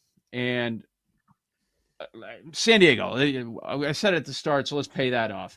Jake likes Jackson Merrill. Explain why. San Diego, we like them for the World Series. We think they've got a chance, and Merrill would be your pick on that team. Yeah, he's also 150-1 right now at MGM. I'm staring at it as we speak. That one is also in the account. I'm a big Jackson Merrill guy in general. Again, elite center fielder, elite outfielder. So you have the defense there. He's in the top half of that lineup. He's just fits the bill of not the best player. But, I mean, this is a guy that almost damn near won Rookie of the Year last year. Like, he has star upside. And if we like San Diego, we think they can make a run at a big price. He's somebody whose number will come crashing down. And everyone's going to bet Tatis, Machado, because they're the stars. But when we talked to Steven Pierce, Jeremy Pena, Jorge Soler, Jackson Merrill. Yeah. I saw Hembo, who is Greeny's producer at ESPN, Paul Hembakidis. I really like him. He's a great follow. He's good. He put together a list of playoff teams against other playoff teams. And San Diego this year, second worst playoff team against other playoff teams. 24-34 against playoff teams with a -47 run differential. Did not want to see that yesterday morning. No, sir, did not. But what's done is done on San Diego. Yeah. Woof. Exactly. Woof. What was your Bregman number? 150. And Sam said there's still 100 there. I still triple digits for a guy who has won a World Series, has been in MVP conversations for the regular season, which I know it's the regular season, but he's a star. He's a bona fide star, and I like Boston. I like them to get to the World Series at least. Wow. At least. Wow. He said at Jake's least. got the Don Orsillo World Series, Red Sox and Padres. Well, I do think that there's a chance we're all just idiots and overthinking it, and it's just going to be the Dodgers, and they have a million guys on their team that could pop out of nowhere. Went way down the board. 500-1. Can I interest anybody in Kike Hernandez? No. Oh yeah. I knew Paul would be in. That's the kind of name that wins this award. Yes. Yep. 100%. Yeah. Man. And when they buzzsaw through the Phillies on their way to the World Series, and like he's just kind of a dick, and like that's, I mean, he is.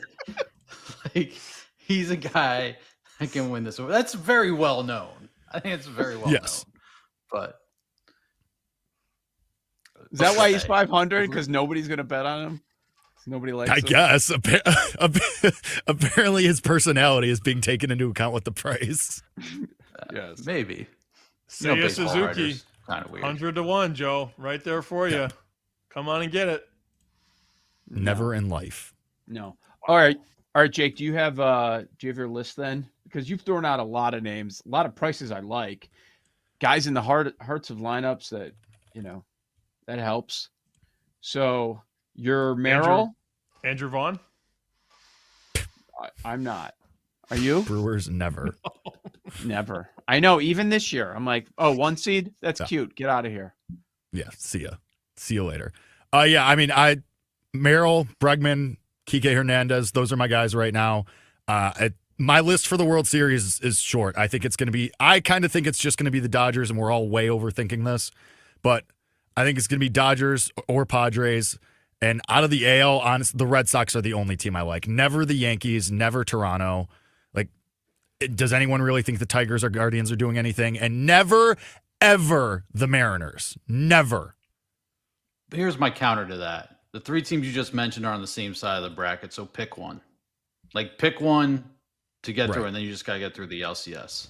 And like I was going to say, we have not mentioned the Mariners once. Yep. Never. Yep. I thought about him. It's not going to be Julio. Yeah. Yeah. Pick another name. Julio down the number board. stinks. The Julio number stinks. Yeah. Rally, same thing. If you like the Mariners, the only person I would look at would be a Rosarena. All right. That's your guy. Good stuff. Thank you, Jake. Appreciate it, Jake and Paul there. Joe O, Sammy P. Another hour to go. We'll talk some NFL with Will Brinson next. BetMGM Network. You're listening to Bet Sweats with Joe O and Sammy P on the BetMGM Network.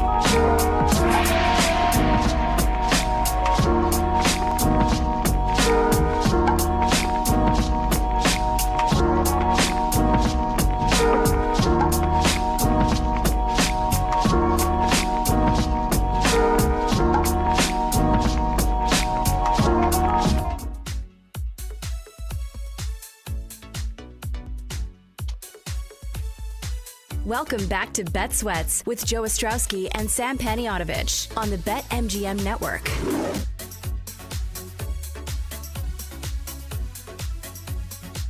Thanks for hanging out with us on a Tuesday. Joe O, Sammy P. Week 4 in the book for the National Football League. Looking ahead to week number 5, we bring in our buddy Will Brinson, CBS Sports. Will, how'd week 4 treat you betting the National Football League? Week 4 was awesome, man. 4-1 in my Circa Millions picks. Shout out to Cal and Newman, the guys that run the same entry together. Go through the picks. So I think these things you got to have this process, and like part of our process ended up being okay. The Chargers and the Packers look like the easiest layups in the history of betting football. There's no such thing as a layup in betting football. They're going to be chalky. Let's stay away from both of those. And, that ended up being a very good thing. Shout out to the Rams for, just a ridiculous cover. But I feel like the Rams covering in week 4 versus the Rams not covering in week 3 kind of washes out a little bit, right? Speaking of the Rams, if you want an early bet, I like revenge, right, guys? Yes, Davante Adams grew up in Palo Alto, watched 49ers growing up, has 5 games against the 49ers in his career, averages 126 yards per game, and has 7 touchdowns in those games. And if you go and look at what happened this offseason with Davante Adams and the 49ers, they went to his agent and said, we will offer you wholesale, not retail, for your services. And so Davante refused to talk to them. And now he gets them at home as a 5.5-point favorite with a pretty robust total of 47. Definitely bet 1 plus 145 anytime touchdown scored now before it dips. And I think you can find a 10-1 out there for 2 touchdowns. I wouldn't be surprised at all if Adams finds the end zone twice on Thursday. I can only imagine how pleased you were on Saturday when the bartender shipped Chargers and Ravens, and then Sunday night came out 6:30 local time, bailout Packers. I imagine you were just yeah. Those were, well, I think those were three of the consensus picks in the circa too, and it was like, I mean, it makes sense if you're, it had been a pretty tough first 3 weeks, and you're looking at the board and you're like, I need something I can trust. The Ravens -2.5 at KC, the Chargers and the Packers laying less than a touchdown. That's what this league is, man. Like, of course, Jackson Dart, despite losing Malik Neighbors in his debut against a Jim Harbaugh defense, goes out and beats the Chargers anyway. Like, that's what the NFL is. I know. Whatever just happened, forget it. I know the market's reacting. People are betting it. Whatever just happened, completely forget it. In fact, you probably want to go 180. It's going to be the exact opposite. Why do you mentioned Circa Millions before we dive into this Week 5 card? Why do you think the public has been so terrible in the first month? I think 5-15 at Circa Millions. Yeah. Like, if we go over it every day, the most popular picks every day. I'm not saying they lose, but they're really bad every week, NFL and college overall. It's a good question, because I think historically it's like around 500 for the consensus picks over the full course of the season. I expect we'll see a little regression, but I think, my best guess is that you have early struggle. I think it's sort of like a psychological thing, right? You have some early struggles, and then again, like last week, that was a really tough board in the NFL. And if you're looking around and trying to figure out where to go with these picks, it's like a Tommy Boy, when he talks about the guarantee fairy and like how what does a guarantee even mean? I could slap it on the box, but it makes you feel nice and warm and cozy inside. And betting on the Chargers and if you looked objectively at the Packers and the Cowboys before that game and said, okay, like, how is Dallas going to beat this Packers team in this Micah Parsons spot?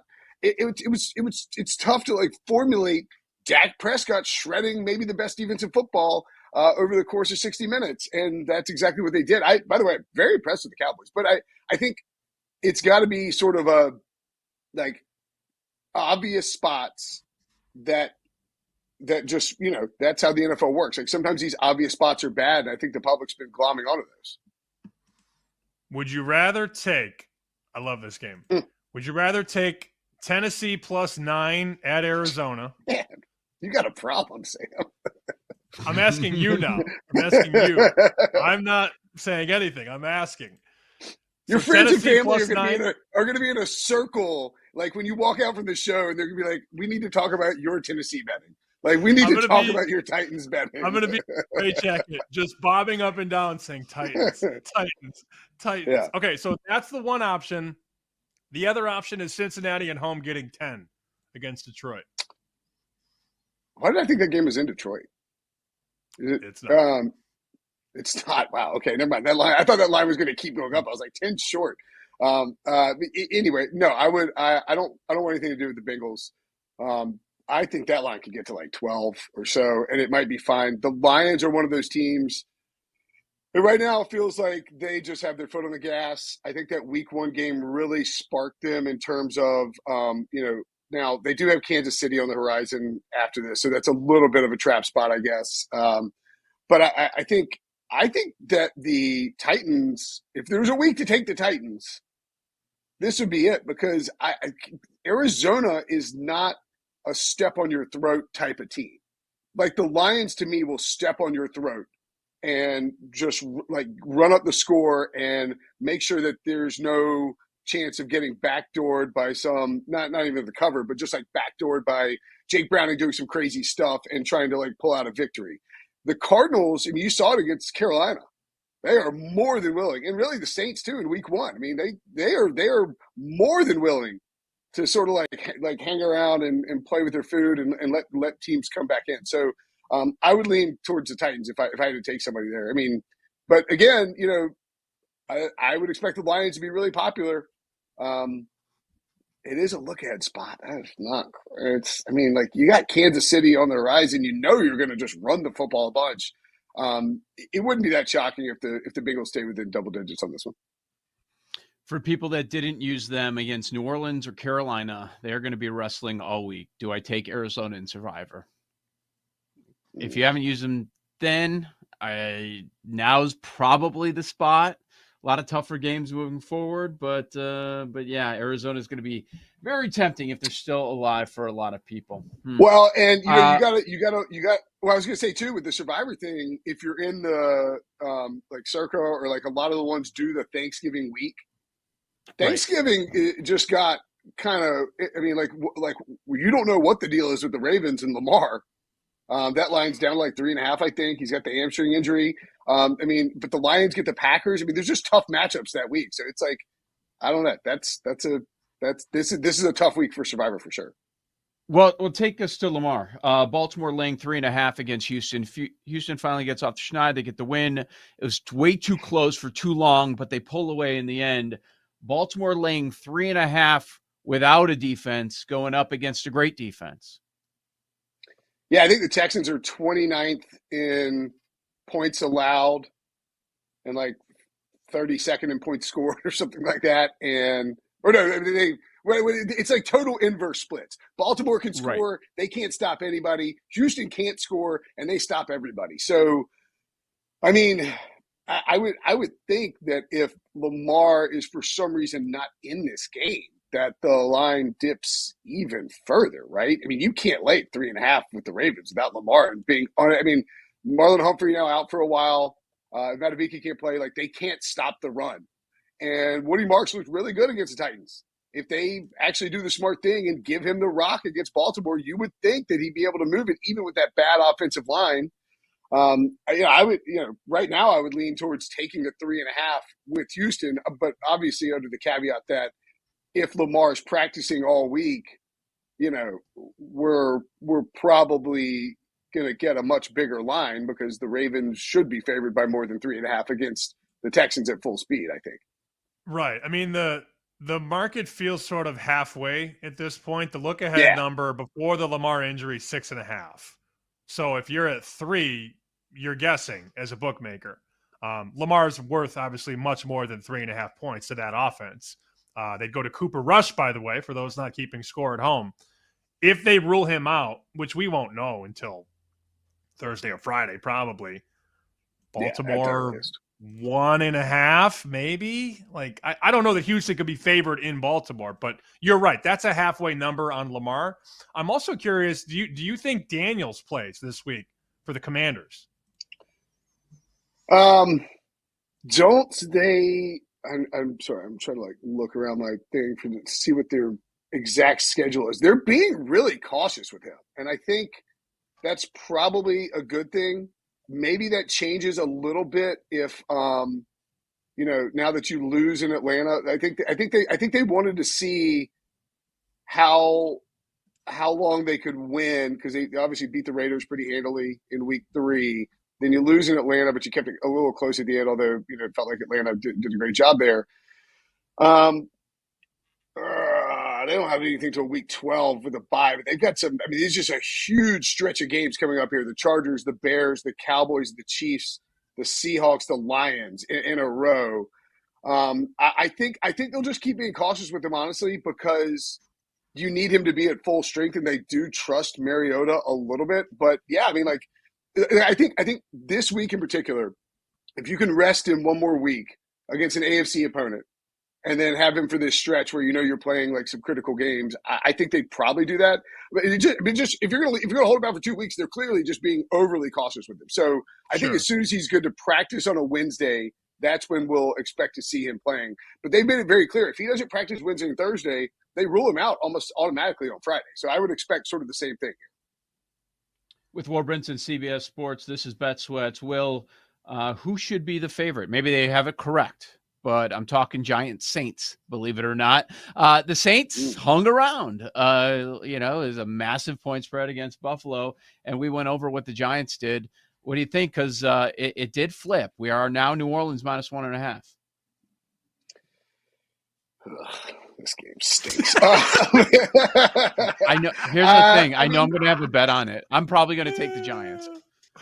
Yeah, yeah. I think I'll take the Giants too. Jackson, look, I really liked what they. I mean, I think I don't remember if I said it on this show, but I definitely called it like late last week, just in terms of once they went away from Russ and went to Jackson Dart, like the beating the Chargers.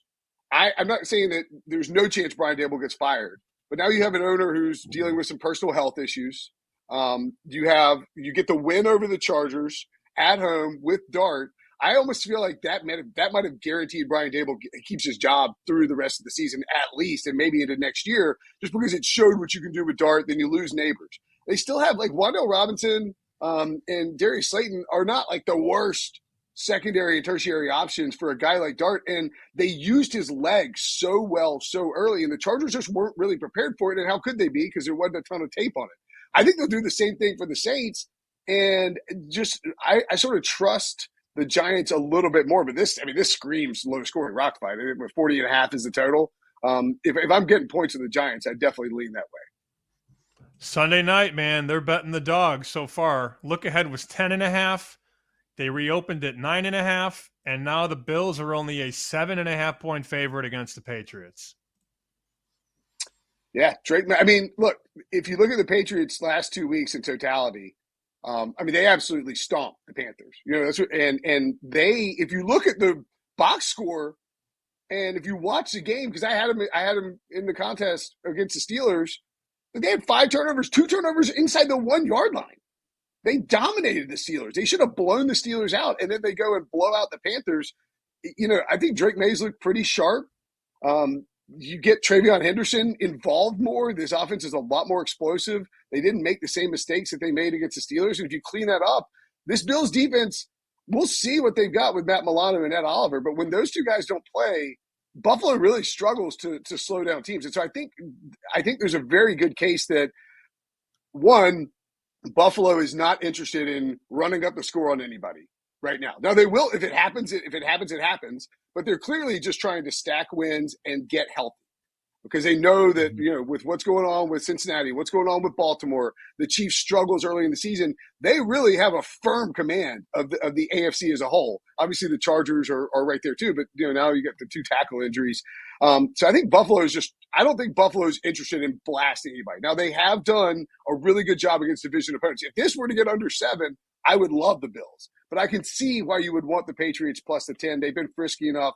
If there are injuries on the defense, New England will be able to score and probably have a very good chance at a backdoor, especially when Buffalo's resting people potentially in the second half. Just have 10 seconds. Maybe a game that we have not hit on. Is there a side that you love this week? The Rams. If not, that's okay. Oh, yeah, you mentioned it. Rams. Go back to the Rams. You're all in on Thursday. All right, Devontae props. That's what he say. Will Brinson, CBS Sports, every week I hear on Bet Sweats. Thank you, Will. Best of luck. We'll play nickel or dime on the other side. This is Bet Sweats.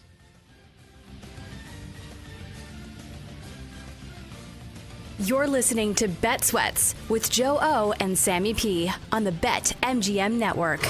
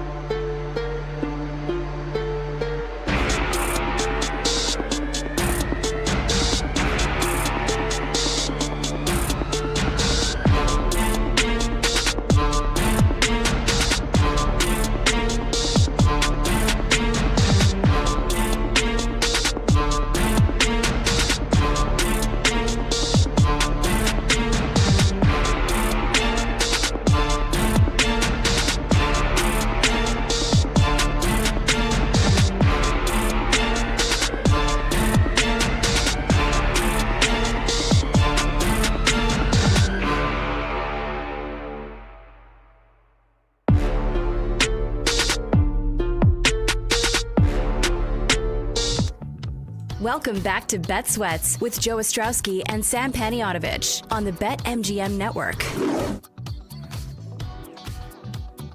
Lightning bets coming your way 20 minutes from now. Joe O, Sammy P, thanks for hanging out on this Tuesday. We're bouncing around all over the place. It's been very sportsy, content heavy. That's the time of the year that we're in now with the baseball playoffs starting today. Make sure we cover all of those angles, and it'll be throughout. Like, just because we're hitting on the MVP before doesn't mean we won't regularly update that or a number of other markets. There's way too many markets that we don't even have time for during football season to get to, like all these stat categories. So anything that comes to mind that we want to bring up, we'll make sure to hit every single day as we break this thing down. We will get to that. We will get to nickel or dime coming up in a few minutes as well. But Sam, big NFL week of injuries. Like, I think this is like a huge waiver wire when you look at it. Anytime you jump into buys, first off, what kind of depth do I have? How am I going to cover this guy sitting, that guy sitting? We've got 4 teams on bye this week: Atlanta, Chicago, Green Bay, Pittsburgh. So that makes the waiver wire even more important. And then, you know, our guy Brinson brought it up. I talked about maybe Woody Marks for Offensive Rookie of the Year. You know he's going to be popular. We want to get to Gerch in a minute here. But the receiver injuries were massive this week. Of course, you have Malik Neighbors. He's now done for the year. And Tyreek, it was funny on the drive to the game to baseball yesterday. I was like, we were going over some of the big injuries. My son's opponent in fantasy, they had like 3 people out for the year. I'm like, oh, you've been pretty lucky. You've been pretty lucky with injuries. Yeah. Hour later, he has Tyreek shred his knee. I'm like, that was my fault, dude. As soon as I said it, I'm like, I shouldn't have said that. But that goes down. But yeah, it's going to be a big week waiver wire for sure. I got smoked in Survivor. Well, I got smoked in Survivor too, but I got smoked in Fantasy, Gerch. 134 to 86. I also, not that it mattered, because I was in my second hour of wedding photos at the time, I failed to bench Terry McLaurin, who didn't play. I had no idea. Oh, no. And you knew all week he wasn't going to play. Which shows you how much I care about fantasy. Even if I started Terry McLaurin twice, or like a good player like Nico Collins twice, I wouldn't have won. 134-86. I am getting absolutely railroaded in fantasy, so I need help. Who'd you go against? What was the player that was like? Bo Nix, Josh Jacobs had 31. The Lions kicker had 13. Devontae had 15. I got. Just wait till this week. Brinson says Devontae's having 500 yards. I got none from McLaurin. I got 3 from Njoku. I got 4 from the Vikings defense. 10 from Trey Benson, who I was very excited about. 10 from Tet McMillan. I mean, I'm just decimated. I'm already down 4 starters. So, whatever. It is what it is. I lost. Like, the season's a loss. Like, you can't recover from that. What should we do, Gerch? What's the move on the waiver wire?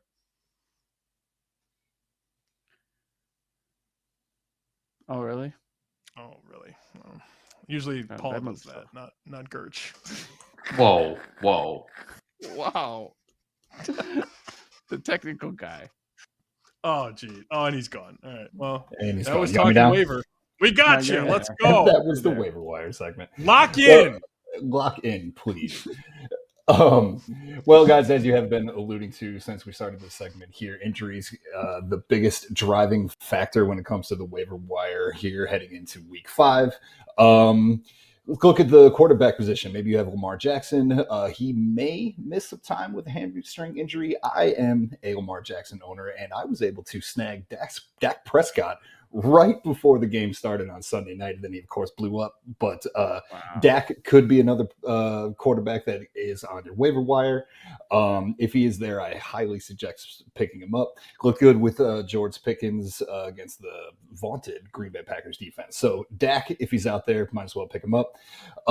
Matthew Stafford, only 43% rostered on Yahoo. He's coming off of a huge 33% performance against the Colts, 375 yards, 3 touchdowns.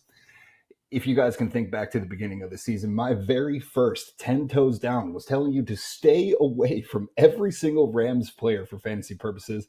And I could not have been more wrong. So I think I'm down to like 6 toes left or something like that. But can I point out, because I thought about this yesterday, I want to point out that since he said Indiana and Bears are going winless, the two of them have gone 4-0.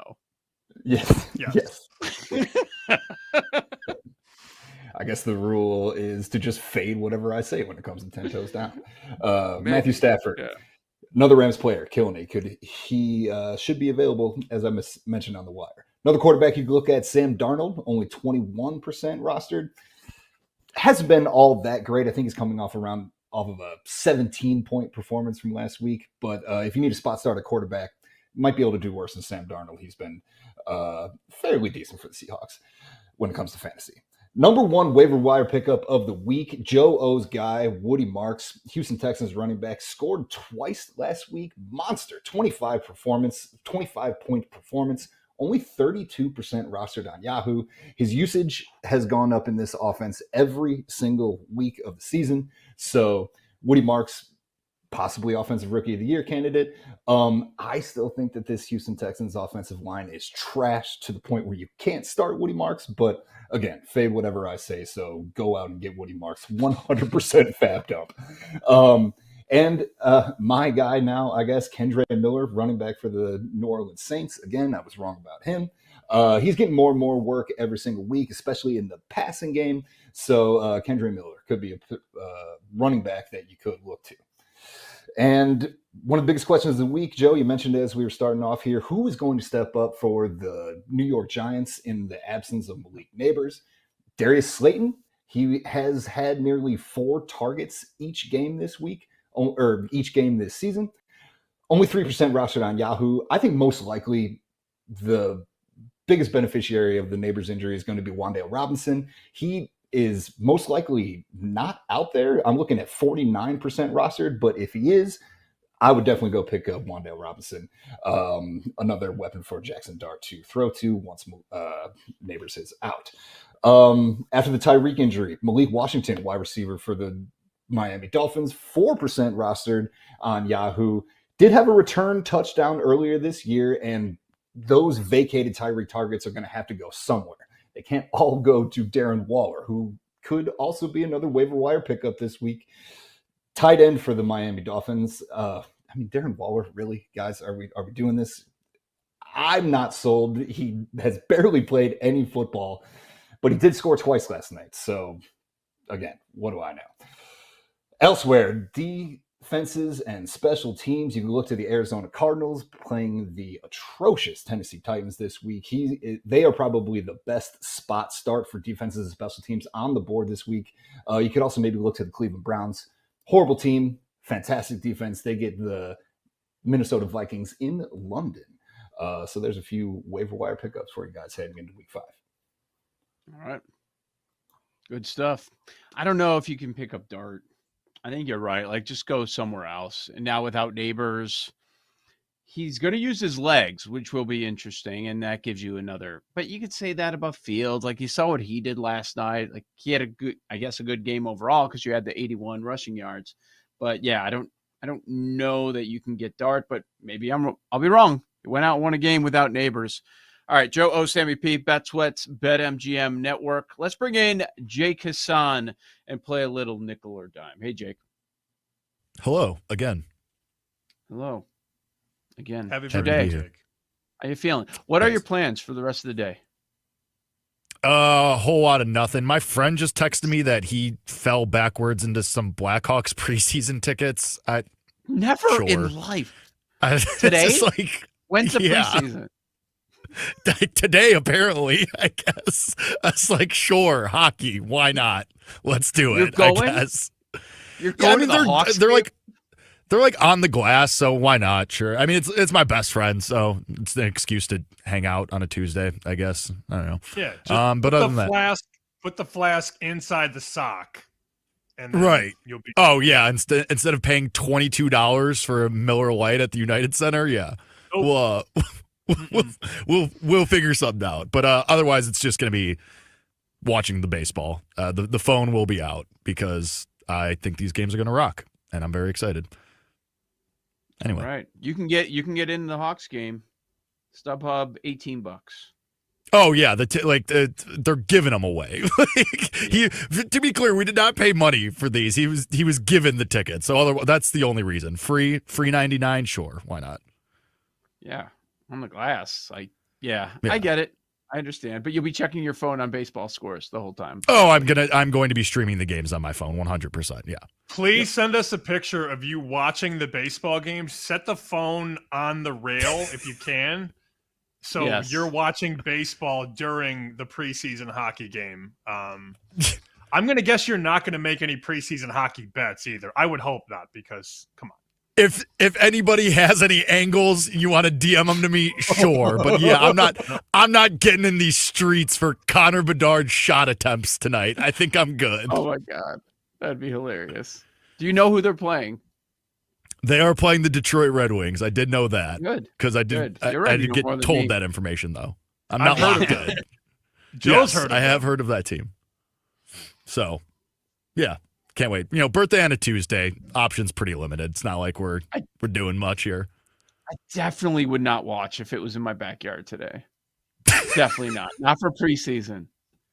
Like, it's got to be regular season. Maybe I'll keep one of the curtains open. I'm not kidding. Our guy Alex Smith just texted me. These are definitely bets for tonight. There's no way it's not. He goes, 100%. Bet Hawks money line. He said bet Hawks money line. They're playing their opening night lineup. Amazing. Shout out Alex Smith. It's a guy. Good job. Good job. Well, now you got some action on that. You got a lot of action out there today. All right. Yeah, where we go, nickel or dime? All right, first nickel or dime. We did talk about both of these teams, World Series based. Would you rather go the nickel 500 on the Blue Jays over the Phillies? Exact matchup 25-1. Or $1,000 the dime on Harper World Series MVP 17-1. Joe. I don't think either are happening. How do I spend less money? I guess Secret a option nickel C, death. is less than the dime. So yeah, I'll go with the nickel. The Blue Jays over the Phillies, even though Blue Jays have a chance, but I don't think that's our matchup. Just for Paul's Go sake. dime. Harper MVP. Okay. Harper. Joe Carter. Bring it back. Oh, Jesus. He's still. Yes. Gonna repeat. I don't know if this anti-Phillies Paul is famously the mush pan. I don't know if we have to start just jamming in Phillies stuff or I don't know how to fade this. Where's the room? Need the room. All right. Would you rather go the nickel on Pavia Heisman 15-1 or the dime on Bama and Miami money line parlay -116, Sam? I'm very nervous about Miami. So I'm going to take the nickel on Pavia Heisman. Okay. I'm also opposite. I thought you were going to go there. I thought you were going to go with dime. Okay, Pavia Heisman. See, the thing is, I definitely think if you pull off the upset this week, he's going to be one of the favorites. He could be the clear-cut favorite in a couple of weeks. You got this road, but they probably also need to make the playoff out of the SEC, which is going to be very, very tough to do. Even with a big upset here, it's going to be tough. I like that money line parlay. I would go dime there. Yeah, that's where I'll go. I'll go dime. Last 90 seconds here. We'll go quick. Would you rather go the nickel on Ravens to miss the playoffs +280 or the dime on the Chiefs to win the AFC West +145, Joe? That's... Yeah, I'm going Chiefs. I'll do that with the dime. We were just talking baseball with an MLB postseason no sweat SGP token. Get your stake back in bonus bets. Step up and find your pitch over at BetMGM. What do you think, Sam? Ravens miss or Chiefs win the West?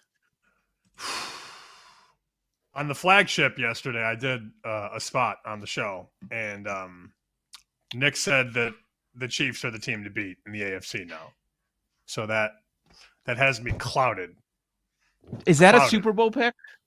I don't know. Team to beat though, AFC. So let's go. Ravens miss the playoffs. Ravens miss. Okay. Better start winning soon. This Lamar injury, if that lingers, oh boy, it just could be a throwaway year. But the market is not saying that we're there, that there's way too much time left. Joe O, Sammy P, lightning bets on the other side. Make sure you're here. Go over our favorite baseball plays of the day. This is Bet Sweats on the BetMGM Network.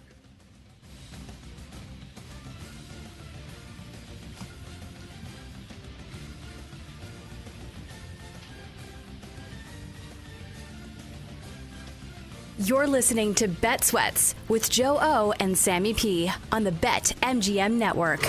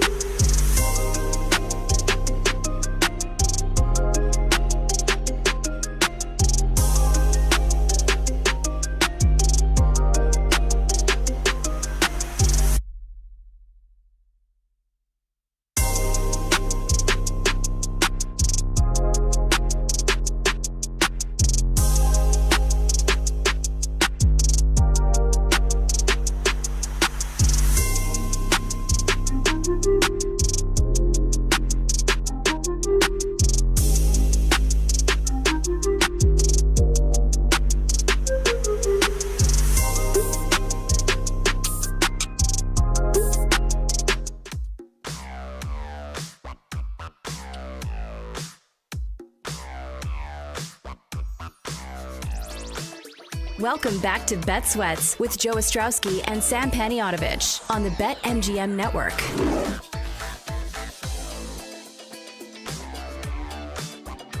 Lightning bets in a moment today that the baseball playoffs really get going. So action all day long. We'll tell you some of our looks for those various games. We get 4 of them back to back to back to back, all coming up.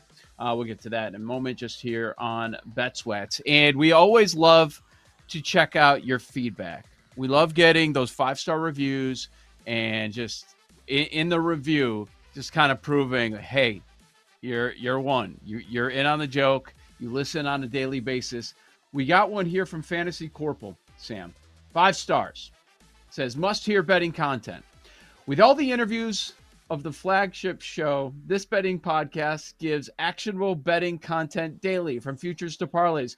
Bring in Sam with the best decision Odyssey has made instantly since instantly releasing segments. The guys show up no matter how slurred they are from the night before. No amount of birthday parties or kids' baseball games will stop them from bringing the daily news and betting advice. From August to July, this is a must-listen every morning. Tip of the cap to you. Guys are great. Appreciate it. Is that you? No. If I was going to comment, I would not have said some of the things in there. You know that. Slurry. Definitely would not want that on there.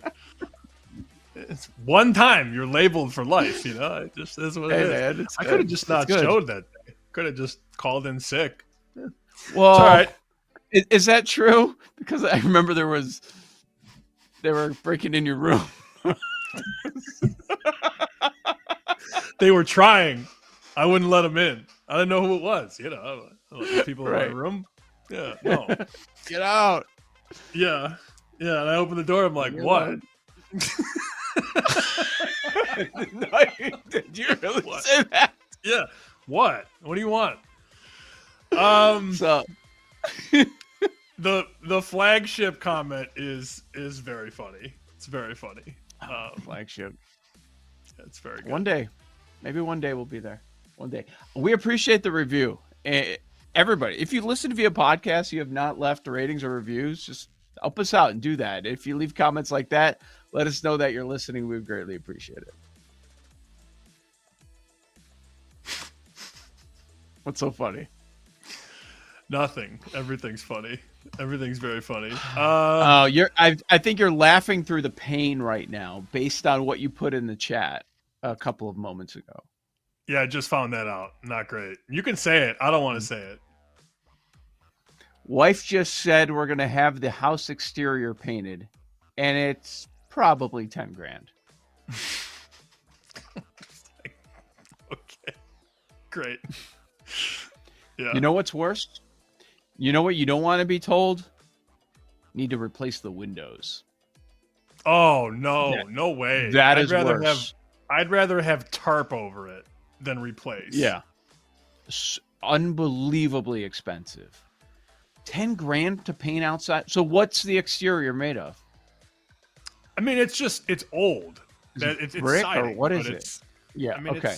it's 200 years old. So Yeah. Yeah. There's a lot of stuff going on, as you can tell. Oh man. $10,000. Yeah, painting indoors isn't great either, but it's not going to cost that much. That's why I asked. It must be you got a ton of work then to do. Yeah, that's what I'm being told. Yes. Every year I've learned it's like, okay, one big project. Once you become a homeowner, there's one big, massive, 5-figure bill that's waiting for you that probably needs to be done. It's something every single year. Yeah. Yep. Oh, So- I've found out about it last couple of years, buddy. Yep. Yeah. What was the last one? Oh, like a total restructure of the front yard. Yeah. Oh, You look like you're in pages thinking about it. I want to cry. get it. Yeah, I know. And everybody sees exterior, so that's going to be the argument, right? Like you can hide stuff and kind of skate around things inside, but not so much with that, especially with an older home. All right, lightning bets. What do you have for us today? Padres, let's do it. Plus 110 BetMGM. That's a pretty fair price. There's a little bit better prices offshore, but I mean, plus 110 is very, very fair. On Pivetta against Boyd, I understand Pivetta's splits have not been great in the regular season. Okay, fine. I don't trust Boyd. I don't. I'm sorry. I don't. Nothing personal. I just don't. I don't have any interest in betting Chicago with Boyd. So I hope Pivetta can steal game one. We are a Padres show. And then you got Cease game 2 and Darvish game 3. But go in there today, steal the opener, and see what happens in the final 2 games.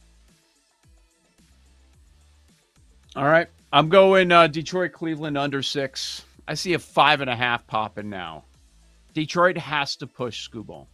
They have to. They have to seal this game if they want any chance of taking this round. So I'm going under 6. Lack of offense on both sides too. So the offense isn't scaring me too much. There's a reason this number's this low. Open 6.5. We're down to 6, and I'm still fine with it. A lot of people will get scared off by it. I'm not too concerned about it.